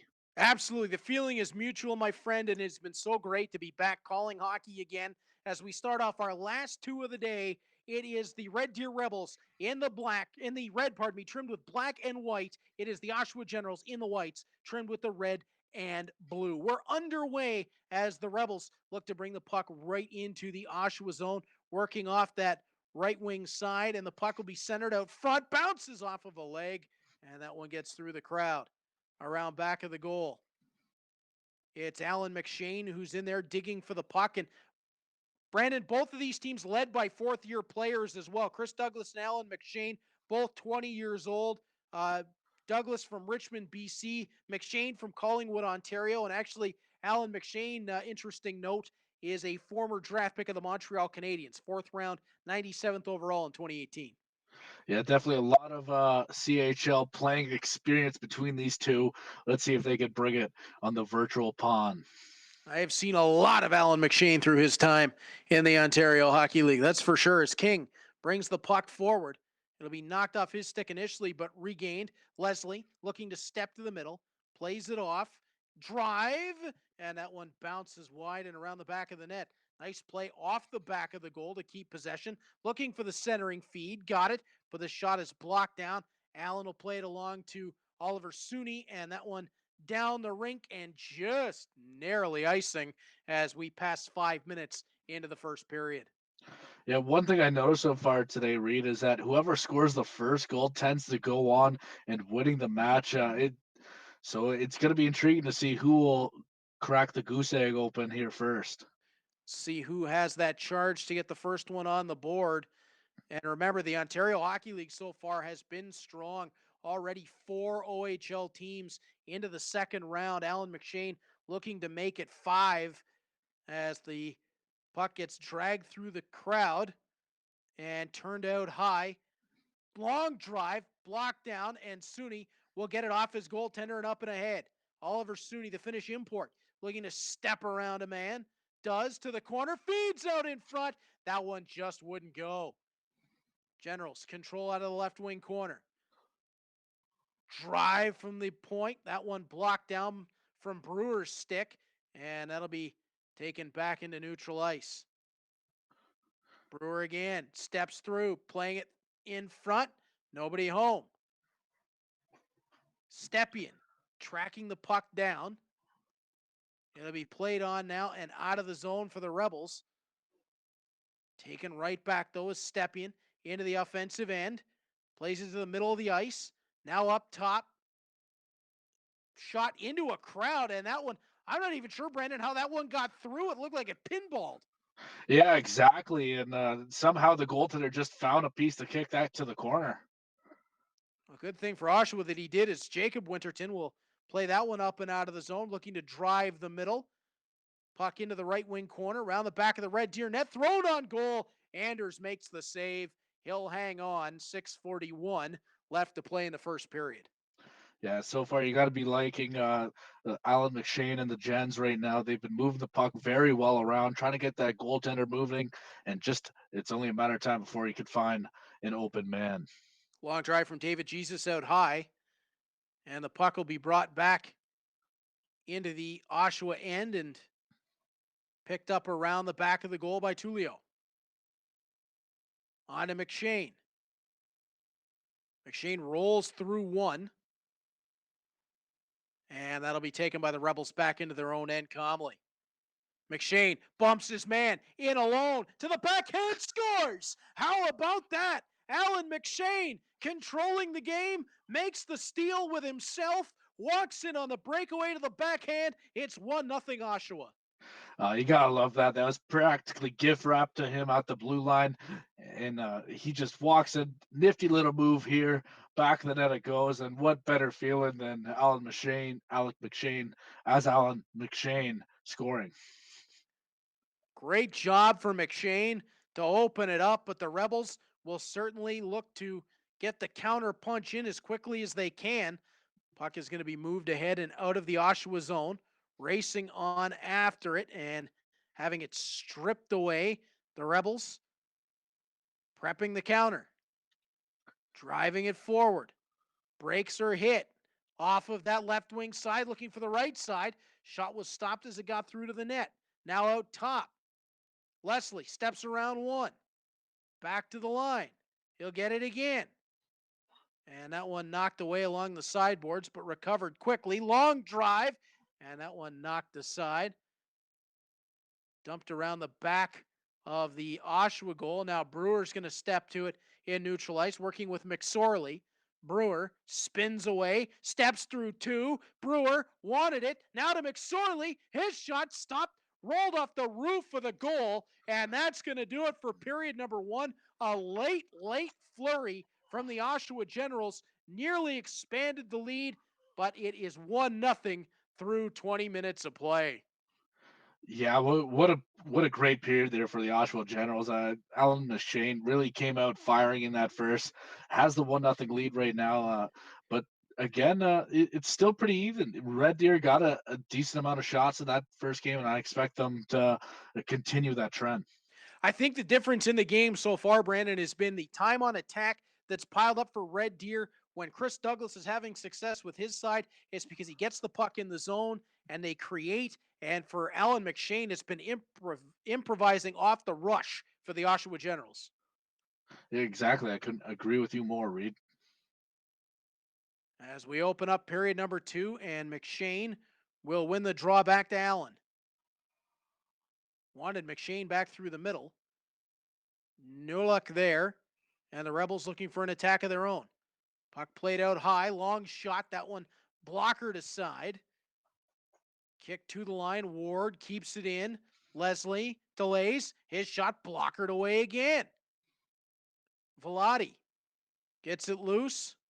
Tullio tries to step into the offensive end, but Leslie's there to take the puck away. Tarswell up ahead. Douglas drags to the middle. Finds it again. Tries to jam it through, and it won't go. Great stop in the crease. Oshawa getting some superb goaltending in this one. Exactly. You got to love what Red Deer is doing with the puck right now. They're just getting the puck inside the zone, as you mentioned in the intermission, and they're trying to make something happen with it. Ward in neutral ice. Looking to dump it in. Instead, it's a quick pass along the blue line. Long shot travels wide. And it's a delayed penalty call coming up against the Red Deer Rebels behind the play, as Oshawa with the 1-0 lead is going to head to the power play. Exactly. This is the perfect opportunity right now to kind of build yourself a cushion while you still can. Dangerous power play unit as well for the Oshawa Generals as Tullio gets to the puck. Onto McShane. Back to Tullio. Into the middle. Just missed connections with Tomasino. Little wiggle out of the corner. McShane in front. Scores. Alan McShane has two. Exactly. That was just a pretty play, pretty passing. And it's going to be Alan McShane again for his second of the game as he just bears it on the power play. And what a perfect goal. A perfect setup. And that's exactly what any coach would want to see out of their power play unit. It'll be David Jesus with one of the assists on the pass coming out of the corner. I believe it's Ty Tullio who will pick up the other assist. And it's a 2-0 Oshawa lead. Now Red Deer will be tasked with trying to claw their way back into this one. Exactly. I wouldn't rule them out just yet. Red Deer has been playing some good hockey so far. They've gotten great opportunities. They just need to find a way to get to the back of the net. Oh, certainly not. Not going to count them out at all this early in the game. We've seen leads evaporate in the Memorial eCup already. Is a long shot, and Cooey had to be careful with that one, or else that could have found its way into the back of the net. Yeah, it looks like there was a Red Deer Rebel there just waiting on that rebound. Red Deer gets the draw, but it's taken away by Jacob Winterton. Winterton tried to play that ahead. It's intercepted, as now Red Deer looking to start an attack just past 7 minutes into this second period. Puck stolen. Winterton drives his way along. Tried to cut to the middle. That won't work. More shot to the front. Died out for McKinney. That one wouldn't go either. Long play ahead for the Rebels. Icing is going to be beat out. From the backboards, little twist and turn. Centering, they score. Tarswell is going to cut the lead in half. Yeah, what a great play. So down low behind the net. It looked like he was looking around trying to find the trailer there after winning the rush for the icing, and then crept out inside to the back of the net it goes. You can't discredit the actual Generals on that one. That was a great play by the Rebels. And if you notice, Brandon, who's the man that sets it up? Tarswell to the back of the net, but Chris Douglas, the man with the juke and jive along the backboards and that setup pass. So Alan McShane, controlling the Oshawa Generals, has 2 goals with himself. Chris Douglas, controlling the Red Deer Rebels, has a beautiful setup assist. Yeah, we'll see if we could see any more of that coming forward in the second period. Still plenty of time left in the middle frame. It would not surprise me in the slightest. Puck controlled around the back of the Oshawa net by the Rebels, centered. And that one will be taken away and moved along quickly. Across the Red Deer line, Oliver Sooney tries it in front. On for Brett Harrison. That one just wouldn't go. Gustafson. Little indirect off the boards, didn't get anywhere. Stepien delays. Out front, Sooney's there and scores. Oliver Sooney is going to make it a 3-1 Oshawa lead. What a great goal there by Alan McShane and the Oshawa Generals. Using his teammates.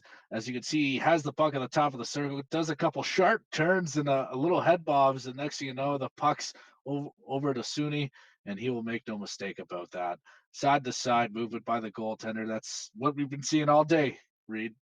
And you got to appreciate the man on the setup on that one, Alan McShane, using Ryan Stepien. Good one for me personally. Stepien, a Stony Creek guy. I'm from Hamilton, so got to love seeing that. As the puck sent down the rink, icing against the Red Deer Rebels. Brandon, if you're Red Deer, how do you get back into this one? I'll say it's just continuing what you're doing.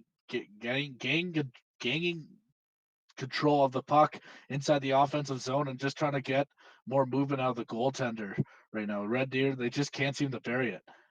Ennis' one-timer, he nearly buried that one, tried it short side high. Tomasino tracking his man. Ennis will step back for the puck into his own zone. McShane along to Velati.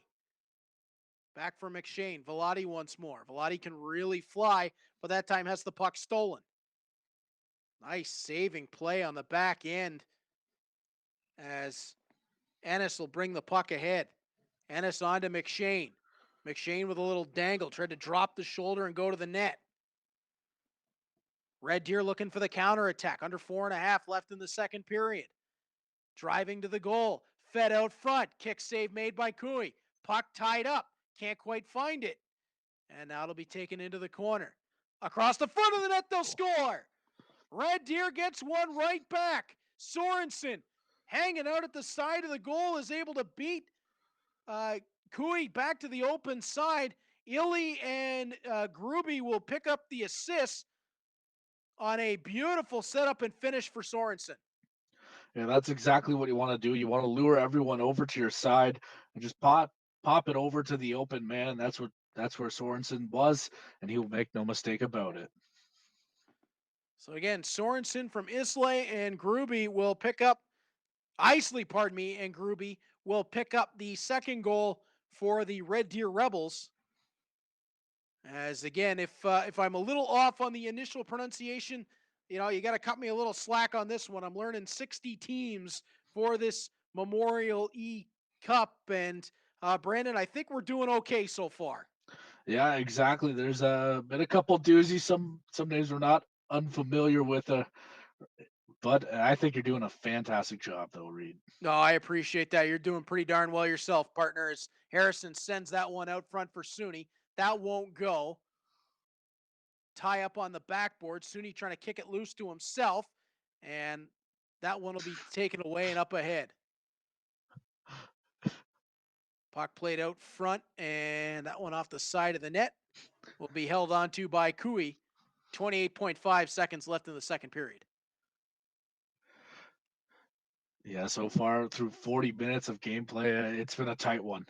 Both teams getting so many opportunities in front, and you got to think this is far from over. Kui again has to be sharp. 7.4 seconds left in the second period. Red Deer pressing to tie it before the frame is out. Michaud on the draw. And he wins it back to Brewer, who takes it to safety behind his own goal out the other side. On to Michaud, 2 seconds and 1. McKinney will get a last shot away, and that will end the second period with the Oshawa Generals, led by Alan McShane, hanging on to a 3-2 lead over Chris Douglas and the Red Deer Rebels. Thank you for watching the Memorial eCup presented by Kia. Be sure to enter for your chance to win daily prizes and a chance at winning a grand prize of a $1,000 prepaid Visa gift card. Today's promo code will come up on your screen, and you can enter the contest at chl.ca/Memorial eCup. Once again, you'll see that promo code, and you can enter at chl.ca/Memorial eCup. Headed to the third period of our second to last game of the opening day of the eCup. And Brandon, what are you thinking going to the third with Oshawa hanging on to a 1-goal lead? Yeah, this isn't a lead I would take to the bank just yet, as Red Deer, they have double the amount of shots on net so far and have over 2.5 minutes of offensive zone time. So you got to think that's got to translate to some success coming here late in the game. Tarswell on the faceoff to open up the third period. It's won and controlled by the Rebels. Puck will be brought in over the Oshawa line. A little bit of a spin there to create some space. Puck played through the crowd and taken right back by the Generals. It'll be carried along in behind the Oshawa goals. It looked like a quick line change coming. David Jesus playing that along for Alan McShane. Puck gets knocked loose as Red Deer looks to attack 2 minutes in. Alan McShane with Philip Tomasino to his right. Tried Ty Tullio to the left, and that one's going to be offside. 2 minutes, 36 seconds into the third period. Yeah, still plenty of time in this game for Red Deer to come back. Oshawa, they got to start building to that cushion if they want to solidify this victory. Velati in across the offensive blue line. Gets it back on the return. Feeds it along for Tullio. They score. Just on cue, as Brandon says, they need to extend the lead. Ty Tullio does just that. Beautiful tic-tac goal as Velati and Tomasino will pick up the assists. Yeah, that was just a beautiful pass in tight by the defenseman back to the two forwards in front. So I got to give Velati the credit on that one, as that goal would not have happened if he didn't thread that needle. Tomasino to Velati, who made that little stutter in traffic. It just freed up Tullio, who hits the back of the net. 16 and a half, just less than that, left here in the third period. Can the Oshawa Generals hang on? Do the Red Deer Rebels still have a push left in the tank? We're going to find out.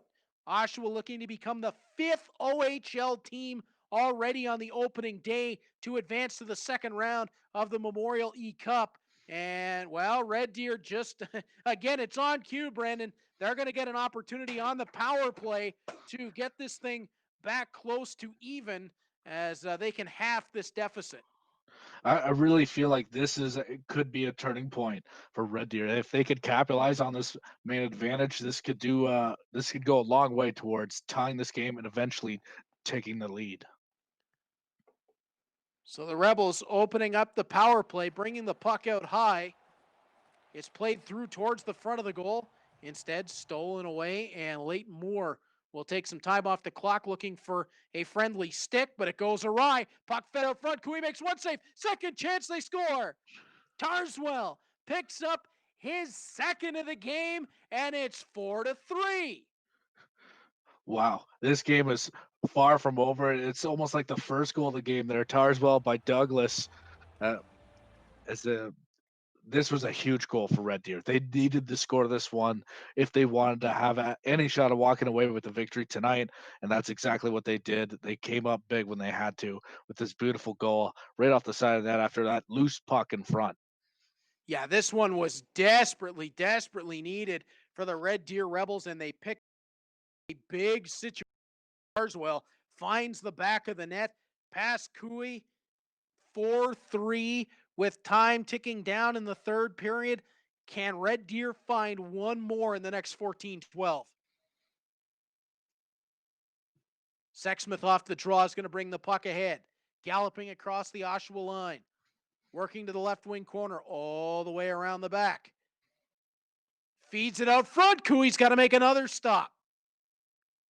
Leighton Moore trying to get it up and out of the zone. Can't initially, but Suni will pick it loose. Oliver Suni into the offensive zone. Lays it back for Stepien, and that one won't go.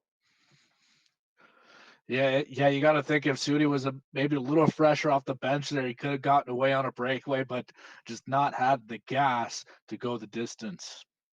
Michaud on the draw, can't pull it back. Red Deer controlling ahead. Sorensen, he's got a goal in the game. Puts the brakes on inside the Oshawa line. Playing it to the point. Shot through traffic, and that one caught a stick, and it's up into the meshing out of play. Again, time not on the side of the Red Deer Rebels, but they keep fighting with 11:05 to go. Yeah, they've really taken control of this third period so far, Reed. As now Ennis will lead the puck out for Oshawa. Playing along for Michaud. He'll hit the brakes, and the puck will be moved on to Seedoff.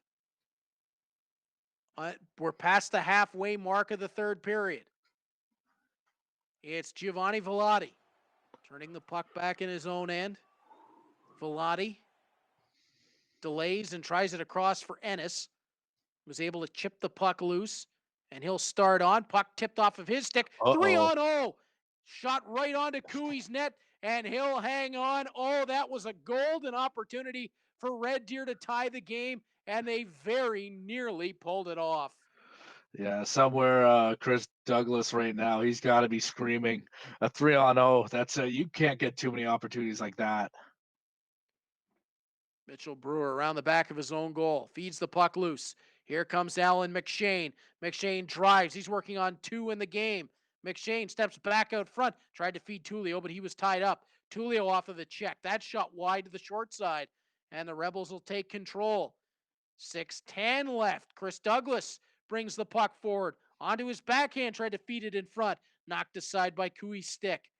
Douglas looking out front. Cooey knocks that down. Gets a hold of it to Brewer. Wants to keep the clock rolling, but Tarswell picks off the out pass. We're under 5 minutes to go. Tullio this way and then that. Plays it around the back of the net. Tomasino, little give and go to get it out and into Red Deer territory. He's got McShane in the middle. That shot travels just wide. That might have been the insurance goal, but instead it's still white knuckle time. Just over 3 minutes to go. Douglas's shot deflects wide, and that one will roll to the boards and out, and a potential ahead for Harrison as he's met by a Red Deer Rebel, and a delayed penalty coming to the Oshawa Generals. Oh, Brandon, how is this for theater? 2:18 left to go in the game, and Red Deer's going to have a power play. Yeah, you got to wonder if maybe they might pull the goaltender on this too to make it a 6-on-4, Reed. This is all for nothing right now. So you got to think Red Deer's going to go for it. Single elimination tournament. Last chance here for Douglas. He's got the power play. He needs to capitalize. Puck set across in front, and just like that they do.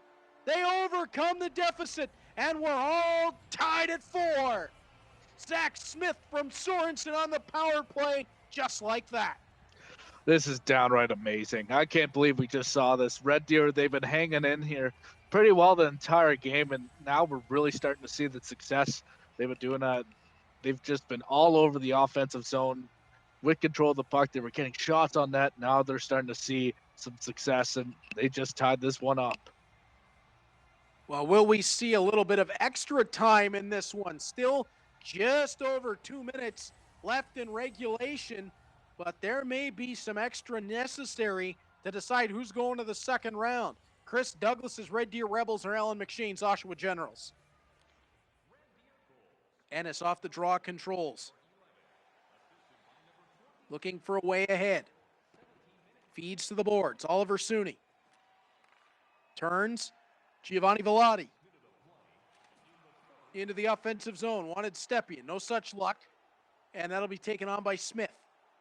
Smith drives wide. Looking to feed the front.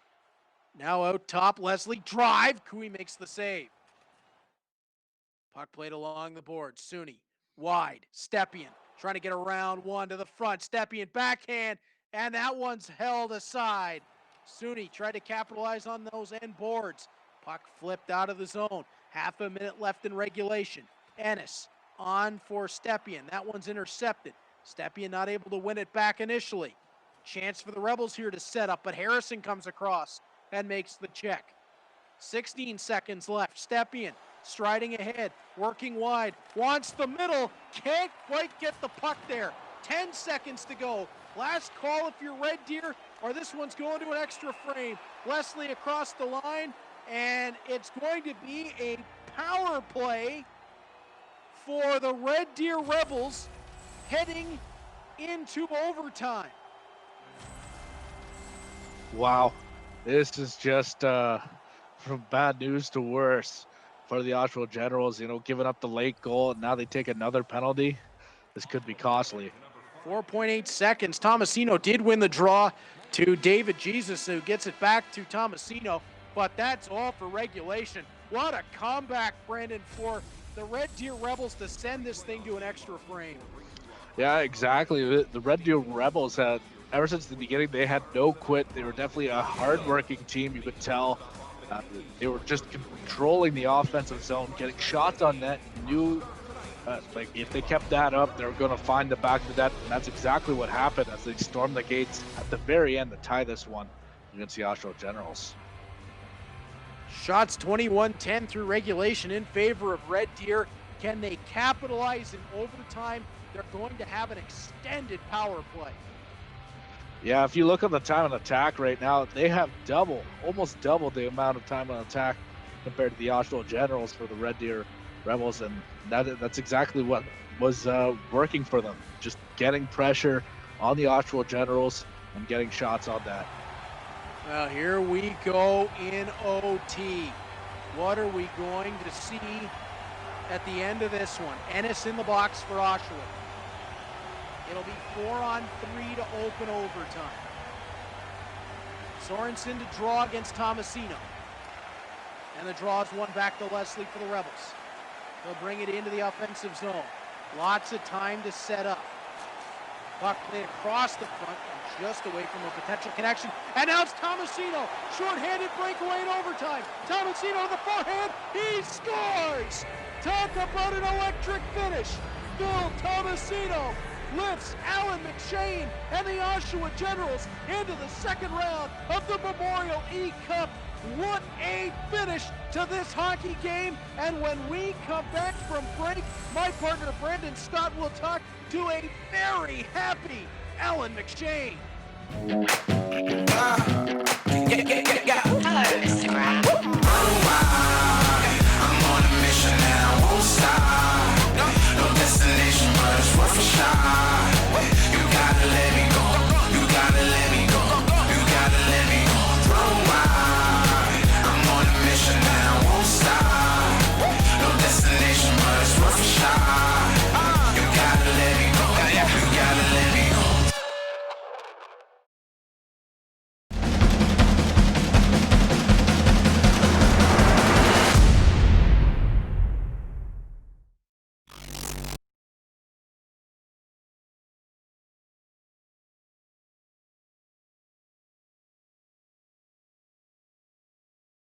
overtime victory over the Red Deer Rebels thanks to a Philip Tomasino shorthanded winner.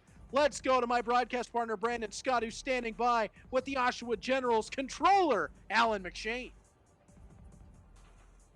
Scored that beautiful overtime goal to seal the deal to move on to the second round. How are you feeling right now? Yeah, I was 0 for 2 on the PK, so going into that, I wasn't too confident, but no, it was good. It was a clutch goal by Tommy there, and he doesn't miss much on breakaways in real life either. So it was in good hands. I knew right away when I got him with the puck. Now, walk me through that overtime. When you were walking in, did you have a move in mind coming in, or is this completely off the cuff? You're just hoping it goes in. So for my pre eCup questions, I said backhand's my deke. So I'm a lefty, so usually that would be the way I would deke as a lefty, but he's a righty, so I made do with what I had and worked out well. So.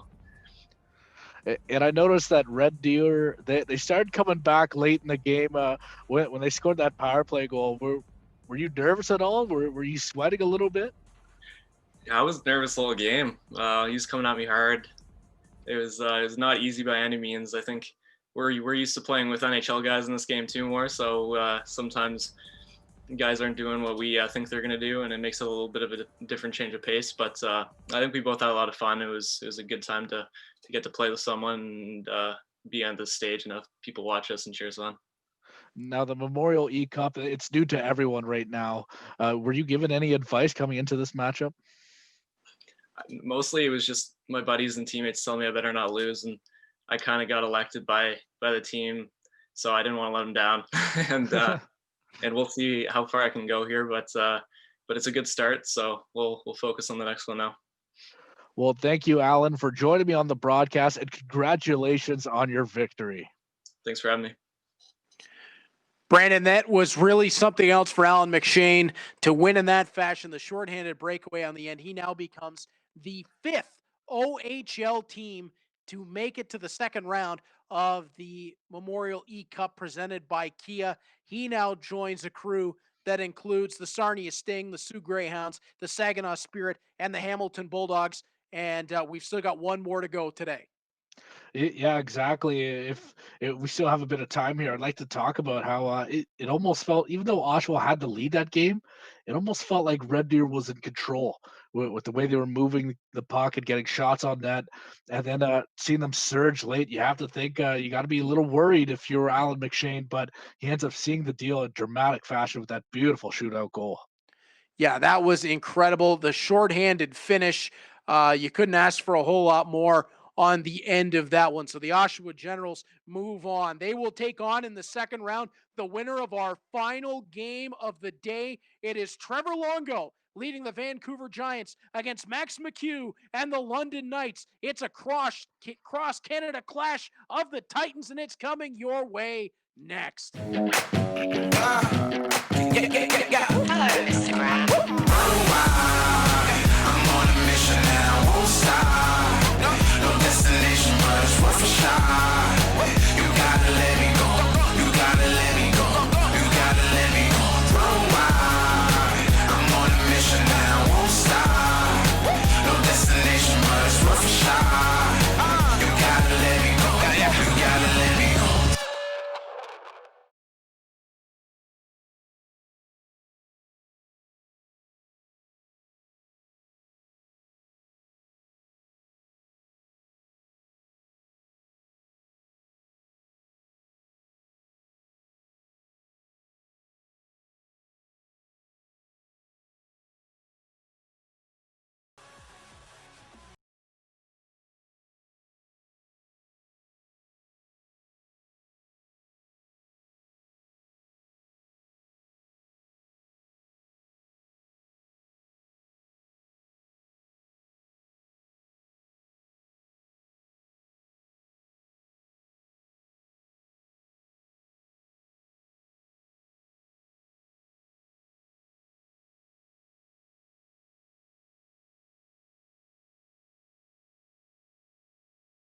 Welcome to the Memorial eCup presented by Kia.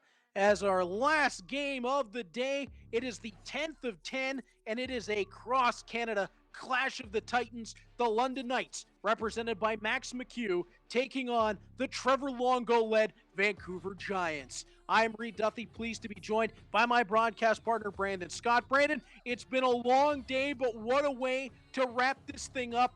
A game that, well, I think it would be just about worthy of any Memorial Cup you could think of. The Knights, the Giants, this is one of those big-time field games. Yeah, two great organizations going duking it out. And one thing I love about today, every game has had its own story, its own way of keeping you on the edge of your seat. And I just can't wait to see what this game will bring us. And a clash of styles and ages here as well. Trevor Longo leading the Vancouver Giants. He's a defenseman who's wrapped up his third season in the WHL from North Vancouver, BC. Meanwhile, his opponent, Max McHugh, leading the London Knights. He's a center. He's coming off of his rookie season, and he comes from Sudbury, Ontario. So, Brandon, I think this one up your alley a bit. Yeah, exactly. I know a lot of people from back home are pulling for Max McHugh to kind of do something here for the London Knights, of course, but we'll have Blake Murray to represent the Wolves, so it's going to be tied between the Sudbury residents right now. Well, let's see if, in fact, Max McHugh can add a sixth OHL team into the second round. That would be something. That would certainly give OHL the best record on day one. The Knights will be wearing the white, trimmed with the green, gold, and black. It'll be the Vancouver Giants in the blacks, and they'll be trimmed with the gray and white. Here we go, Vancouver and London. This one's worthy of just about any tournament you could think of, and we're going to start with a tilling. It's Gruden and Katzele, and they're going to go back and forth right off the hop. Not something you usually see Jonathan Gruden get involved in, but he can chuck the knucks as Katzele comes over the top. So does Gruden. They're just going back and forth. Katzele gets the advantage, and that's how that one's going to go to open this game. There's a tone setter. Exactly. These two teams, they might not see each other a lot through playing each other, but they start off on a high note here with the temperatures flaring. And why not, for our last game of the day, start off with a little bit of heat. Gruden and Katzele to the box for 5 apiece. And let's try this puck drop thing again. That was 1 second into the game. All right. This time we get a little bit further. As the puck brought through neutral ice by the Giants. A trip down, and Vancouver is going to have an early power play as a drive to the goal hits the goal post, and immediately the Giants are ready to roll on the man advantage. Yeah, probably not the start Max McHugh was hoping for with the London Knights, losing the fight and then taking the penalty immediately after. Roger, round back of his own goal for McMichael. Puck is picked off, and right back in come the Vancouver Giants. Merkley with the steal. Tried to feed that ahead, and he nearly had McMichael streaking. Puck drop back to the line. Bowen Byram. There's a familiar name to pretty much all of Canadian hockey fans. Puck brought to the front. Byron scores! Vancouver takes a 1-0 lead. Beautiful one-timer on the power play. That's about as good of a start as you could have asked for. And that one coming by way of Henrik Leipert from Nielsen and Byram. Yeah, Trevor Longo is certainly coming in hot into this game. Puck for McMichael, knocked down in front and was nearly able to dangle one to the goal. Puck played through the middle, knocked loose. McMichael causing the havoc. Back for the puck. Evangelista playing it on for McMichael. Now up for Stranges, and that'll be knocked away. And driving forward to the Vancouver Giants with speed in on the left wing side. Puck is knocked loose. Second opportunity in front. Puck flipped up and over the top. Giants coming with some serious pace here as Longo out top right at the blue line. Playing that along, and Steklov will knock the pass down in front of the net. Stranges to carry out. Antonio Stranges, famous for being able to turn those skates to 10 and 2 and still accelerate. It's unbelievable to watch. Billy Moskal starting up out of his own zone. Moskal drags, playing it along. Strange's shot. That one turned aside. And again, it's Justin Sordiff for the Vancouver Giants. Hits the brakes, plays to the line. That shot up and over top of the net. Skinner's got to knock it down. End to end we go, Brandon. Yeah, this game has me on the edge of my seat so far right now, Reed. Just back-to-back action. We're past the halfway point of period number 1. Steal a neutral ice. There's Shepard with Sordiff driving the goal. Shepard goes through his own skates, around to Byram. In front, Sordiff shot. That one turned aside. Sordiff again, playing it along. Huge hit that time. The Knights look to break it out. Evangelista onto Melu. And Logan Melu is knocked down. It'll be a power play for the London Knights now. Yeah, the Giants were able to capitalize on their man advantage. Let's see if London could do the same and tie this game up. Florchuk in the face-off circle against McMichael. And the Giants will win it off the scramble. Florchuk brings it forward. Drags to the front of the net from the backhand, looking to the forehand. That one knocked aside. Merkley, a premier power play quarterback, looking to bring the puck ahead. That one's knocked away. Florchuk in, open chance, and that one denied as the Knights escape danger there shorthanded. Dunkley couldn't get the puck cleanly into the offensive zone. Now being played forward. Stick lift, Connor McMichael the other way. McMichael working the right wing side, fires, save made, and the puck will be spilled out the other side. Drafting to Byram, who spins backward to even and full, 5-on-5. Vancouver still holding the 1-0 lead. Gruden steps ahead, works to the outside, into the middle. Gruden's shot stopped, gets the puck back off the goaltender. McHugh tries to turn it to the middle. That one won't go either. Puck is carried on ahead by the Giants. Shepard working with his brother, and that one just turned aside as the Shepards combine to attack. Longo brings the puck back into the London zone, but is bumped off of it. The Knights looking for the counter. Right aside. Shepard up ahead, tries to drag through the crowd. Potential offside as Lease gets that off the other side of the rink. Working the right wing, tries it on goal. That one knocked aside, and again it's the Knights counterattacking under a minute left in the opening frame. Puck played out high for Keene. Panwar attacks. That one knocked aside. 6 seconds left in the opening period, down to 5. One more chance for the Giants. Save made.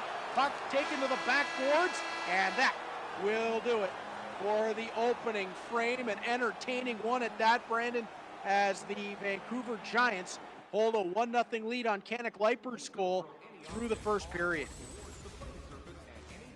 Yeah, this has been quite a joust so far. Lots of action so far, and the teams are really letting it all out on the ice.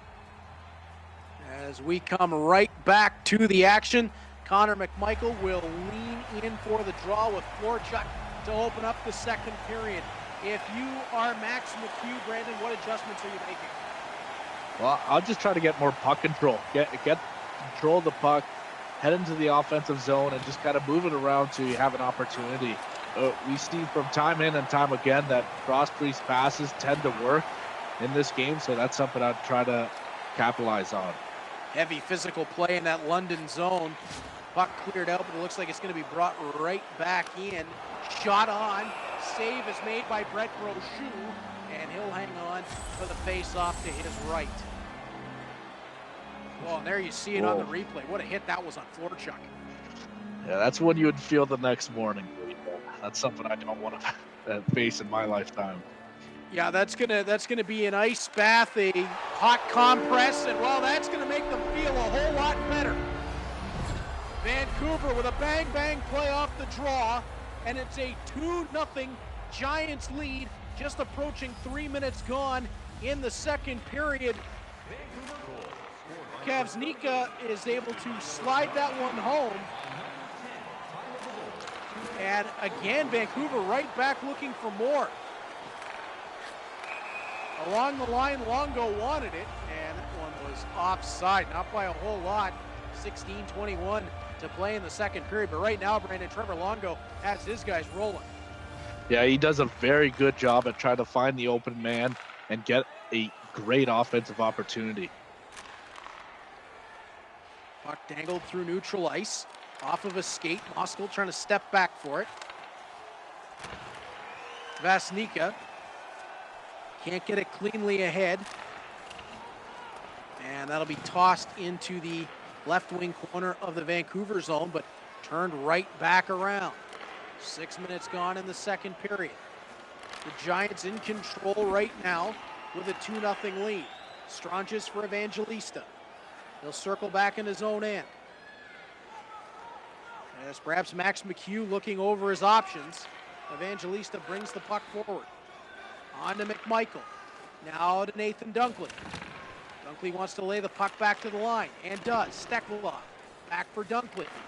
Open man is McMichael. That's a dangerous man to have open. He twirls and fires, and that one turned aside. Sordiff up ahead. Alec Regula not able to get full control. Florchuk out in front, they score. What a back pass to Nielsen. That was perfect. What an unbelievable pass. I can't not wait to see the replay of that one as we skip forward. But that was just a dirty behind the back pass. And that's how you'll get on the scoreboard for sure. Florchuk finds Nielsen wide open for that one off the beautiful swivel behind the back pass. And that's got Vancouver up 3-0 as Trevor Longo looking to close out day one of the Memorial eCup presented by Kia in a real strong way for Vancouver. Exactly. The Ontario Hockey League teams had a pretty strong day, but it looks like the London Knights, they have their hands full in this matchup against the Giants. And Trevor Longo trying to make himself one of those favorites as the tournament moves along. You know, we've talked about the performance of Lucas Svechkovsky with the Medicine Hat Tigers, Danny Kadek with the Saginaw Spirit as early favorites in this tournament. Trevor Longo wants his name to be right in that same stratosphere as Florchuk around the back of the goal, feeds out front, he's got another. Florchuk to Nielsen to the back of the net, 4-0 Vancouver. Yeah, this game is slowly starting to slip away from Max McHugh and the London Knights. He's got to shake things up and just try to get control of the puck moving forward if he wants to come back. Byram picks up the secondary on Nielsen's second goal of the game, and right now, Trevor Longo's got that top line of the Vancouver Giants absolutely buzzing around the London goal. Knights are going to need some sort of an answer here as they bring the puck into the offensive end, but it's picked loose. Shepard moving his way forward. Drive. Save made by Bouchard. Pass not clean out of the zone. Shepard over for his brother as they almost had the brothers teaming up. The brothers Shepard nearly find the back of the net. It's back into their own zone, the Giants looking to regroup. Plummer strides his way ahead, tried it upstairs. That one wouldn't go. Krebs looking to knock it down. Dunkley on for McMichael. That won't go anywhere. Down to 2.5 left in the second period. Vancouver holding the 4-0 lead, and they look in command right now with Bo and Byram carrying the puck. Krebs missed that one wide. Puck turned out of the zone. Yeah, Trevor Longo right now is just looking so methodical, thinking almost 2 steps ahead right now. Absolutely. He looks like he is breaking things down as McMichael flashes that one just wide of the goal. Picked up along the backboards. Watch out in front as Gruden looked to center it. Wouldn't go. Second chance. Oh, had a man at the point ready for the one-timer. Great keep it at the point. Regula kept it alive, but they won't get a last chance at it. Vancouver heading to the third period, up 4-0 on the London Knights. And of course, for those of us just joining us for this game, or those of you who have been with us all day long, thank you for watching the Memorial eCup presented by Kia. Be sure to enter for your chance to win daily prizes and a chance at winning a grand prize of a $1,000 prepaid Visa gift card. Today's promo code will flash up on your screen, and you can enter the contest at chl.ca/Memorial eCup. Once again, you'll see that promo code on your screen, and you can enter the contest at chl.ca/Memorial eCup. Period 3, if you're Max McHugh, what are you doing now, Brandon? Well, Reed, it looked like at the tail end of that second period, he started to get something going. He stringed together a couple of offensive opportunities. He needs to carry on from that. Time is the enemy right now, so he needs to get control of the puck and start working on that lead right now. Centering pass attempt is knocked aside. McMichael bringing the puck forward along for Dunkley. That shot denied and turned aside once again. Gruden frees it up. McMichael back to the point. Merkley walking it along for McMichael. He'll delay the top of the right wing circle. His shot stopped, turned aside, and it'll be Nielsen up ahead. He's working on a pair in the game. Nielsen steps through, looking to the front of the net. That one won't go. Connor McMichael trying to start it back out. We approach 4 minutes gone here in the third period. Florchuk from inside of his own zone. Playing that ahead. Found a friendly stick. Anik Leipert to the front. He opened the scoring in the game. Nearly had a second right there. Long pass ahead. Gruden delays, fires. Save made. And it'll be Longo up ahead. Opatschuk into the corner. And that one will be knocked loose for Regula. Puck taken off of the stick. London looking to attack again, but it's numbers back, Brandon, for Vancouver that's so impressive. Exactly. Luke Evangelista stepping forward, working the left wing side, delays, picks it back to the line. Kirill Steklov, the Estonian-born defender, has that one chipped off of his stick, playing onto the front, and Bouchard will cover that one up as it was nearly 5-0 on the break chance. Yeah, almost looked like he tried to catch the goaltender sleeping on that. Tried to one-time it right off the bat, as that could have been lethal for the Vancouver Giants. Stuart Roloffs ahead. McHugh dances around the outside, lays it off. Regula, Roloffs, delays. Regula once more. From the top, Steklov drive. Blocked on the way through. Roloffs onto McHugh. Chance here, shovels it to the goal. That one turned aside. We're past the halfway point of period 3. Vancouver leading London 4-0. London was looking to become the 6th member of the OHL to advance to the second round today alone. But right now it's the Vancouver Giants holding the big lead even despite the press of the Knights. Long shot, Brochu handles, and he'll hang on. 7.5 left to play here in the third. Yeah, Max McHugh, he's starting to play a little better there, getting a little more comfortable, getting in a rhythm for the London Knights. It's just there's not a whole lot of time left for him to make his move. Brochu makes the save. Skinner playing it up ahead. And now played on again. Hunter Skinner delays, turns, can't get a shot away. That was Trevor Longo himself with the check. Florchuk on to Nielsen, now to Longo. Drops it back. Puck gets tied up in equipment. Nielsen. Now Gruden. Stops in his own corner to McMichael. Puck played out of the zone. Nielsen around the edge. Down to 4:10 left to go. Puck gets poked loose. Longo is right now the Giants playing a bit of keep away. Chance in front. Sort of denied by Brochu. Nielsen looking up top. Evades one. Drives it. That one just wide. 2:45 left in regulation. Vancouver with all the momentum right now. The 4-0 lead as Florchuk got it low. Puck going to be gathered in by Dunkley, but not a whole lot of space to operate in. Gruden trying to bring it ahead. He stopped at the line by Longo, who's getting it done all over the rink. Would have been an offside, so Longo turned back. Knights break in, chance there, turned across the front. Not going to go, under a minute to go. What a performance so far by Trevor Longo and the Vancouver Giants, Brandon. Yeah, it's just it's been mesmerizing to watch him play. he's been dominating this game. He moves the puck so well. He's so fluid with all his skaters. And it's been tough for Max McHugh to handle the veteran out of the WHL.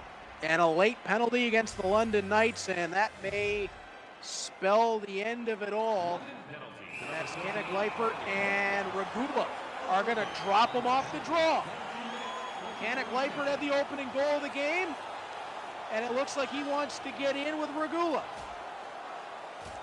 And Yannick Leipert over and under, showing some boxing skills. Regula tries over the top, over and under again. Yannick Leipert very aggressive, and he'll take the nod. Jeez, that was Vancouver Giants captain started the scoring, Brandon, and there it is. Yeah, that was a doozy of a fight. And it was much like the game here as the Giants look like they're going to be a team to reckon with for the Memorial eCup. It looks like Trevor Longo certainly put himself amongst the favorites moving forward, as we are under a minute left here, under 30 seconds now. Power play for Vancouver, and they've got a ton of chance to just salt this thing away as Shepard dangles it on. Byram will take. The Knights will dump it down the rink.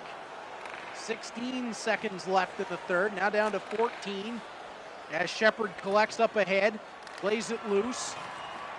Trying to get through the crowd. That one taken away by the Knights. Shepard recovers. Up top. Hornick, his shot knocked down, and that's going to do it.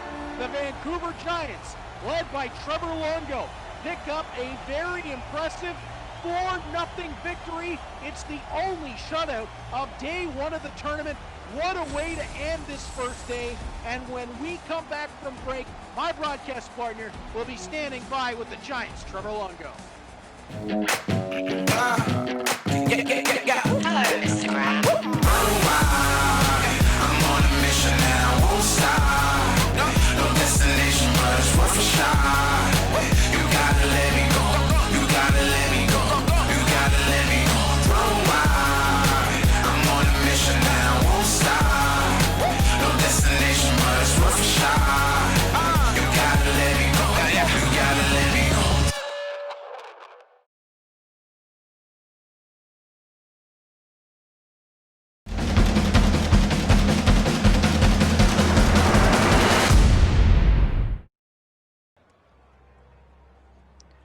And welcome back to the Memorial eCup presented by Kia. The Vancouver Giants with a very impressive 4-0 victory over the London Knights. The Giants led by Trevor Longo, who's standing by now with my broadcast partner, Brandon Scott. Trevor Longo, welcome to the broadcast and congratulations on your victory. Tell me, fresh off the controller right now, what's run through your head? Yeah, it was a good game. The Giants came to play today. That's all I have to say. So it was a good game. Max was a really good guy. We talked in the chat room before. He's a good player too. It was fun. Yeah, and just looking at the stats, it looked like you had one heck of a day. Did you have a lot of practice coming into this matchup, or was this just something you were just got into the rhythm early? This morning, me and Svejkovsky from MedHat, we had a couple games back and forth. I'd never played with the Giants in this game before, so I had to get a feel for them a little bit. So had a little bit of practice this morning. And I also want to ask you about your third goal in the game. You did this nifty backdoor pass before leading up to the goal. Was that something you practiced before, or is that just a move you were working on? It was open a couple of times in this game. I think that's the best way to score. So I think that was Nielsen's goal you were talking about. And Nealer, he can bury the puck all the time. So it's a nice goal. Exactly. Now, coming into the Memorial eCup, were you given any advice by any of your players or teammates? Our general manager, Barclay Pernada, actually gave me a game too. He gave me lots of good advice. He said be aggressive. So all thanks goes to him. Exactly. Trevor, thank you for joining me on the broadcast, and congratulations again on your victory. Thank you. Well, Brandon, what a win for Trevor Longo and the Vancouver Giants. They snap a good run, for the OHL. They'll advance 5 teams out of day 1 into the second round, but in our last game, it was the Vancouver Giants led by Trevor Longo that get the nod. Yeah, it's intriguing to hear in the interview. He talked about how he practiced with the Medicine Hat Tigers. Lucas Shevkoski, excuse me, all these names we had to say today kind of get jumbled up in my head. So that could be a duo to watch coming forward in this tournament. Absolutely. I got to think out of what we've seen. Correct me if I'm wrong, Brandon, but I think Danny Kadek and the Saginaw Spirit, Lucas Svechkovsky and the Medicine Hat Tigers, and now Trevor Longo and the Vancouver Giants, they got to be looked at as 3 of the big-time favorites in this tournament. Yeah, they're definitely the 3 takeaways I had today, as they all just performed so well in the video game and definitely look like a team to reckon with going forward with the eCup. Well, my thanks to my broadcast partner, Brandon Scott. Brandon, it was a long day, my friend, and we held it together. Great working with you. It was a whole lot of fun. Likewise, it was fantastic being able to work on your side here from afar.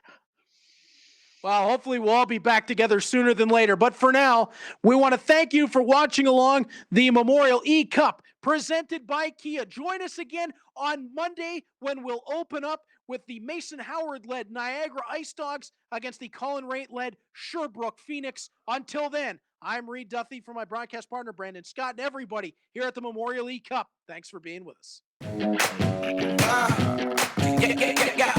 Instagram.